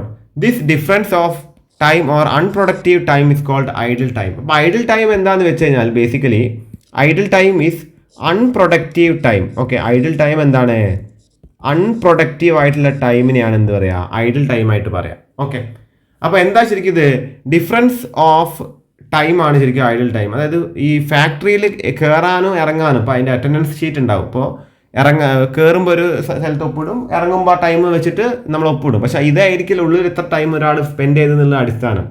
അപ്പോൾ അതിന് മറ്റൊരു റെക്കോർഡുണ്ട്, ആ time spend on production ഉണ്ട്. ആ പ്രൊഡക്ഷൻ്റെ ഫാക്ടറിൻ്റെ അകത്ത് ഇപ്പോൾ ഒരു 10 മണിക്കൂർ ജോലിയോ 8 മണിക്കൂർ ജോലിയാണെങ്കിൽ ഈ 8 മണിക്കൂറും ഒരു തൊഴിലാളിക്ക് ഫുള്ളായിട്ട് നിന്ന് പ്രൊഡക്ഷനിൽ ഇങ്ങനെ എന്ത് ചെയ്യാൻ പറ്റില്ല, ജോലി ചെയ്യാൻ പറ്റില്ല. അപ്പോൾ അയാൾക്ക് ഒരു ഇൻ്റർവെല്ലിൽ വരും, അപ്പോൾ അയാൾക്ക് എന്താണ് ചിലപ്പോൾ ഒന്ന് ബാത്റൂമിലൊക്കെ ഒന്ന് പോകേണ്ടി വരും. അപ്പോൾ ഇതൊക്കെ ഒരുപാട് ഐഡിൽ ടൈം അതിൽ വരും. ഓക്കെ, അപ്പോൾ അത് ആണെന്ത് അങ്ങനെ അൺപ്രൊഡക്റ്റീവായി വരുന്ന ടൈമുകളാണ് ഐഡിൽ ടൈമായിട്ട് കണക്കാക്കുന്നത്. അപ്പോൾ എന്താണ് ഇതിൻ്റെ മീനിങ് നോക്കാം. ഐഡിൽ ടൈം, ഇവിടെ സ്പെല്ലിംഗ് മിസ്റ്റേക്ക് ഉണ്ട്, IDLE ആണ്.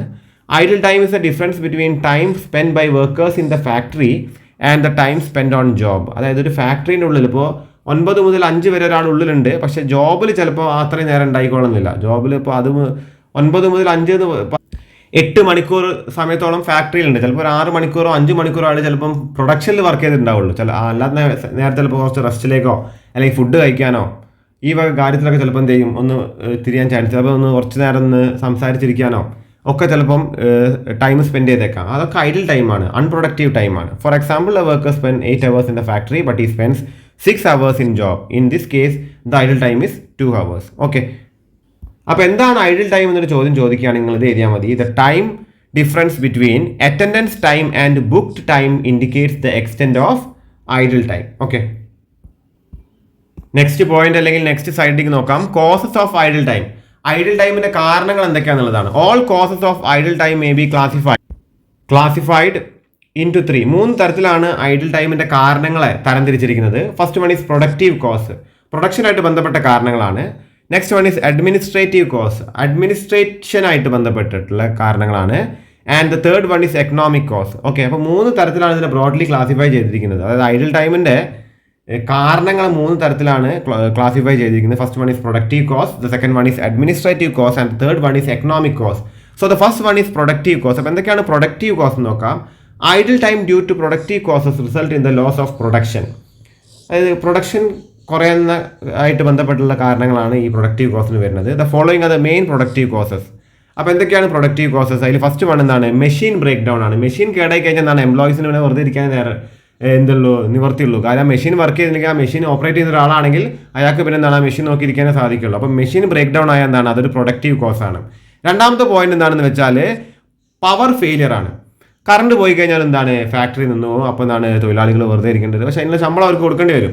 ഓക്കെ, അതാണ് പവർ ഫെയിലിയർ ആണ് സെക്കൻഡ് പോയിന്റ്. തേർഡ് പോയിന്റ് എന്താണ്, വെയിറ്റിംഗ് ഫോർ വർക്ക് ആണ്. ചിലപ്പം വർക്ക് അസൈൻ ചെയ്ത് കിട്ടാൻ കുറച്ച് നേരം പിടിക്കും, അതാണ് വെയിറ്റിംഗ് ഫോർ വർക്ക് ഒരു പ്രൊഡക്റ്റീവ് കോസ് ആണ്. നാലാമത്തെ പോയിന്റ് വെയിറ്റിംഗ് ഫോർ ടൂൾസ് ആണ്. ചിലപ്പോൾ ഇയാൾക്ക് ആവശ്യമുള്ള ടൂൾസ് ചിലപ്പോൾ എത്തിക്കോളുന്നില്ല, അപ്പോൾ ടൂൾസ് അഭാവം ഉണ്ടെങ്കിൽ എന്താണ്, അതിന് വേണ്ടി വെയിറ്റ് ചെയ്തിട്ടുണ്ടെങ്കിൽ അത് എന്താണ്, ഒരു idle time. Next point waiting for materials ആണ്. മെറ്റീരിയൽസിന് വേണ്ടിയിട്ട് എന്ത് ചെയ്യുക, വെയിറ്റ് ചെയ്യുക. അടുത്ത പോയിന്റ് വെയിറ്റിംഗ് ഫോർ ഇൻസ്ട്രക്ഷൻസ് ആണ്. ചിലപ്പോൾ നിർദ്ദേശങ്ങൾക്ക് വേണ്ടി വെയിറ്റ് ചെയ്യേണ്ടി വരും. ചിലപ്പോൾ ചില ജോലികൾ ചില നിർദ്ദേശപ്രകാരം ചെയ്യേണ്ടി വരും. അപ്പോൾ ആ നിർദ്ദേശങ്ങൾ കൃത്യമായിട്ട് കിട്ടിയിട്ടില്ലെങ്കിൽ എന്താണ്, അപ്പോൾ അതിന് വേണ്ടിയിട്ട് വെയിറ്റ് ചെയ്യുന്ന നേരം ഐഡിൽ ടൈം ആയി പോകും. ഇതൊക്കെയാണ് പ്രൊഡക്റ്റീവ് കോസസിൽ വരുന്നത്. സെക്കൻഡ് പോയിന്റ് എന്താണ്, അഡ്മിനിസ്ട്രേറ്റീവ് കോസസ് ആണ്. അഡ്മിനിസ്ട്രേഷനുമായിട്ട് ബന്ധപ്പെട്ടുള്ള ചില കോസസ് ആണ്, അത് പുവർ മാനേജ്മെന്റ് കാരണം വരുന്നതാണ്. ഫോളോയിങ് അത് മെയിൻ അഡ്മിനിസ്ട്രേറ്റീവ് കോസസ്. അപ്പോൾ അതിലൊന്നെന്താണ്, പുവർ പ്ലാനിങ് ആണ്. അപ്പോൾ അഡ്മിനിസ്ട്രേറ്റീവ് സൈഡിൽ അതിൻ്റെ ഒരു ഓർഗനൈസേഷൻ്റെ അഡ്മിനിസ്ട്രേറ്റീവ് സൈഡിൽ അതിൻ്റെ മാനേജ്മെന്റ് സൈഡിൽ പുവർ പ്ലാനിങ് ഉണ്ടെങ്കിൽ ചിലപ്പോൾ ഐഡിൽ ടൈം വരാൻ ചാൻസ് ഉണ്ട്. അപ്പോൾ പ്ലാനിങ് തെറ്റിക്കഴിഞ്ഞാൽ ചിലപ്പോൾ എന്ത് ചെയ്യും, കുറേ ഡിലേ ഒക്കെ വരാൻ ചാൻസ് ഉണ്ട്. രണ്ടാമത്തെ point poor factory layout. ഫാക്ടറിൻ്റെ ലേ ഔട്ട്, ഫാക്ടറിൻ്റെ ഡിസൈൻ തന്നെ മോശമാണ്. അപ്പോൾ ചിലപ്പോൾ തൊഴിലാളികൾക്ക് ഒരു സ്ഥലത്തേക്ക് പോകണമെങ്കിൽ ടൈമൊക്കെ എടുക്കും. അപ്പോൾ എന്താണ്, അങ്ങനെയൊക്കെ വരുമ്പോൾ കുറേ ഐഡിൽ ടൈം വരും. മൂന്നാമത്തെ point poor work schedule. Work schedule മോശമാണെങ്കിലും ഐഡിൽ ടൈം വരും. പുവർ ഡിസിഷൻസ്, എടുക്കുന്ന തീരുമാനങ്ങൾ മോശമാണെങ്കിലും ഐഡിൽ ടൈം വരും. Next lack of supervision. ഒരു സൂപ്പർവിഷൻ ഇല്ലെങ്കിൽ എന്താണ്, അവിടെ ഐഡിൽ ടൈം വരും. അൺയൂഷ്വൽ ടീ ബ്രേക്സ് ആണ് വരുന്നത്. അതിന് കൃത്യമായിട്ട് പ്ലാനിങ് ഇല്ല, തോന്നിയ നേരത്തെ ഓരോരുത്തർ പോയിട്ട് ചായ കുടിച്ച് വരികയാണെങ്കിൽ എന്താണ്, അവിടെ ഈ ഐഡിൽ ടൈം വരും. Okay, next point distance between factory gate and place of work. Factory ഗേറ്റിൽ അവിടെ അറ്റൻഡൻസിൽ സൈൻ ചെയ്യുന്നതിന് കുറേ ദൂരത്തേക്കാണ് ഫാക്ടറിൻ്റെ ഉള്ളിൽ ശരിക്കുള്ള പ്രൊഡക്ഷൻ ഫെസിലിറ്റി എങ്കിൽ എന്താണ്, ആ നടന്നു വരേണ്ട ദൂരമൊക്കെ എന്താണ് ഐഡിൽ ടൈം ആയിട്ട് വരും. ഈ നെക്സ്റ്റ് പോയിന്റ് എന്താണ്, interval between one job and another. ഒരു ജോബ് കഴിഞ്ഞ് അടുത്ത ജോബിലേക്ക് ഒരുപാട് നേരം എന്തായിരിക്കും ഇന്റർവെൽ വരികയാണെങ്കിൽ എന്താണ്, അവിടെയും ഐഡിൽ ടൈം വരും. ഇതൊക്കെയാണ് അഡ്മിനിസ്ട്രേറ്റീവ് കോസസ്. ഐഡിൽ ടൈമിൽ വരുന്ന അഡ്മിനിസ്ട്രേറ്റീവ് കോസസ് ഇതൊക്കെ. നെക്സ്റ്റ് വൺ പറയുന്നത് എക്കണോമിക് കോസസ് ആണ്. അതായത് സാമ്പത്തികമായിട്ടുള്ള കാരണങ്ങൾ എന്തൊക്കെയാണെന്നുള്ളത്, ഐഡിൽ ടൈമിലെ സാമ്പത്തികമായ കാരണങ്ങൾ എന്തൊക്കെയാണെന്നുള്ളത്. The idle time due to economic causes arise because of seasonal fluctuations. സീസണായിട്ട് ചില പ്രൊഡക്റ്റുകൾക്ക് കൂടുതലായിട്ട് എന്ത് വരും, കൂടുതൽ സപ്ലൈ വരും, അല്ലെങ്കിൽ ആൾക്കാർ വാങ്ങും. ഇപ്പോൾ AC പോലത്തെ കാര്യങ്ങളൊക്കെ സമ്മർ സീസണിലാണ് ആൾക്കാർ വാങ്ങുക. അപ്പോൾ ആ കാലഘട്ടം ആകുമ്പോഴേക്കായിരിക്കും അതിൻ്റെ പ്രൊഡക്ഷൻ വർദ്ധിക്കുക. ഇനിയിപ്പോൾ വിൻ്ററിലോ റെയിനി സീസണിലൊന്നും അങ്ങനെ AC സാധനങ്ങളൊന്നും എന്താണ് അങ്ങനെ വിറ്റുപോയില്ല. അപ്പോൾ അപ്പോഴും ചിലപ്പോൾ എന്താണ്, സ്ഥിരം തൊഴിലാളികളൊക്കെ ആണെങ്കിൽ അപ്പോഴും അവർ വന്ന് അവിടെ ഫാക്ടറിയിൽ നിൽക്കുന്നുണ്ട്. അപ്പോൾ അതൊക്കെ ഐഡിൽ ടൈം ക്രിയേറ്റ് ചെയ്യും. പിന്നെ ഇതേപോലെ തന്നെ മറ്റൊരു സാധനമാണ് സൈക്ലിക്കൽ ഫ്ലക്ച്വേഷൻസ്. സൈക്ലിക്കലായിട്ട് എന്താണ്, ചില ബിസിനസ്സിന് ചില ഫ്ലക്ച്വേഷൻസ് വരും. ചില കാലഘട്ടങ്ങളിൽ നല്ല ബിസിനസ്സിന് വളർച്ച ഉണ്ടാവും, ചിലപ്പോൾ കുറയും, അങ്ങനെയൊക്കെ വരും. ഇപ്പോൾ സാമ്പത്തിക മാന്ദ്യം കാര്യങ്ങളൊക്കെ.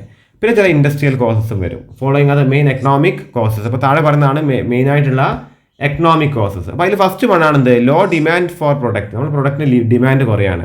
രണ്ടാമത് സ്ട്രൈക്സ് ഓർ ലോക്കൗട്ട്, അതായത് ഈ ട്രേഡ് യൂണിയൻസ് ഒക്കെ സ്ട്രൈക്ക് വിളിക്കുക, അതായത് ഈ സമരം, ബന്ദ്, ഇവയൊക്കെ കാര്യങ്ങളൊക്കെ വരികയാണെങ്കിൽ. പിന്നെ മൂന്നാമത്തെ പോയിന്റ് എന്താണ്, അണ്ടർ യൂട്ടിലൈസേഷൻ ഓഫ് കപ്പാസിറ്റി. കൃത്യമായി നമ്മളെ കപ്പാസിറ്റി ഫുള്ളായിട്ട് യൂട്ടിലൈസ് ചെയ്യുന്നില്ല, ഈ ഫാക്ടറി സംവിധാനം ഫുള്ളായിട്ട് യൂട്ടിലൈസ് ചെയ്യുന്നില്ല, അപ്പോഴൊക്കെ എന്ത് വരും, ഐഡിൽ ടൈം വരും. നെക്സ്റ്റ് പോയിന്റ് എന്താണ്, സീസണൽ നേച്ചർ ഓഫ് ഇൻഡസ്ട്രീസ്.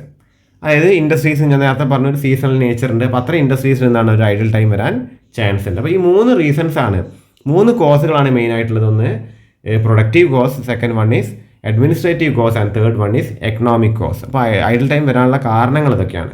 ഇനി എത്ര ടൈപ്പ് ഐഡിൽ ടൈം ഉണ്ട് എന്നുള്ളതാണ്. ഐഡിൽ ടൈം എത്ര ടൈപ്പ് ഉണ്ട് എന്നുള്ളതാണ്. Types of idle time. Idle time is of 2 type. 2 type idle time ആണുള്ളത്. First one is normal idle time and the second one is abnormal idle. അപ്പോൾ എന്താണ് normal idle time നോക്കാം. Normal idle time refers to the loss of time arising in the normal or routine course of manufacture. അതായത് ഒരു മാനുഫാക്ചറിങ്ങിന് സാധാരണ വരുന്ന ചില idle times ഉണ്ട്. ഇപ്പോൾ ടീ ബ്രേക്ക് ഒരു നോർമൽ ഐഡിൽ ടൈമാണ്. It's inherent in the production process. അല്ലെങ്കിൽ എന്താണ് കണ്ടിന്യൂസ് ആയിട്ട് 8 മണിക്കൂറൊന്നും തൊഴിലാളികളെ വർക്ക് ചെയ്യിപ്പിച്ചാൽ അവർക്ക് എന്ത് ചെയ്യും, 2 ദിവസം അങ്ങനെ വർക്ക് ചെയ്യാൻ പറ്റുള്ളൂ. അപ്പോൾ പിന്നെ അവർക്ക് എന്താണ് അസുഖം വരും. ഏത് വ്യക്തിയാണെങ്കിലും, മനുഷ്യരാണ്, മെഷീൻസ് അല്ലല്ലോ. അപ്പോൾ ഒരു നോർമലായി വരുന്ന ഐഡിൽ ടൈം ആണ് എന്ത്, ഈ normal idle time. It is natural and unavoidable. അല്ലേ, ഇപ്പോൾ ഒരു ടീയോ സാനിറ്റേഷൻ ഫെസിലിറ്റിക്കൊക്കെ വേണ്ടിയിട്ട് ആൾക്കാർ ടൈം സ്പെൻഡ് ചെയ്യുന്നതാണ്. അത് നാച്ചുറൽ ആണ്, അത് അൺഅവോയ്ഡബിൾ ആണ്. It can be estimated in advance. ഇത് ആദ്യം തന്നെ നമുക്ക് ഊഹിക്കാവുന്നതാണ്, എസ്റ്റിമേറ്റ് ചെയ്യാവുന്നതാണ്. In short, time wasted due to unavoidable reason is called normal idle time. Unavoidable ആയിട്ടുള്ള റീസൺ കാരണം വരുന്ന ഐഡിൽ ടൈമാണ് നോർമൽ ഐഡിൽ ടൈം. അപ്പോൾ ഇതിൻ്റെ കാരണങ്ങൾ ഇവിടെ കൊടുത്തിട്ടുണ്ട്. നോർമൽ കോസസ് അല്ലെങ്കിൽ causes of normal idle time. അപ്പോൾ എന്തൊക്കെയാണെന്ന് വെച്ചാൽ, first one is time lost while moving from the factory gate to work place or department. അതായത് ഫാക്ടറി ഗേറ്റിൽ നിന്ന് വർക്ക് പ്ലേസിലേക്ക് പോകുന്ന സമയമുണ്ടല്ലോ, അതെന്തായാലും നോർമലായിട്ട് വരുന്ന ഒരു ഐഡിൽ ടൈമാണ്. Second time is time wasted due to machine maintenance. ചിലപ്പോൾ മെഷീൻസ് മെയിൻ്റനൻസ് ചെയ്യേണ്ടി വരും, നല്ല മെഷീൻ ആണെങ്കിലും ചെയ്തതാണെങ്കിലും. അപ്പോൾ അത് മെയിൻറ്റെയിൻ ചെയ്യാൻ ടൈം വരും, അപ്പോൾ എന്ത് വരും, ഐഡിൽ ടൈം വരും. മൂന്നാമത്തെ point, time taken in setting and cleaning machines and collection of tools collect ചെയ്യാൻ വരുന്ന നേരം, മെഷീൻ സെറ്റ് ചെയ്യാൻ വരുന്ന നേരം, ക്ലീൻ ചെയ്യാൻ വരുന്ന നേരം, ഇതൊക്കെ വരും. ടീ ബ്രേക്ക് വരും, പേഴ്സണൽ നീഡ്സ് വരും. Next point, lapse of time between completion of one job and commencement of next. ഒരു ജോബ് കഴിഞ്ഞ് മറ്റു ജോബിലേക്ക് പോകുന്നൊരു ടൈം. നെക്സ്റ്റ് എന്താണ്, time taken in receiving instructions from ഫോർമാൻ്റെ അടുത്ത് ഇൻസ്ട്രക്ഷൻ കിട്ടുന്ന ടൈം. ഇതെന്താണ്, നോർമൽ ഐഡിൽ ടൈമാണ്. ഇനി അടുത്തത് എബ്നോർമൽ ഐഡിൽ ടൈമാണ്. അപ്പോൾ എന്താണ് abnormal idle time? Any loss of time in excess of normal idle time means abnormal idle time. Normal idle ടൈമിനെക്കാട്ടും കൂടുതലായിട്ട് ഐഡിൽ ടൈം വരികയാണെങ്കിൽ ആ എക്സസിൻ്റെ പേരാണ് എന്ത്, abnormal idle time. Normal idle time unavoidable idle ടൈമാണ്, നമുക്കറിയാം, അത് ഒഴിവാക്കാൻ പറ്റാത്ത ഐഡിൽ ടൈമാണ്. അതിന് അതീതമായിട്ട് ഐഡിൽ ടൈം വരികയാണെങ്കിൽ ആ എക്സസ് അധികമായി വന്നതാണ് എന്ത്, എബ്നോർമൽ ഐഡിൽ ടൈം. അത് മാത്രം ശ്രദ്ധിച്ചാൽ മതി. Any loss of time in excess of normal idle time is abnormal idle time. It refers to waste, പാഴായി പോവുക, waste of time which occurs due to abnormal or unanticipated reason. അതായത് abnormal അല്ലെങ്കിൽ നമ്മൾ വിചാരിക്കാത്ത റീസൺ കാരണം idle time വരികയാണെങ്കിൽ അത്തരം idle ടൈമാണ് abnormal idle time. It is avoidable, അത് അവോയ്ഡ് ചെയ്യാൻ പറ്റുന്നതാണ് to a great extent. വലിയ രീതിയിൽ അത് അവോയ്ഡ് ചെയ്യാൻ പറ്റുന്നതാണ്, ഒഴിവാക്കാവുന്നതാണ്. if proper supervision and control over labor is maintained. ലേബറിൻ്റെ പുറത്ത് കൃത്യമായ സൂപ്പർവിഷനും കൺട്രോളും ഉണ്ടെങ്കിൽ അത് ഒഴിവാക്കാവുന്നതാണ്. It is regular and unexpected. അത് റെഗുലർ ആണ്, അൺഎക്സ്പെക്റ്റഡ് ആണ്. ഇറ്റ് റൈസസ് ഓൺലി ഒക്കേഷണലായിട്ട് റൈസ് ചെയ്യുന്നതാണ്. In short, time waste due to avoidable and abnormal reason is called abnormal idle time. അപ്പോൾ എന്തൊക്കെയാണ് ഇതിൻ്റെ കാരണങ്ങൾ? Causes of abnormal idle time. Okay, ഒന്നെന്താണ് മെഷീൻ ബ്രേക്ക് ഡൗൺ ആവുന്നതാണ്, അത് ഒഴിവാക്കാവുന്നതാണ്. കൃത്യമായി മെയിൻ്റനൻസ് കൊടുത്തു കഴിഞ്ഞാൽ മെഷീൻ ബ്രേക്ക് ഡൗൺ ഒഴിവാക്കാവുന്നതാണ്. പവർ ഫെയിലിയേഴ്സ്, അത് കൃത്യമായിട്ട് എന്താണ് ആ പവർ സപ്ലൈ പ്രോപ്പറാക്കി വെച്ചാൽ അത് ഒഴിവാക്കാവുന്നതാണ്. അതിപ്പോൾ ഇലക്ട്രിസിറ്റി ഡിപ്പാർട്ട്മെൻറ്റ് മുഖാന്തരമാണെങ്കിലും എന്താണ് അത് ഒഴിവാക്കാവുന്നതാണ്. സ്ട്രൈക്ക്, ലോക്കൗട്ട്, സമരങ്ങളും ബന്ധുകളൊക്കെ എന്താണ് ഒഴിവാക്കാവുന്നതാണ്. പിന്നെ എന്താണ് നോൺ അവൈലബിലിറ്റി ഓഫ് മെറ്റീരിയൽ കിട്ടാണ്ട് വരുന്ന അവസ്ഥയൊക്കെ എന്താണ് ഒഴിവാക്കാവുന്നതാണ്. കൃത്യമായ പ്ലാനിങ് ഉണ്ടെങ്കിൽ. കൃത്യമായ ഇൻസ്ട്രക്ഷൻസ് കൊടുക്കാത്ത അവസ്ഥയൊക്കെ എന്താണ് ഒഴിവാക്കാവുന്നതാണ്, ലാക്ക് ഓഫ് ഇൻസ്ട്രക്ഷൻസ്. അതേപോലെ fire, flood, earth quake, accident, ഇതൊക്കെ ഒഴിവാക്കാവുന്നതാണെന്നാണ് പറയുന്നത്. എബ്നോർമലാണെന്നാണ് പറയുന്നത്. അത് ഒഴിവാക്കാൻ പറ്റാത്ത കാര്യങ്ങളാണ് ഇതൊക്കെയെങ്കിൽ, പ്രത്യേകിച്ച് എർത്ത് ക്വേക്കും ഫ്ലഡൊക്കെ ഒഴിവാക്കാൻ പറ്റാത്തതാണ്. പക്ഷെ അത് അബ്നോർമലാണ്, നമ്മൾ ആൻറ്റിസിപ്പേറ്റ് ചെയ്യാത്ത കാര്യങ്ങളാണ്. അപ്പോൾ ഇവിടെ ഒഴിവാക്കാവുന്നത് മാത്രമല്ല ഉദ്ദേശിക്കുന്നത്, നമ്മൾ ആൻറ്റിസിപ്പേറ്റ് ചെയ്യാത്തതും കൂടിയാണ് ഇവിടെ ഉദ്ദേശിക്കുന്നത്. ഓക്കെ, നെക്സ്റ്റ് സൈഡ് ഹെഡിങ് അല്ലെങ്കിൽ പോയിന്റ് നോക്കാം. Treatment of idle time in cost account. അതായത് കോസ്റ്റ് അക്കൗണ്ടിൽ എങ്ങനെയാണ് ഐഡിൽ ടൈമിനെ ട്രീറ്റ് ചെയ്യുക എന്നുള്ളതാണ്. Treatment of normal idle time, അതായത് ഈ ഐഡിൽ ടൈമിൽ രണ്ടെണ്ണമുണ്ടല്ലോ, നോർമൽ ഉണ്ട്, അബ്നോർമൽ ഉണ്ട്. അപ്പോൾ നോർമലിനെ കോസ്റ്റ് അക്കൗണ്ടിൽ എങ്ങനെയാണ് ട്രീറ്റ് ചെയ്യുക എന്നുള്ളതാണ്. അത് രണ്ട് രീതിയിൽ ചെയ്യാം. It is treated in 2 ways. ഒന്നെന്താണ് നോർമൽ ഐഡിൽ ടൈമിനെ ഇൻഫ്ലേറ്റഡ് വേജ് റേറ്റ് മെത്തേഡായിട്ടും അതേപോലെ ഓവർ ഹെഡ് മെത്തേഡായിട്ടും ട്രീറ്റ് ചെയ്യാം.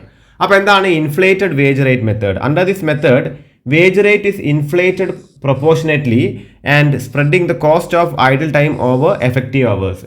അതായത് ഒരു വേജ് ഇൻഫ്ലേറ്റ് ചെയ്ത് കൊടുക്കുക, ഈ ഐഡിൽ ടൈം കൂടി ചേർത്തിട്ട്, വേസ്റ്റ് ആണല്ലോ അല്ലെങ്കിൽ പാഴായി പോകുന്ന സമയമാണല്ലോ, അതും കൂടി ചേർത്തിട്ട് ഒരു വേജ് സെറ്റാക്കുക. Okay, in this case direct labour cost per hour is increase to cover the cost of idle time. അപ്പോൾ ആദ്യമേ ഇത് ആൻറ്റിസിപ്പേറ്റ് ചെയ്ത് നോർമൽ ഐഡിൽ ടൈം ആൻറ്റിസിപ്പേറ്റ് ചെയ്തിട്ട് ഡയറക്റ്റ് ലേബർ കോസ്റ്റ് എന്ത് ചെയ്യുക, ഇൻഫ്ലേറ്റ് ചെയ്ത് കൊടുക്കുക. For example, a worker is paid for 10 hours at ₹2 per hour. If the idle time is 2 hours, production should be charged ₹2.5. അതായത് ഈ 2 hour ഐഡിൽ ടൈം വരികയാണെങ്കിൽ എന്ത് കൊടുക്കുക, അയാൾക്ക് ₹2.5 എന്ത് എടുക്കുക, ഇൻഫ്ലേറ്റഡ് ആയിട്ട് കൊടുക്കുക. അത് 8 മണിക്കൂർ അയാൾ വർക്ക് ചെയ്യുള്ളൂ, as per the hours of effective 8 hours work. Thus in this method cost of idle time is treated as direct labour cost. ഇവിടെ നോർമൽ ഐഡിൽ ടൈമിന് ഡയറക്റ്റ് ലേബർ കോസ്റ്റ് ആയിട്ടാണ് പരിഗണിക്കുന്നത്. ഇനി ഓവർ ഹെഡ് മെത്തേഡ് എങ്ങനെയാണെന്ന് നോക്കാം. Overhead method, under this method idle time is treated as works overhead and wages for effective hours should be charge to production as direct labour cost. അതായത് ഇവിടെ works overhead ആയിട്ട് indirect charge ആയിട്ടാണ് idle ഹെഡിനെ പരിഗണിക്കുന്നത്. ഇവിടെ direct ആയിട്ടാണ് പരിഗണിക്കുന്നതെങ്കിൽ ഇവിടെ ഇൻഡയറക്റ്റ് ആയിട്ടാണ് പരിഗണിക്കുന്നത്. ഓക്കെ, വർക്ക്സ് ഓവർ ഹെഡിൻ്റെ അണ്ടറിലാണ് ഐഡിൽ ടൈമിന് എഴുതുന്നത്. And wages for effective work should be charge to production as direct labour cost. അതായത് കൃത്യമായ എഫക്റ്റീവ് അവേഴ്സ് ഉണ്ട്, ഐഡിൽ ടൈം കുറച്ചിട്ടുള്ള അവേഴ്സ്, അതിനെ ഡയറക്റ്റ് ലേബർ കോസ്റ്റ് ആയിട്ട് ചാർജ് ചെയ്യാം. Taking the above example, ₹16 on effective 8 hours, that is 8 into 2 is treated as direct wages, and idle time wages ₹4, 2 into 2 is treated as factory overhead. ഇവിടെ ഈ പറയുന്ന ₹16 എന്തായിട്ട് എടുക്കുക, direct labour cost ആയിട്ട് എടുക്കുക. ബാക്കി ഇവിടെ ₹4 എന്തായിട്ട് എടുക്കുക, ഫാക്ടറി ഓവർ ഹെഡ് ആയിട്ട് എടുക്കുക. ഓക്കെ, ഓവർ ഹെഡ് മെത്തേഡിൽ in the former case entire amount ₹20 was treated as direct wages by inflating wage rate. അപ്പോൾ ഇൻഫ്ലേറ്റിംഗ് വേജ് റേറ്റിൽ നിന്നാണ് ആ ₹20 നമ്മൾ ഡയറക്റ്റ് ആയിട്ട് ലേബർ കോസ്റ്റിലേക്ക് എടുത്തു. ഇവിടെ എന്താണ് ₹16 എടുക്കുന്നുള്ളൂ. എഫക്റ്റീവ് ഹവേഴ്സിൻ്റെ റേറ്റ് മാത്രം ഡയറക്റ്റ് ലേബർ കോസ്റ്റിലേക്ക് എടുക്കുക. 2 hour വേസ്റ്റ് ആയി പോവുക, അല്ലെങ്കിൽ ഐഡിൽ ടൈം വരുന്നത് എന്ത് ചെയ്യുക, അത് ഇൻറ്റു 2 ₹4 ഫാക്ടറി ഓവർ ഹെഡിലേക്ക് മാറ്റുക. ഓക്കെ, അതാണ് ഓവർ ഹെഡ് മെത്തേഡ്. അടുത്തതായിട്ട് treatment of abnormal idle time. Abnormal idle ടൈമിന് എങ്ങനെയാണ് ട്രീറ്റ് ചെയ്യേണ്ടതെന്നാണ്. Being controllable, abnormal idle time cost should not form a part of cost of production. അതായത് അബ്നോർമൽ ഐഡിൽ ടൈം കൺട്രോൾ ചെയ്യാൻ പറ്റുന്നതാണ്, അതുകൊണ്ട് തന്നെ അതിൻ്റെ കോസ്റ്റ് ഓഫ് പ്രൊഡക്ഷനുമായിട്ട് എന്ത് ചെയ്യില്ല, ആഡ് ചെയ്യില്ല. Okay, it should B excluded from the cost. ഇത് കോസ്റ്റിൽ നിന്നും എന്താണ്, എക്സ്ക്ലൂഡ് ചെയ്യപ്പെടുന്നു. Okay, it is excluded from cost. Important point ആണ്, ശ്രദ്ധിക്കുക.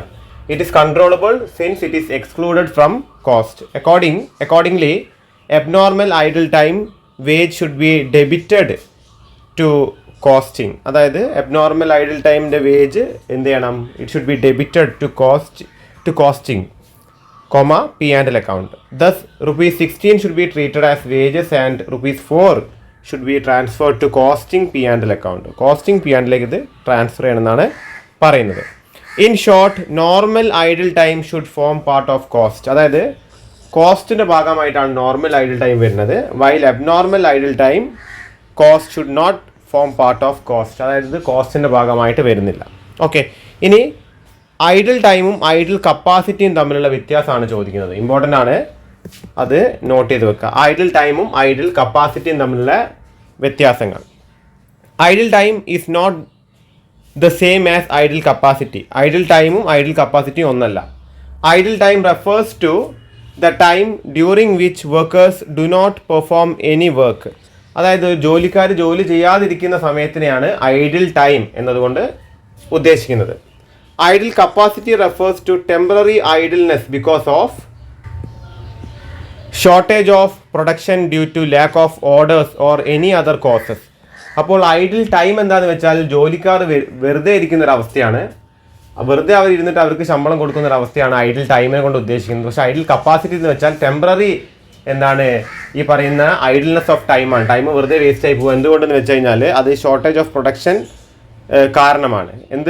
Due to lack of orders, കൃത്യമായ ഓർഡേഴ്സ് ലഭിക്കാത്തത് കൊണ്ടും അല്ലെങ്കിൽ മറ്റ് കാരണങ്ങൾ കൊണ്ടും എന്ത് ചെയ്യുക, ടെമ്പററി ആയിട്ട് സമയം വേസ്റ്റ് ആയി പോകുന്നതിൻ്റെ പേരാണ് ഐഡിൽ കപ്പാസിറ്റി എന്ന് വെച്ചാൽ. It is temporary loss or lower production due to non utilisation of the capacity to produce. അതായത് ഇതൊരു ടെമ്പററി ലോസ് ആണ് അല്ലെങ്കിൽ ലോവർ പ്രൊഡക്ഷൻ ആണ്. എന്ത് കാരണത്താൽ? Due to non utilisation of the capacity to produce. അതായത് ഫുൾ കപ്പാസിറ്റിയിൽ യൂട്ടിലൈസ് ചെയ്യാൻ സാധിക്കാതെ വരാം. അതായത് ഒരു സ്ഥാപനത്തിന് 100 യൂണിറ്റ് പ്രൊഡക്റ്റ് പ്രൊഡ്യൂസ് ചെയ്യാനുള്ള കപ്പാസിറ്റി ഉണ്ട്, പക്ഷെ അവർക്ക് ഓർഡേഴ്സ് കൃത്യമായിട്ട് വരാത്തത് കൊണ്ട് അവരാകെ 50 യൂണിറ്റേ പ്രൊഡ്യൂസ് ചെയ്യുന്നുള്ളൂ. അപ്പോൾ അതൊരു ടെമ്പററി എന്താണ് ഐഡിൽനെസ് ആണ്. ഓക്കെ, അപ്പോൾ അതാണ് ഐഡിൽ ടൈമും ഐഡിൽ കപ്പാസിറ്റി തമ്മിലുള്ള വ്യത്യാസം. ഐഡിൽ ടൈം എന്ന് വെച്ച് കഴിഞ്ഞാൽ ജോലിക്കാർ വെറുതെ ഇരുന്ന് ഒരു ടൈമാണ്. അപ്പോൾ എന്താണ് അത് അധികം പെർമനൻ്റ് ആണ്. കാര്യം എന്താണ്, ഇപ്പോൾ പറയുകയാണെങ്കിൽ നമ്മൾ നോർമൽ ഐഡിൽ ടൈമിൽ ഒരു ജോലിക്കാരൻ പഞ്ച് ചെയ്തിട്ടോ അല്ലെങ്കിൽ അറ്റൻഡൻസിൽ ഒപ്പിട്ടിട്ടോ ഫാക്ടറിയിൽ എത്തുന്ന സമയം അത് പെർമനൻ്റ് ആണ്. കാര്യം അത് മാറ്റിയെടുക്കണമെങ്കിൽ എന്താണ് സ്ഥാപനം അതിൻ്റെ സംവിധാനങ്ങളിൽ അല്ലെങ്കിൽ സിസ്റ്റത്തിൽ ഒരുപാട് മാറ്റങ്ങൾ വരുത്തണം. പക്ഷേ ഈ ഐഡിൽ കപ്പാസിറ്റി എന്ന് വെച്ചാൽ പെട്ടെന്ന് കുറച്ച് ഓർഡറൊക്കെ കുറഞ്ഞു കഴിഞ്ഞാൽ ഫുൾ കപ്പാസിറ്റിയിൽ പ്രൊഡക്ഷൻ നടക്കില്ല. അപ്പോൾ ചില ഐഡിൽനെസ് വരും. അതാണ് എന്ത് ഐഡിൽ കപ്പാസിറ്റി എന്ന് വെച്ച് കഴിഞ്ഞാൽ. Okay, the main reasons for idle time include tea breaks, personal needs, power failure, machine breakdowns, etc. The major causes of idle capacity include technological obsolescence, wrong demand estimates, economic depression, non-availability of technical skills, etc.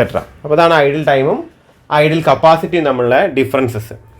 ഇനി അടുത്തത് over time എന്താണെന്നുള്ളതാണ്. അപ്പോൾ idle time കണ്ടു നമ്മൾ. ഇനി ഓവർ ടൈമാണ്. In every organisation normal working hours per day and per week should be fixed. അതായത് എല്ലാ സ്ഥാപനങ്ങളിലും ഒരു ദിവസം എന്താണ് 8 മണിക്കൂറോ 9 മണിക്കൂറോ 10 മണിക്കൂറോ ഉണ്ടാവും.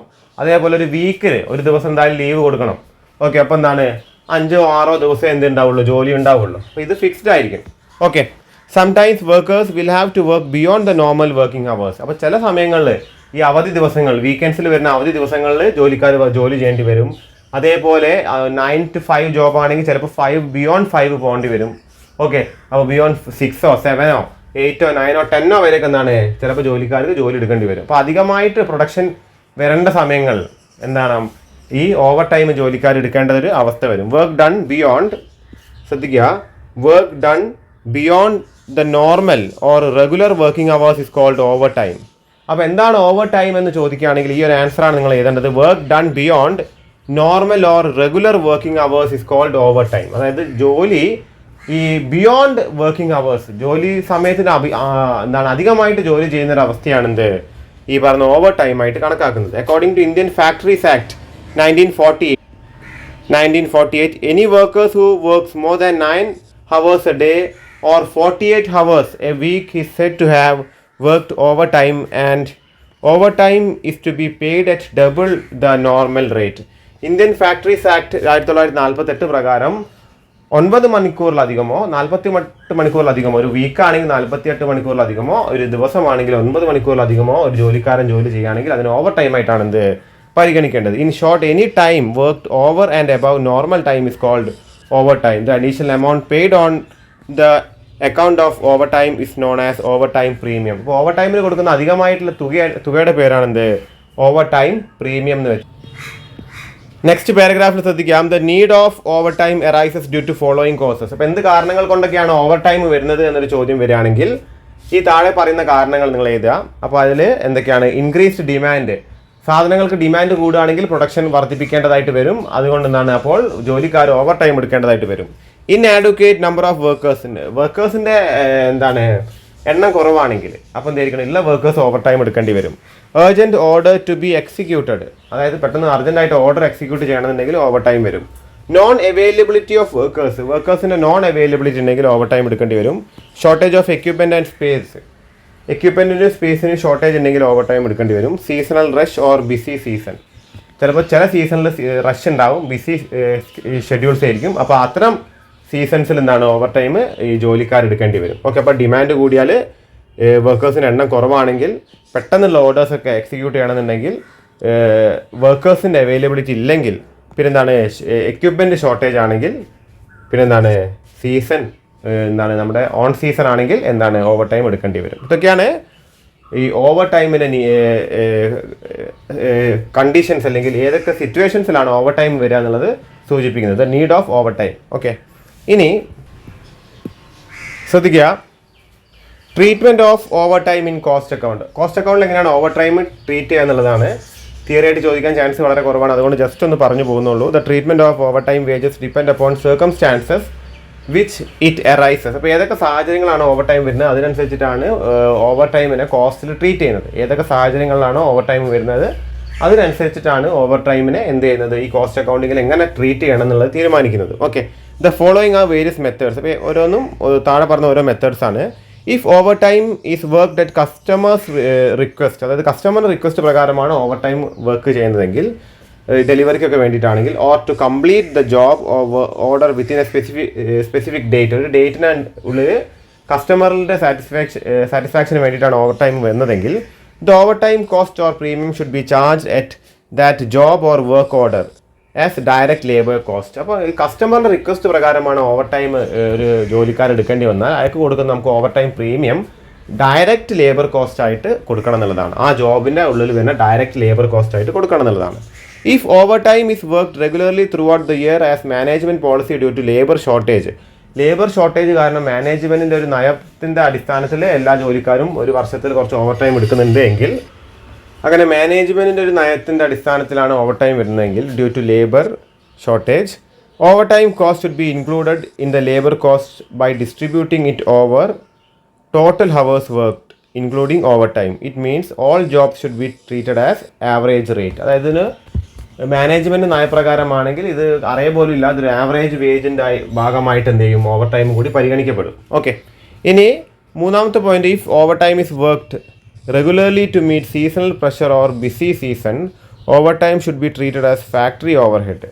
അതായത് ഒരു ബിസി സീസണിൻ്റെ ഭാഗമായിട്ടൊക്കെയാണ് ഓവർ ടൈം എടുക്കുന്നതെങ്കിൽ അത് ഫാക്ടറി ഓവർ ഹെഡിൻ്റെ ഭാഗമായിട്ടാണ് വരിക. Okay, not direct labour cost. അപ്പോൾ അത്തരം കണ്ടീഷൻ ആണെങ്കിൽ അത് ഡയറക്റ്റ് ലേബർ കോസ്റ്റിൻ്റെ ഭാഗമായിട്ടല്ല വരിക.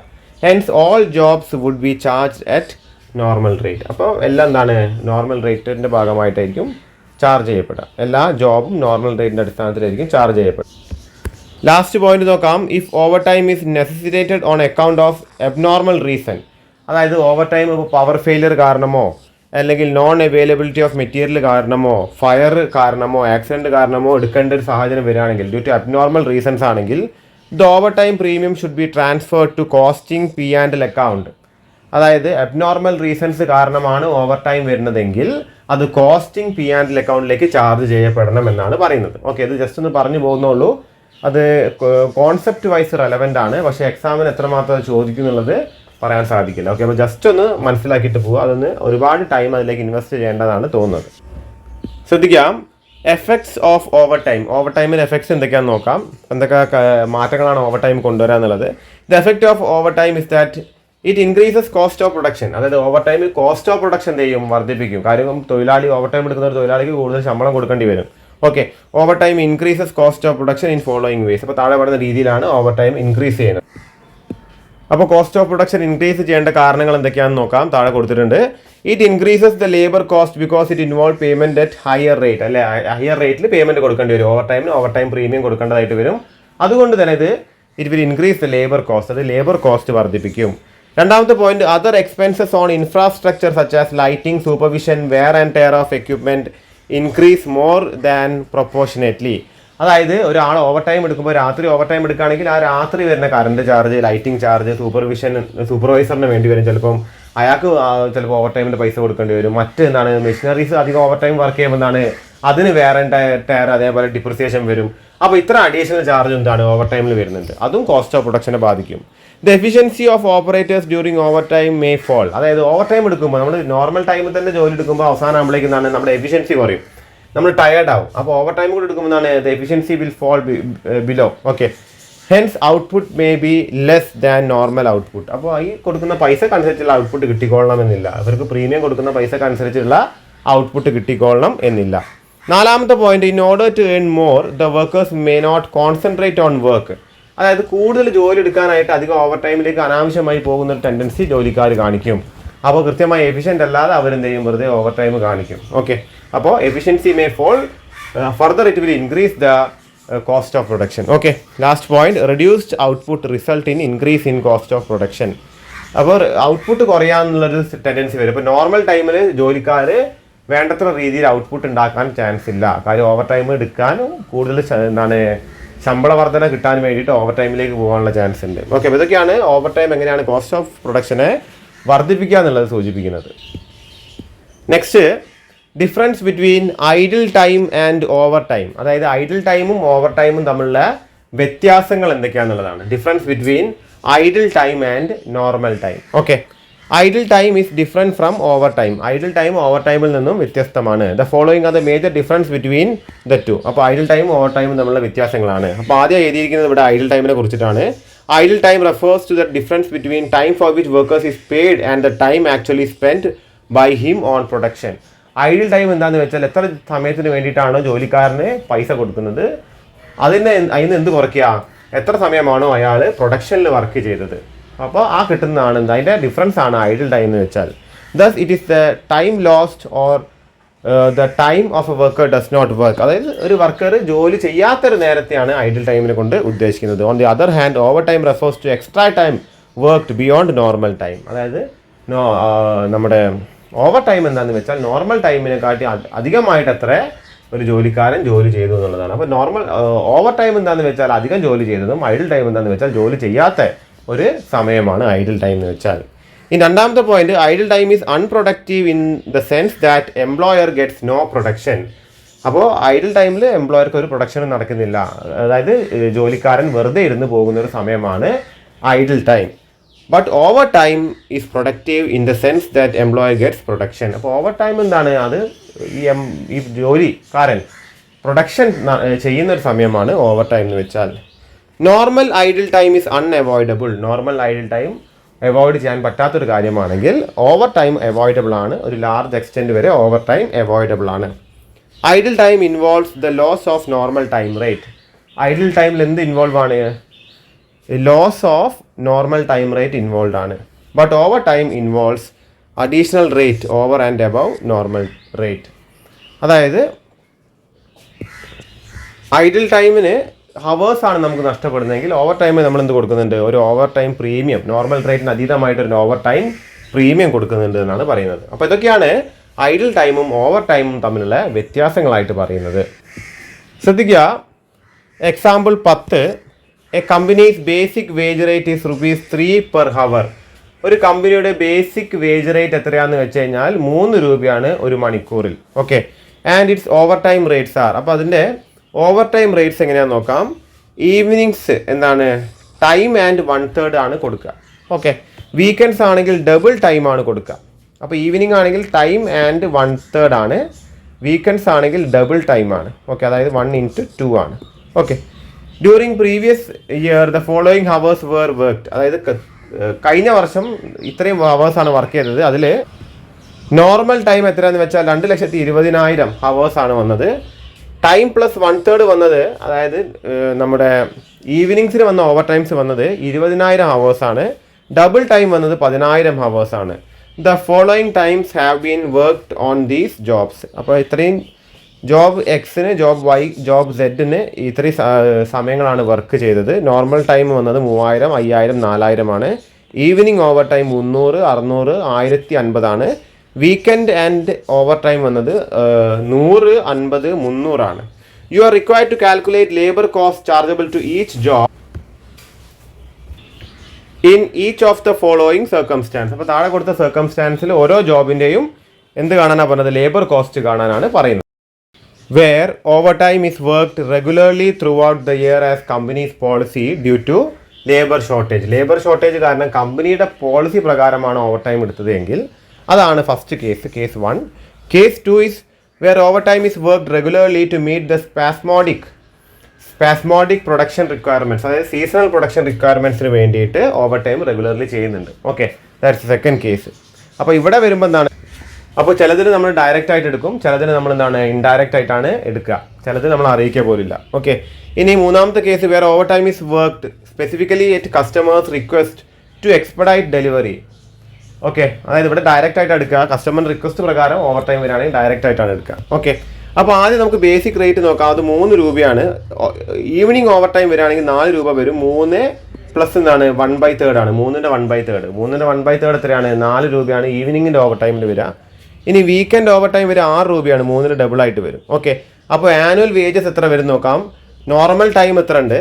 2,20,000. അതിന് 3 കൊണ്ട് മൾട്ടിപ്ലൈ ചെയ്താൽ 6,60,000 ആണ് നോർമൽ വേജ് കൊടുത്തിട്ടുണ്ടാവുക ഒരു വർഷം. ഇനി ഈവനിങ് ഓവർ ടൈം അത് 20,000 അവേഴ്സ് വന്നിട്ടുണ്ട്. അതിൻ്റെ കൂടെ 4 കൊണ്ട് മൾട്ടിപ്ലൈ ചെയ്താൽ 80,000 രൂപയാണ് ഈവനിങ് ഓവർ ടൈം കൊടുത്തിട്ടുണ്ടാവുക. ഇനി വീക്കെൻഡ് ഓവർ ടൈം 10,000 ആണ് എന്ന് വന്നിരിക്കുന്നത്.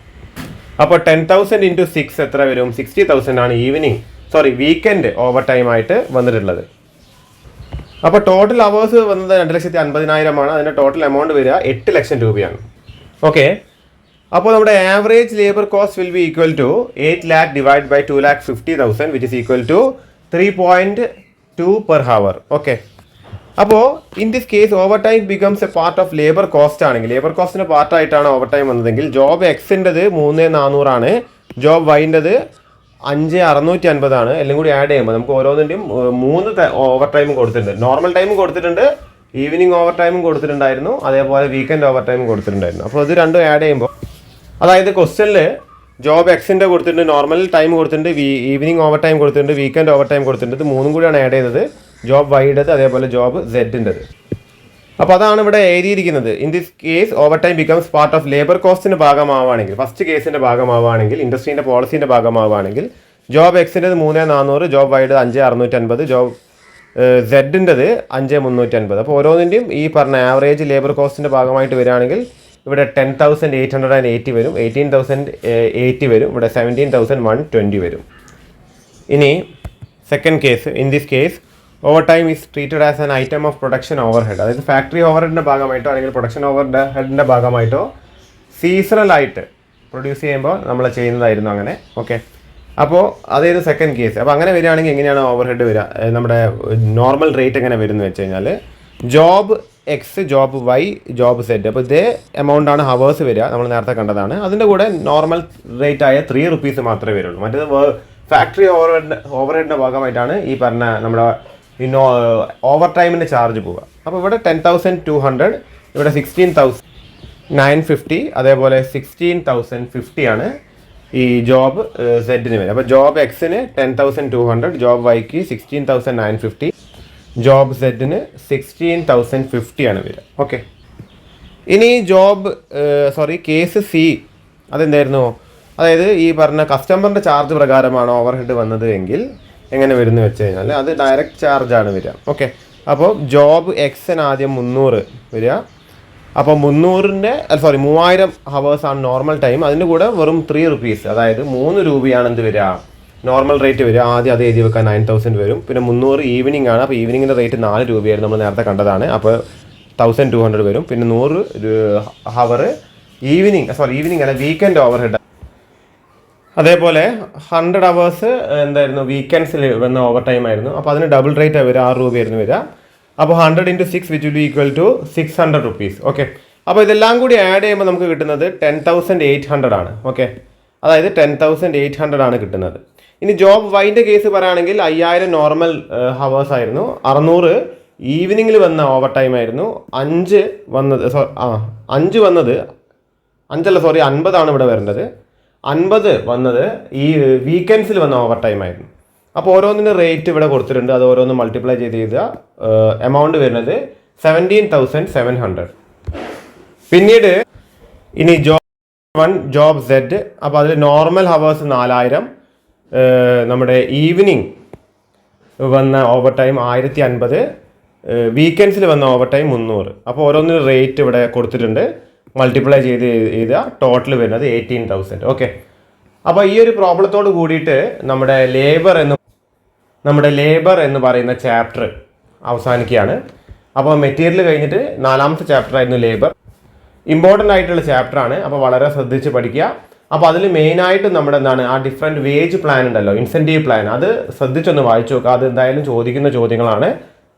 അപ്പോൾ അടുത്തത് 5ാമത്തെ ചാപ്റ്ററാണ് നമുക്കിനി എടുക്കാനായിട്ടുള്ളത്, ഓവർ ഹെഡ്സ്. അപ്പോൾ അത് നമുക്ക് അടുത്ത ക്ലാസ് സെഷനിൽ നോക്കാം.